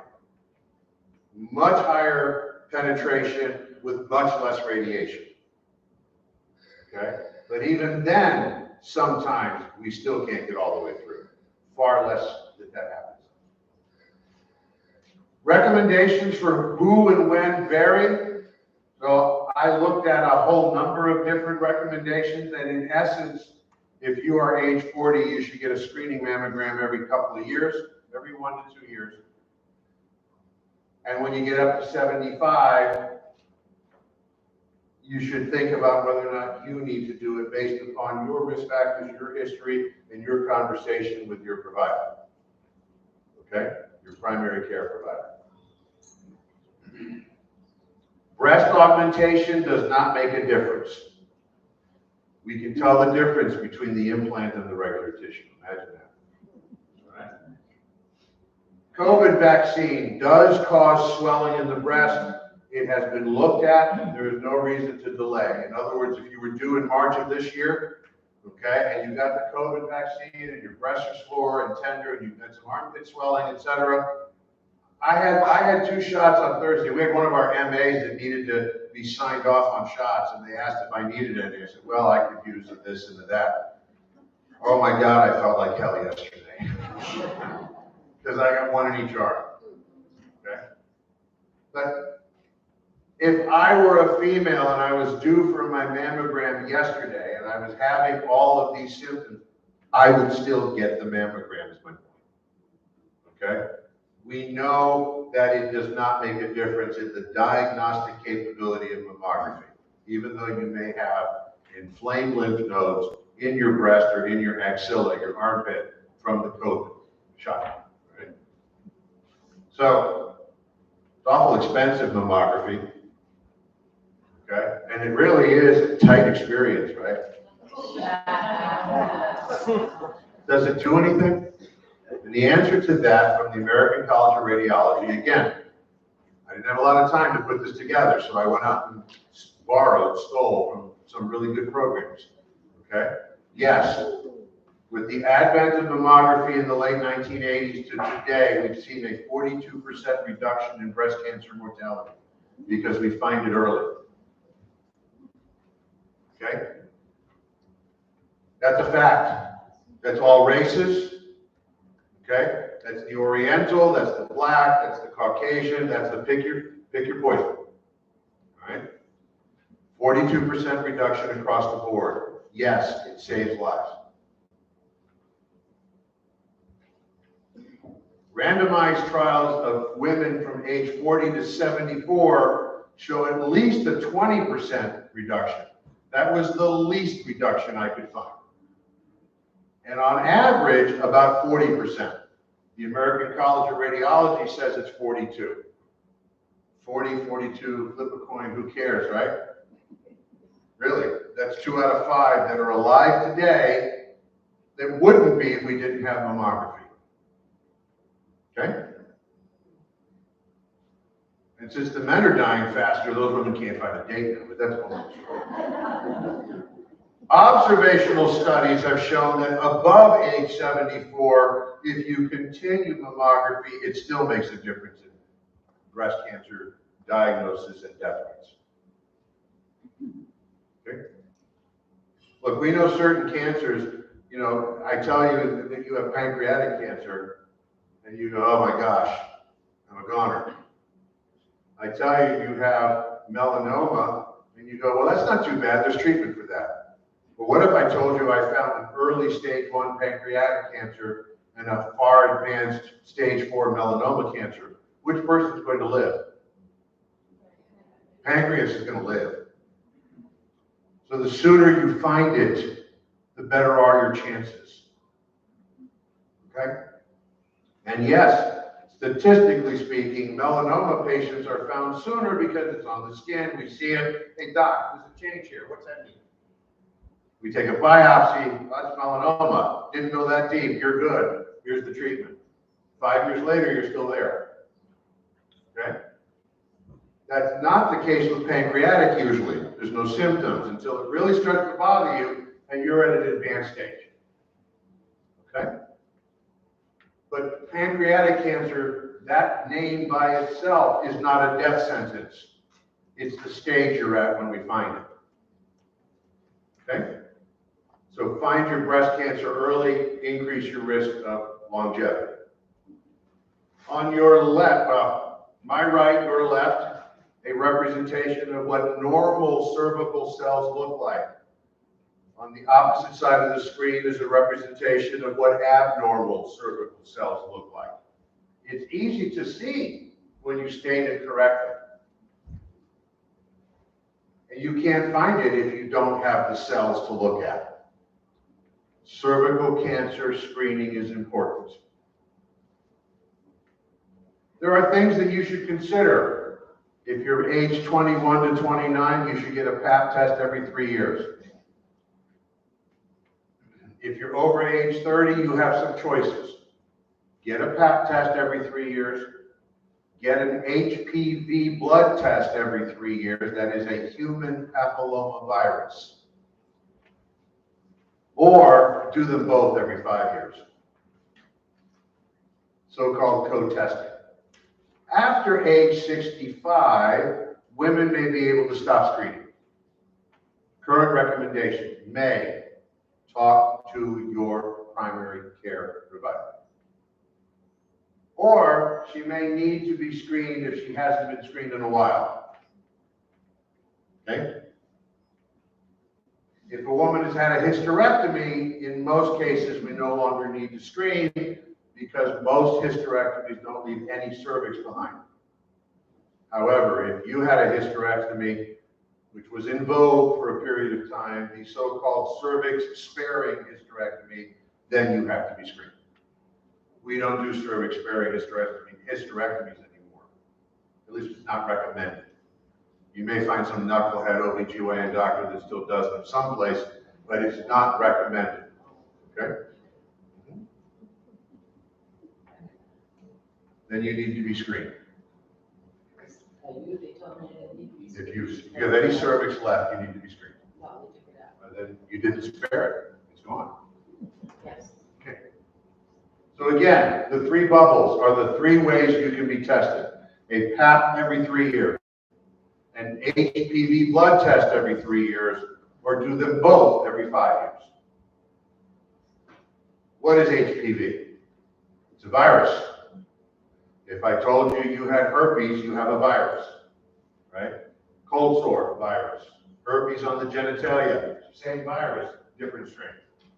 This is related, and it causes papilloma. It causes to have growths. Now, if it happens to me as a male, since my genitalia is external, I would see them. If it happens to you as a female, your genitalia is internal, nobody sees it. Okay?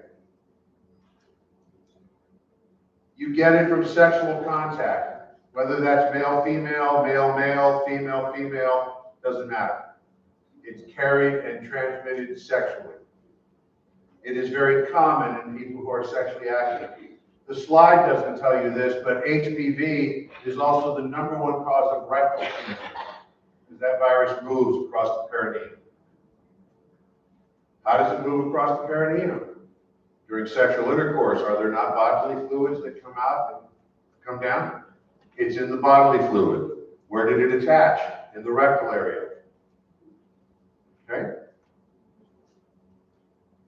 I hope that's not gross for you. I'm just being direct and honest.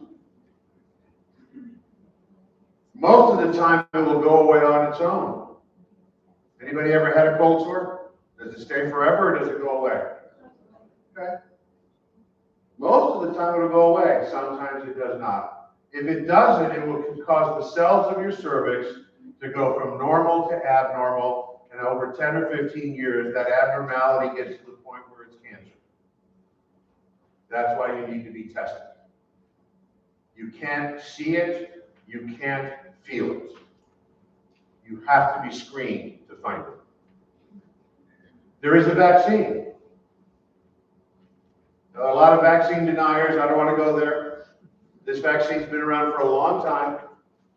If you're between the age of 9 and 26, you can see here, so that's our grandkid, right? 2 doses in person starting the series before their 15th birthday, 3 doses between 15 and 26. And if you're over 26, you may decide you want to get it too because you're high risk. Talk to your primary care. Okay? It does prevent, it's been proven to prevent new infections. It doesn't do anything about someone who's already infected. Okay? It builds the body's immune system to not allow new infections to get into the system, if you know what I mean. But if it's already in the system, it doesn't cure it. However, there are some studies coming out that show that the boosting of the immune system holds the existing infection in check. Have you read about that? Am I saying it correctly? If you have HPV and you get the immunization, it boosts your immune system.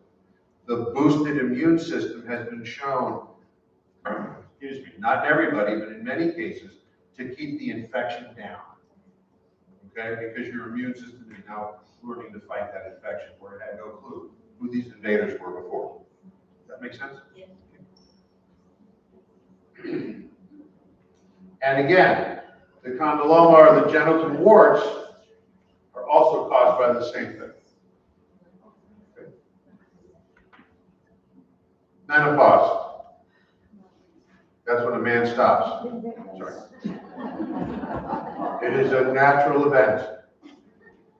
Happens in women at around age 52 and a half. The symptoms that you exhibit or feel or experience are these here: irregular periods, hot flashes, night sweats, dryness of the vagina, and sleep disturbances. Very nonspecific. Hot flashes we pretty much know that. The dryness, we pretty much know that. But my periods are getting different, or I'm not sleeping well. It could be a lot of things. Maybe it's your depression, maybe it's who knows what. But that is part of the constellation of symptoms that women feel. If you have mild symptoms, sorry, suck it up. Why take a medication or do something that you may have a side effect to if it's mild and you're able to tolerate it? I know the guy. That's still the recommendations. And I got to tell you, there's a lot of women doctors that recommend that. It's mild. We're gonna, you know, when you feel the hot flash, take your extra layers off, turn the AC on, whatever. Okay? Stand in front of a fan. Okay? There are some complementary and alternative medicine medications where you had someone on the panel earlier that was talking about how complementary medicine can help. Okay? Seek that out. I'm not anti-Eastern medicine or complementary medicine. Okay? But Tai Chi, yoga, mindfulness, acupuncture, all things that can help the symptoms when it's mild to moderate. Western medicine does have, however, things that we can do, medications that we can offer. Hot flashes. The goal is to reduce the frequency and intensity of them. not necessarily to make them all go away. It's happening to you for 20 minutes every couple of hours, and we can get it to the point where it's 5 minutes twice a day. You see what I'm saying? Okay? Safest to start if you're within 10 years of menopause or age 60. Because it's hormonal treatment. Beyond age 60, there's risk to hormonal treatment. Right? Not indicated if you have breast cancer history, heart disease history, previous blood clots, stroke, active liver disease. If you're having undiagnosed vaginal bleeding, you would stop bleeding, and it's 5 years later, and now you're bleeding. We would not be putting you on those meds until we figure out why you're having bleeding now. Okay? Hormonals, estrogen with or without progesterone. If you've had a hysterectomy, you need to take progesterone too. It needs to be systemic, not topical. You have to take the meds orally, not apply it to the skin. In the non-hormonal treatments, in 2023, the FDA approved fezolinetant, which is a medication that is taken orally, and it works in the brain on the receptors in the brain that regulate body temperature. Okay? It is not a hormone.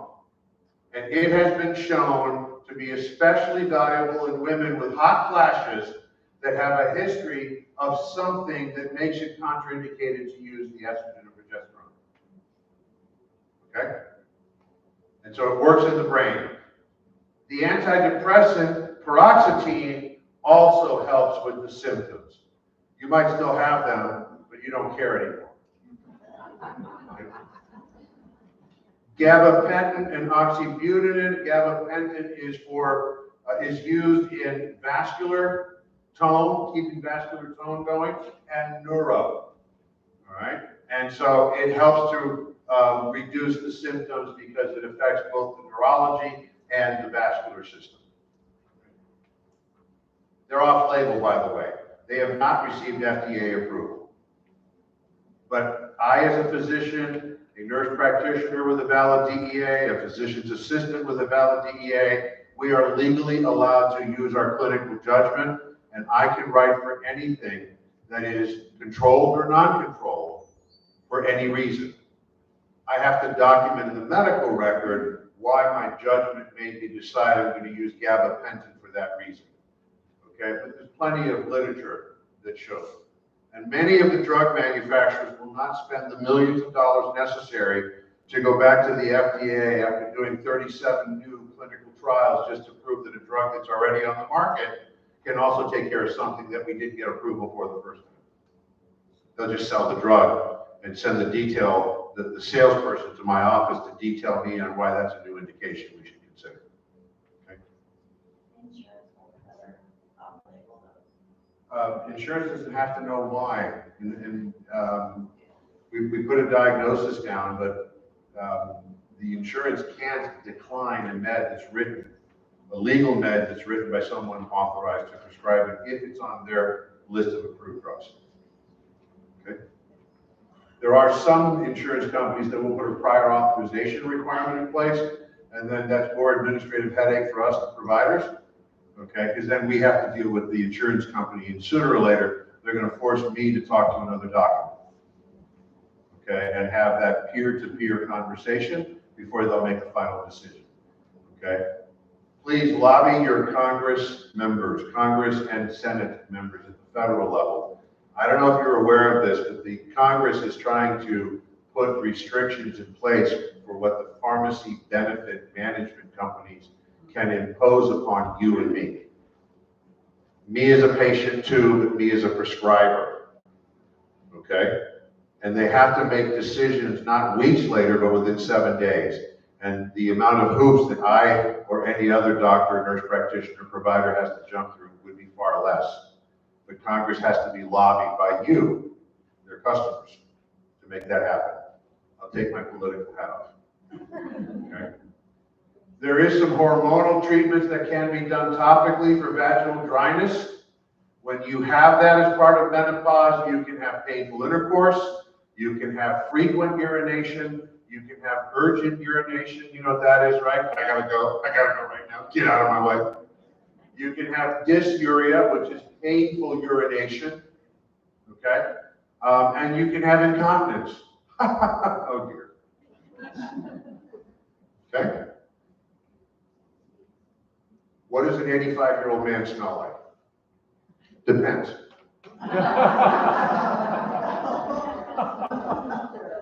It's clean. Topical estrogen comes in a pill, a ring, a cream, and you apply it topically in the vaginal area for the dryness. Has not been shown to increase the risk of breast or endometrial cancer when used as a topical. Remember, I talked about estrogens and progesterones in pill form, and a contraindication was if you had a risk of those things. Okay? In the topical, it is safe. It's been shown. Ospemifene, Ospina is an oral treatment that can also be used. It does have FDA approval. It works selectively on the estrogen receptors in the vagina. Pretty smart chemistry that they've done. Okay? Non-hormonal are the moisturizers, lubricants, laser treatments. There is some literature that shows that the laser treatments help. It does not have an FDA approval. And so for something like that, insurance will probably not pay for it. Different than the meds. Okay. Low libido. About 50% of women that go through menopause notice a decrease in their libido. It can be multiple factors. A combination of medical problems, psychological or mental disorders, the culture that they are living in. Okay, certain cultures have different mores. It could be due to changes in your interpersonal relationship. Used to be really good, now it's not so good. I don't have the mood. Okay.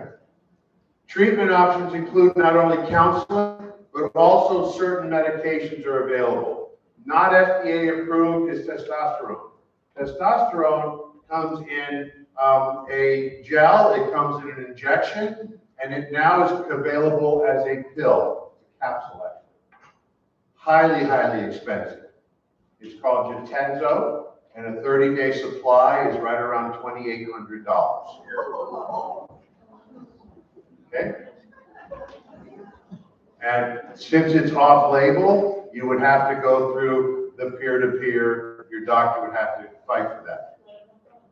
Fly to Hong Kong, you can get it cheaper. Fly to Toronto. Right? There are risks with testosterone. Heart disease gets worse, liver dysfunction gets worse, and your cholesterol level goes sky high. Okay? So think about it before you actually go that route if it's recommended. Bilbassarin is for postmenopausal patients with low sexual desire, and bremelanotide is for patients with low sexual desire. Those are two other drugs work in the brain to increase the mood, shall we say. My last slide before my thank you slide. You've heard a lot today about well-being already.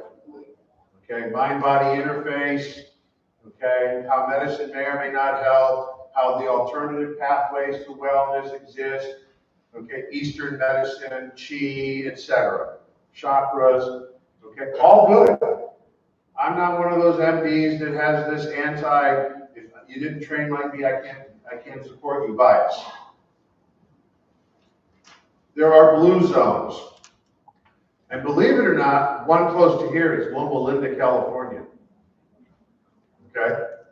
And it has to do with their religion.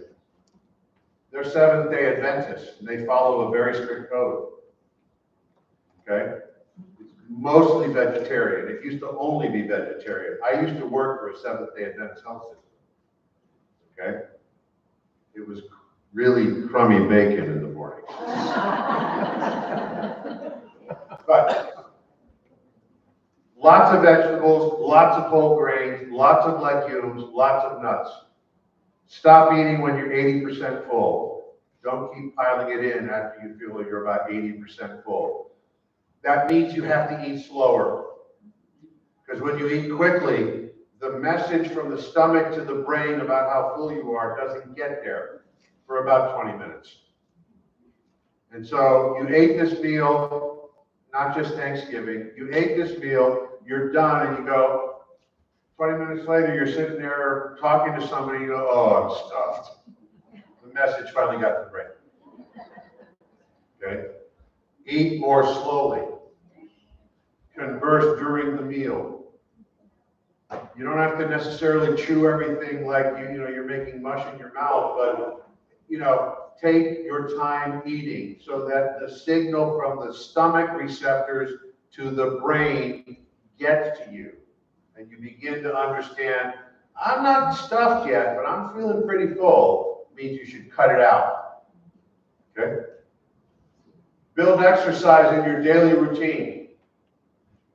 Consume alcohol in moderation. The Adventists don't drink any alcohol at all. Okay? Unless you're a Seventh-day Adventist pastor visiting my house.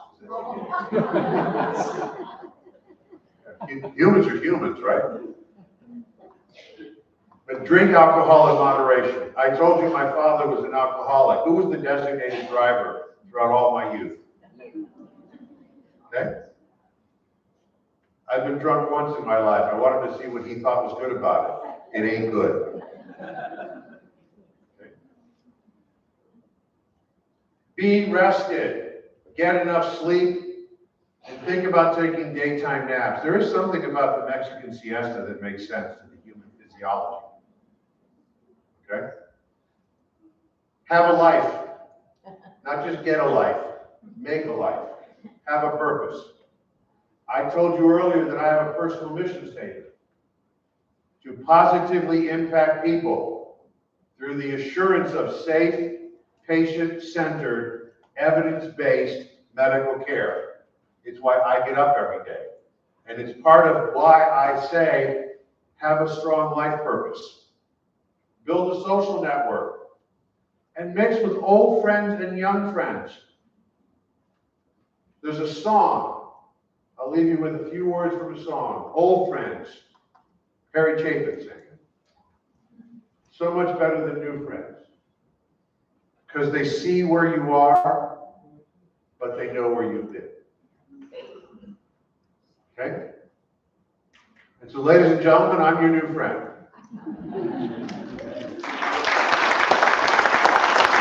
Thank you.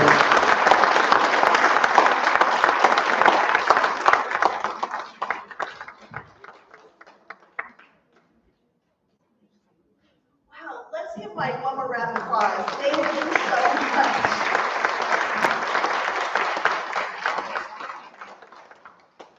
So I was going to make this announcement in just a few minutes, but actually because Mike opened up this door, again, I am so thankful that Mike decided to come here today because he's not even been boots on the ground for very long, and they're busy.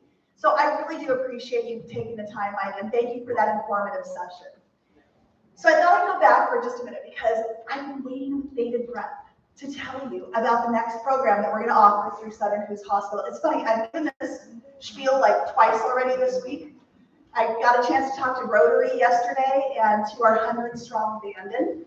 And I have to tell you, the 100 Strong Bandon group, if you know anybody who's a part of it, it's a really great group. It's a women's group here, and we give back to the community.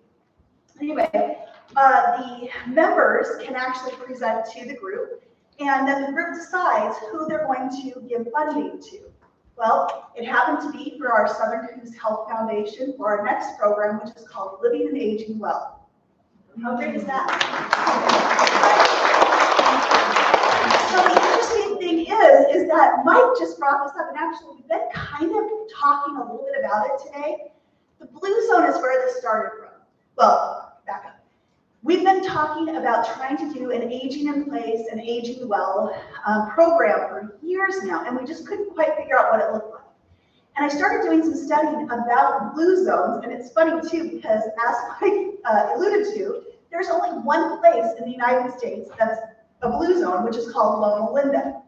And if you think about it, it's pretty it's a pretty easy to understand what it is that gets us to living and aging well. And that is keeping our minds engaged, keeping our bodies in motion, right? Eating well, resting. Those are all things that are part of this blue zone living. And that is people that are living healthy into their 80s, 90s, and 100s. They're actually passing away from old age, not from health issues. I mean, how incredible is that, right?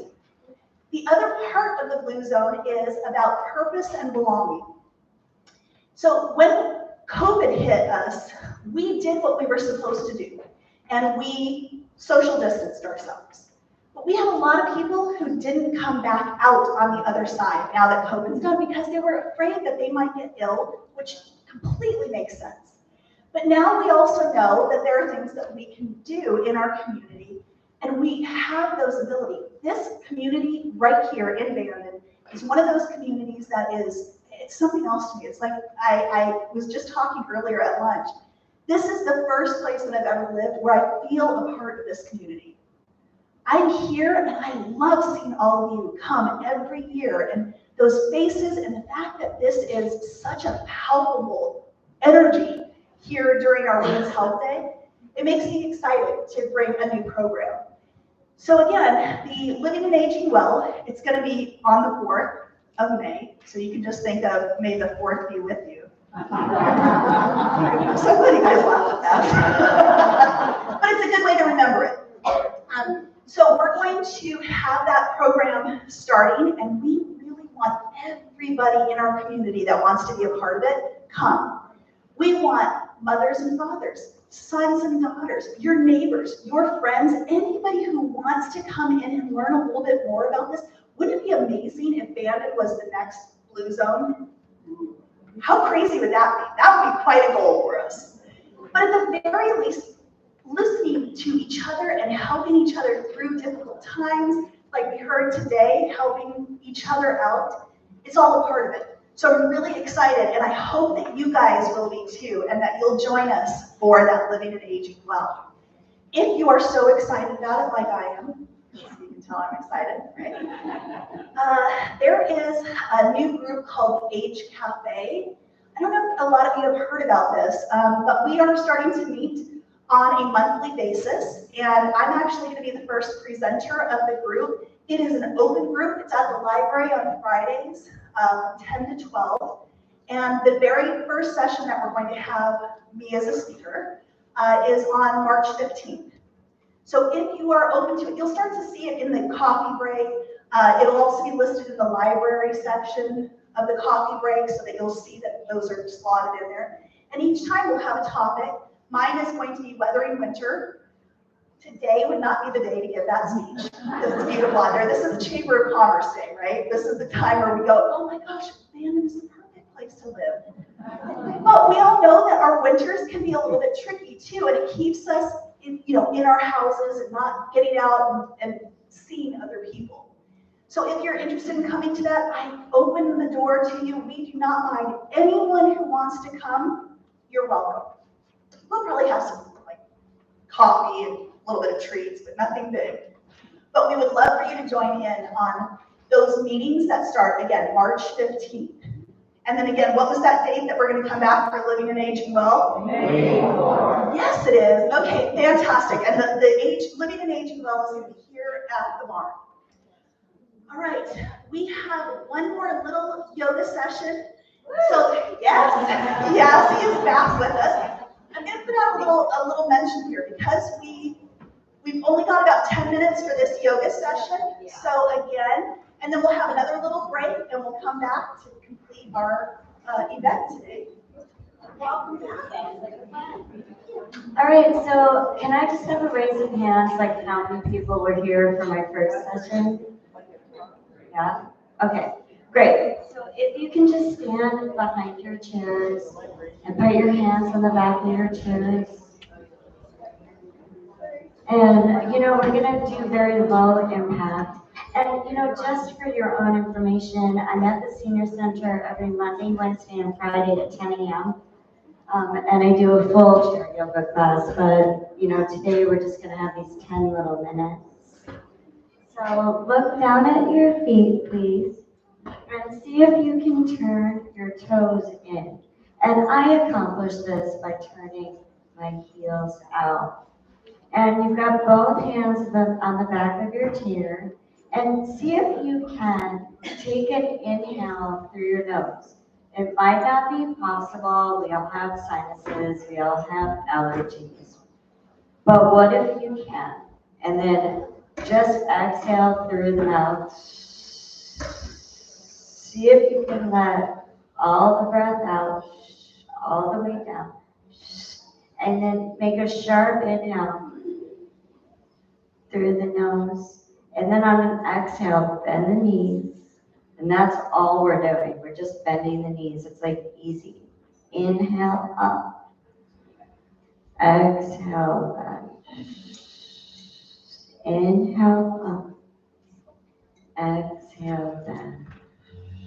And then what if we stayed bent and then just step the right foot back, both legs straight. It's also possible to square the hips to the back of the chair, but you know, if that doesn't make sense, don't do it. Maybe take a few more breaths, and on an exhale, bend the front knee. And the reason why I think that calf stretches are important is because I believe that we hold a lot of emotion in that muscle. And it's a very simple way, like let's say you've been sitting at a desk all day long. You could just stand up, hypothetically. I mean, most of us wouldn't, but you could just stand up and do something as simple as this. And then bending the front knee and letting the back foot come up. Perfect. That was perfect. Okay, just step the other foot back. Square the hips. If anyone has a question, please ask it, because chances are that like 70% of the room also has the same question.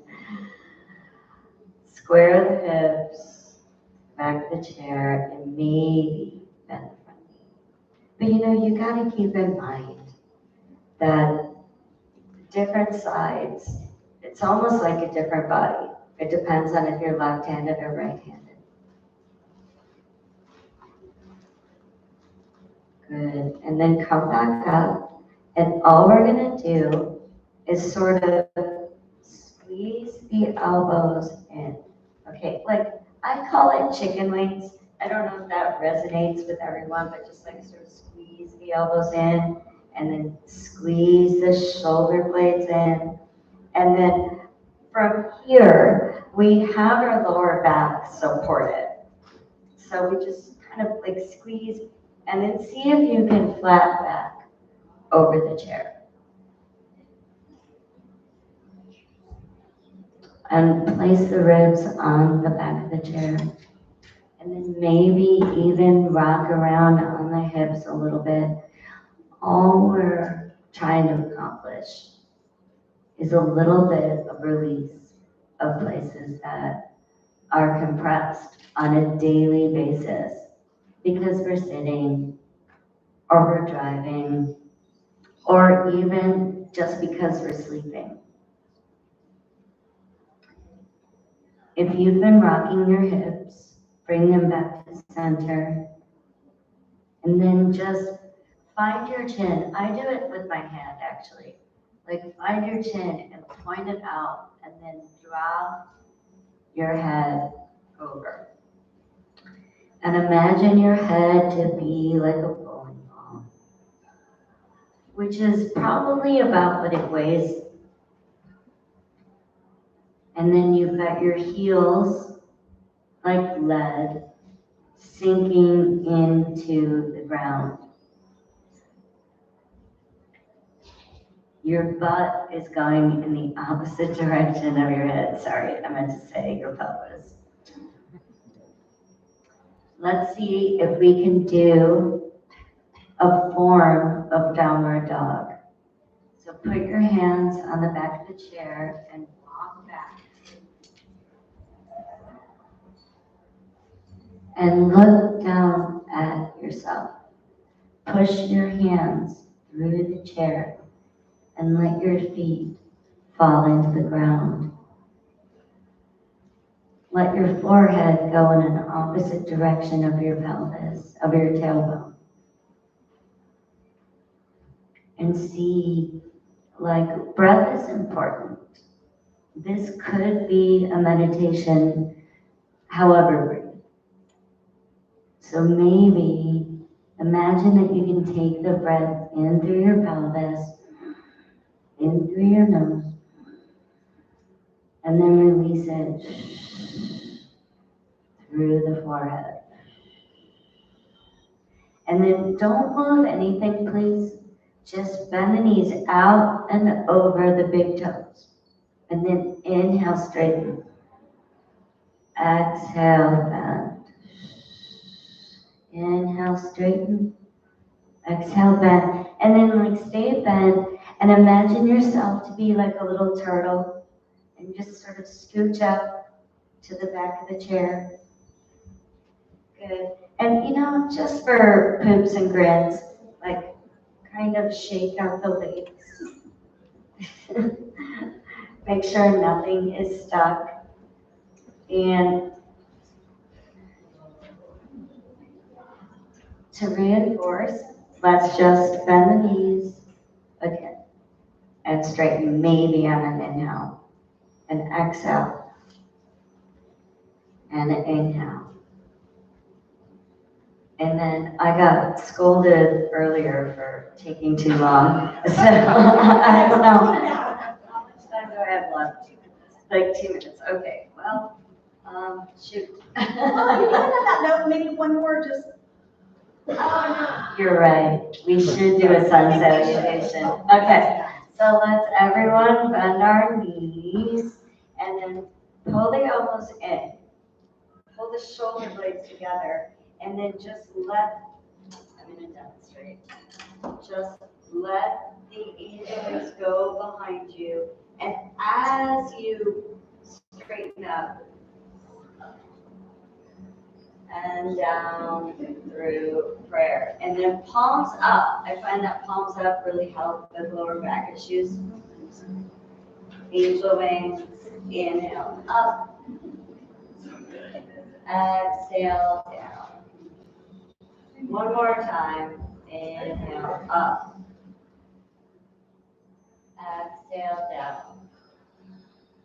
And then I would like to take a moment to thank everyone for being here today, and I want to say namaste.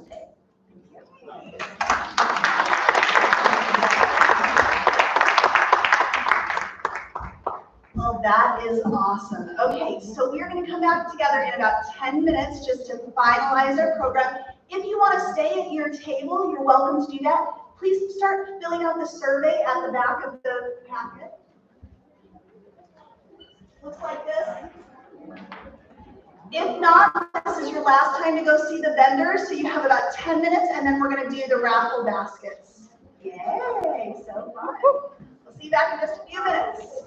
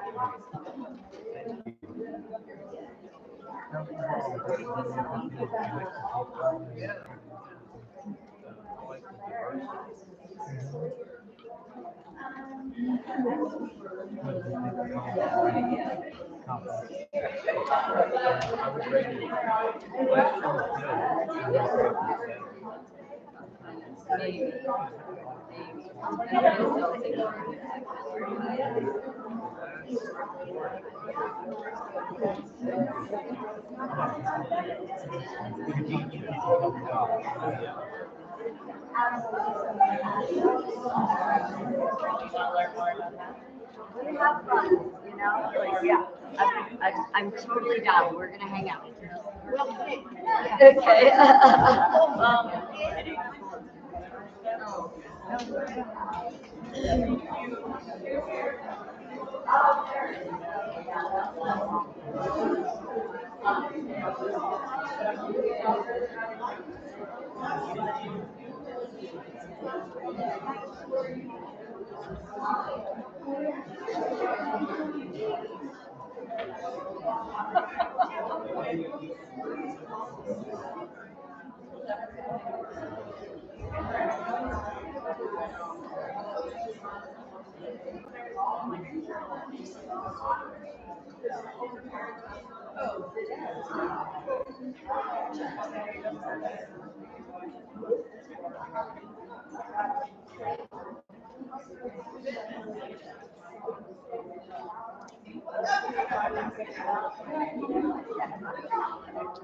Thank you. Oh, yeah. Oh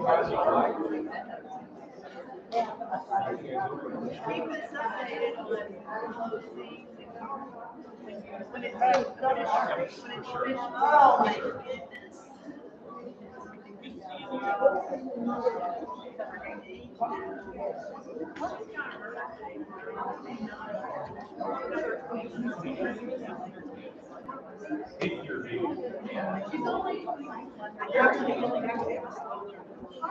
goodness.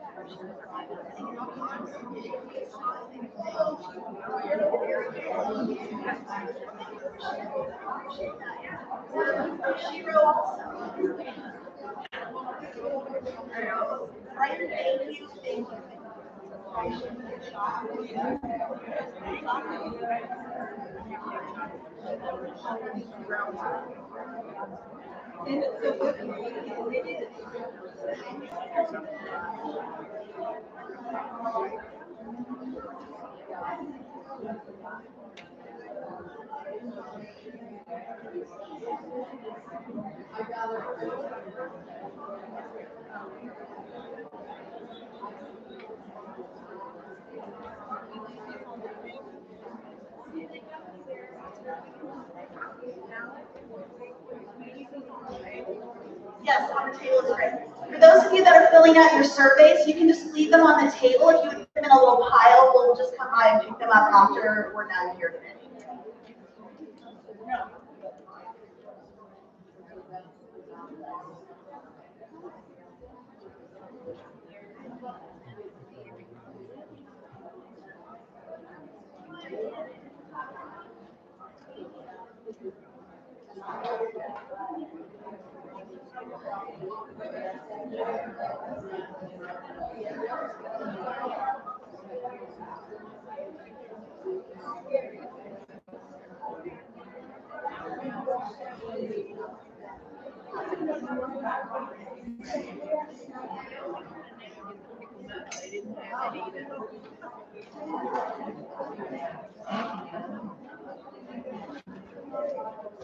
Just another couple of minutes and we will finish up our program for today.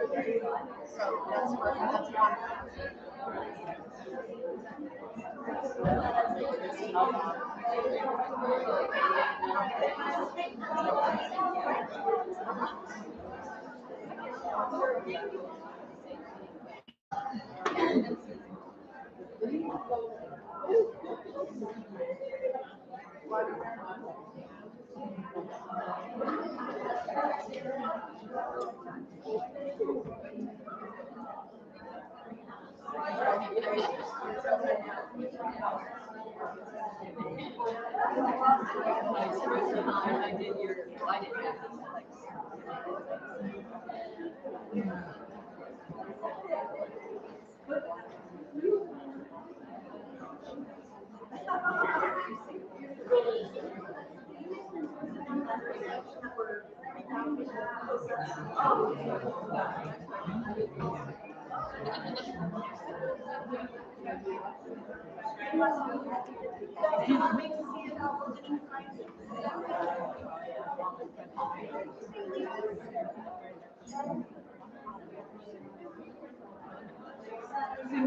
All right, are you about ready to find out who won our fabulous prizes? Me too, I'm so excited. Come on back in, ladies, let's sit down. We have about 20 minutes and we will be out for the day.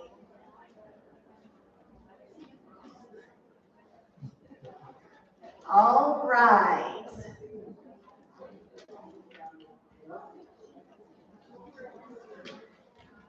Get your tickets out. Remember that your red tickets are for the 50-50 raffle. We're going to do that one first.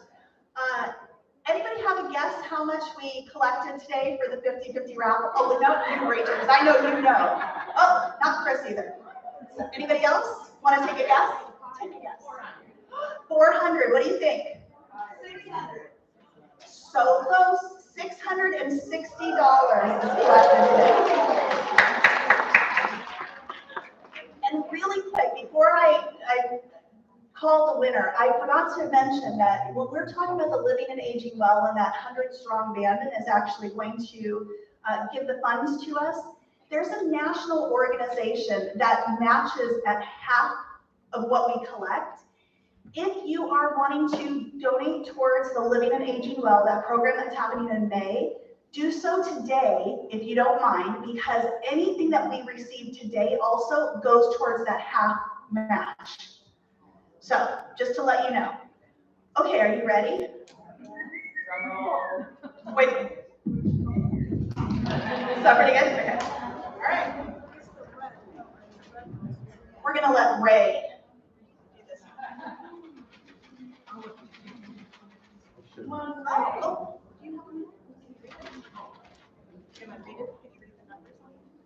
Oh, get my mama. Yeah, here she is. Oh, see, we all need our specs. That's why I would like to read the numbers on there.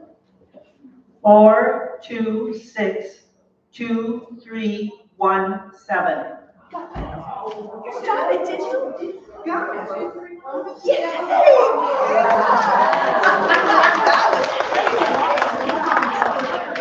Wow, check that out. That was very cool. All right, so Pam is our winner, $330.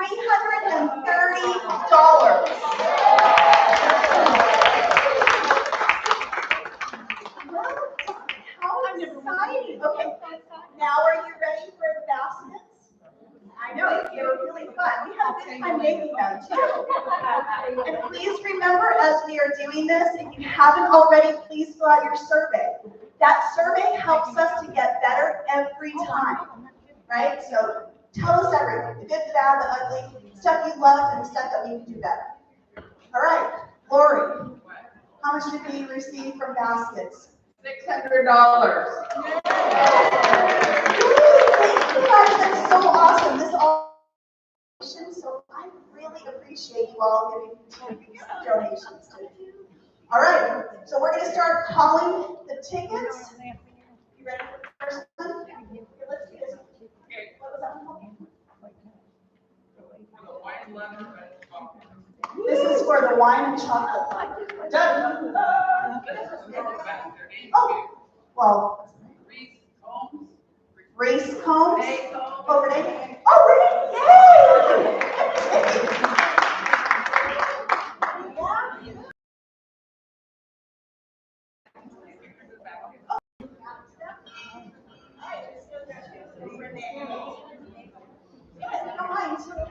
Okay, next up, we've got our self-care basket from our Southern Coos pop-up. How great was that pop-up? Did you love that?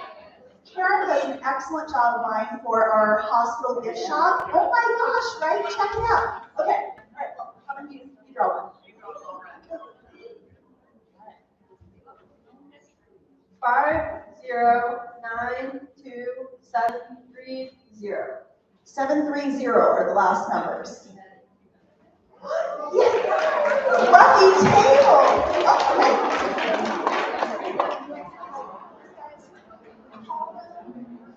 All right. Ooh, this next one is one of my favorites. It is the wine and chocolate lover. Oh, maybe I want to do the same thing. Sorry, but it is wine and chocolate. It's yummy. Lindor chocolate, wine from Francis Coppola red wine. Nom, nom. Oh.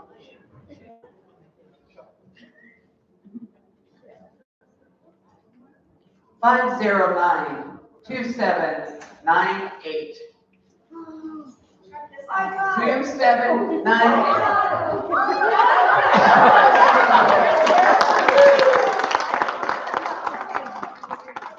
Oh, she loves that one too. She's been drilling over that one, so it's good. Oh my gosh, I'm so sorry.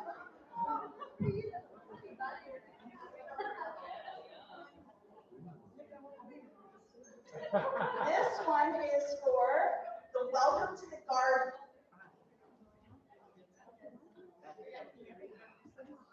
Uh, 5092858.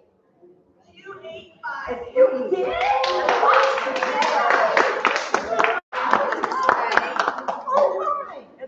Okay, next up, we have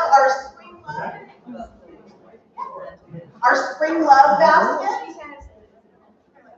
Will you be able to see the numbers? Okay.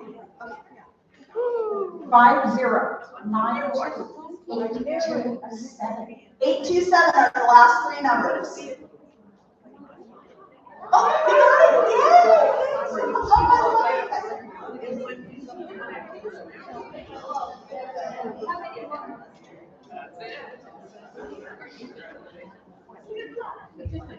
Okay, a little funny about this one. See, there's a little cute elephant in there, and my mom fell in love with it. So yes, he now also has a little stuffed elephant in her house. All right, so this is a spread the love. You folded your little ticket. Might be you.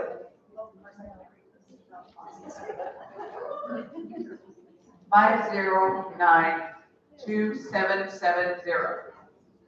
277. Yay! Well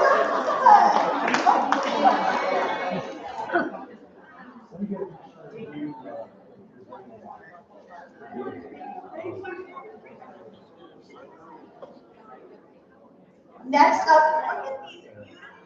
I don't know if you got a chance to see them, but these are beautiful. These are decorated rocks that Fran, June, and Donna Belt all brought to us. So thank you guys for all your hard work. And the winner is 5092807. Congratulations. This one is about breakfast, and it has a griddle included in it. I know there are a lot of tickets in this one. You ready?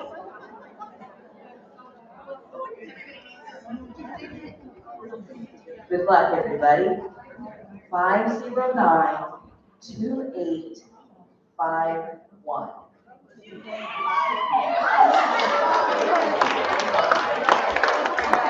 Good one. All right, our breakfast in bed, which has a little breakfast tray even. So this one.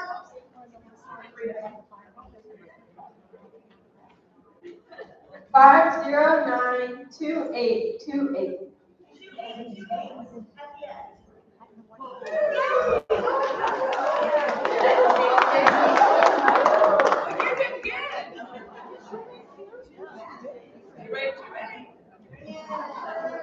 All right, I am not a green thumb. I hope that whoever gets this plant will bring it back to life and you will enjoy living at your home. So let's go ahead and drop one for this guy.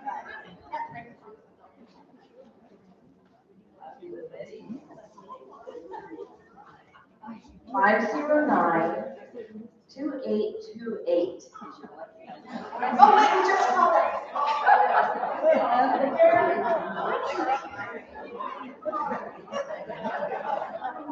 Sorry, just kidding. We're gonna try that. Do that one again. That was my bad. 509-2849. 2849.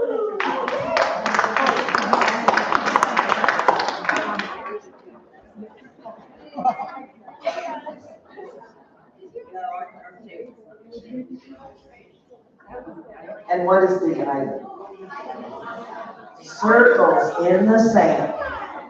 Oh, this is a beautiful one. Okay. All right, so circles in the sand. There's a calendar. There's a mug. Oh, look at a painted rock. How about that? All right, so our winner is 509-2829. Did I just?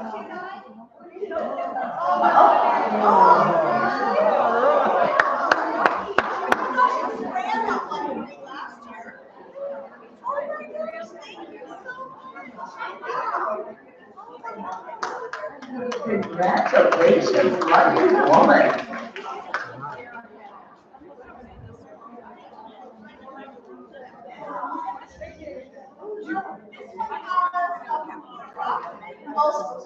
This one has some painted rocks in it, some coffee, and an art set, which is beautiful. So. And the coffee was donated by Ray Chen Coffee, a local coffee distributor manufacturer. Okay, lucky ticket number 509-2785.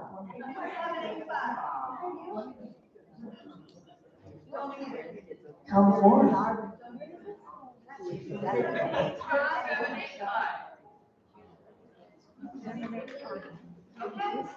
Wait. Oh. No. Okay, second chance. Second time's a charm. 509-2864. Ray Jen Coffee on the table. Amy Armstrong. Well deserved.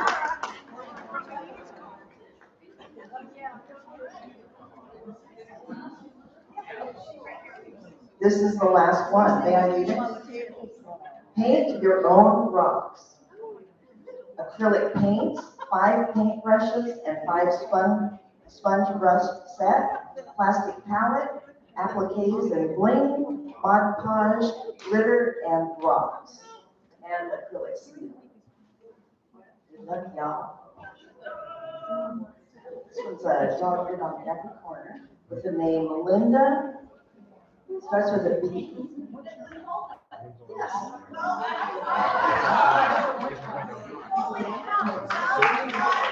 Congratulations, all.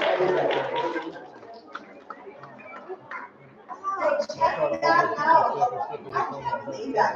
Somebody who won 3 this time, and last year it was Fran who won 3. So that was lovely. Please remember to fill out your surveys for us so that you can leave them for us to keep getting better at this Women's Health Day. Thank you for being here for the 21st Annual Women's Health Day. We really appreciate you giving your Saturday to us. Thank you to our volunteers, our sponsors, our board members, and all of you for being here today. Thank you so much.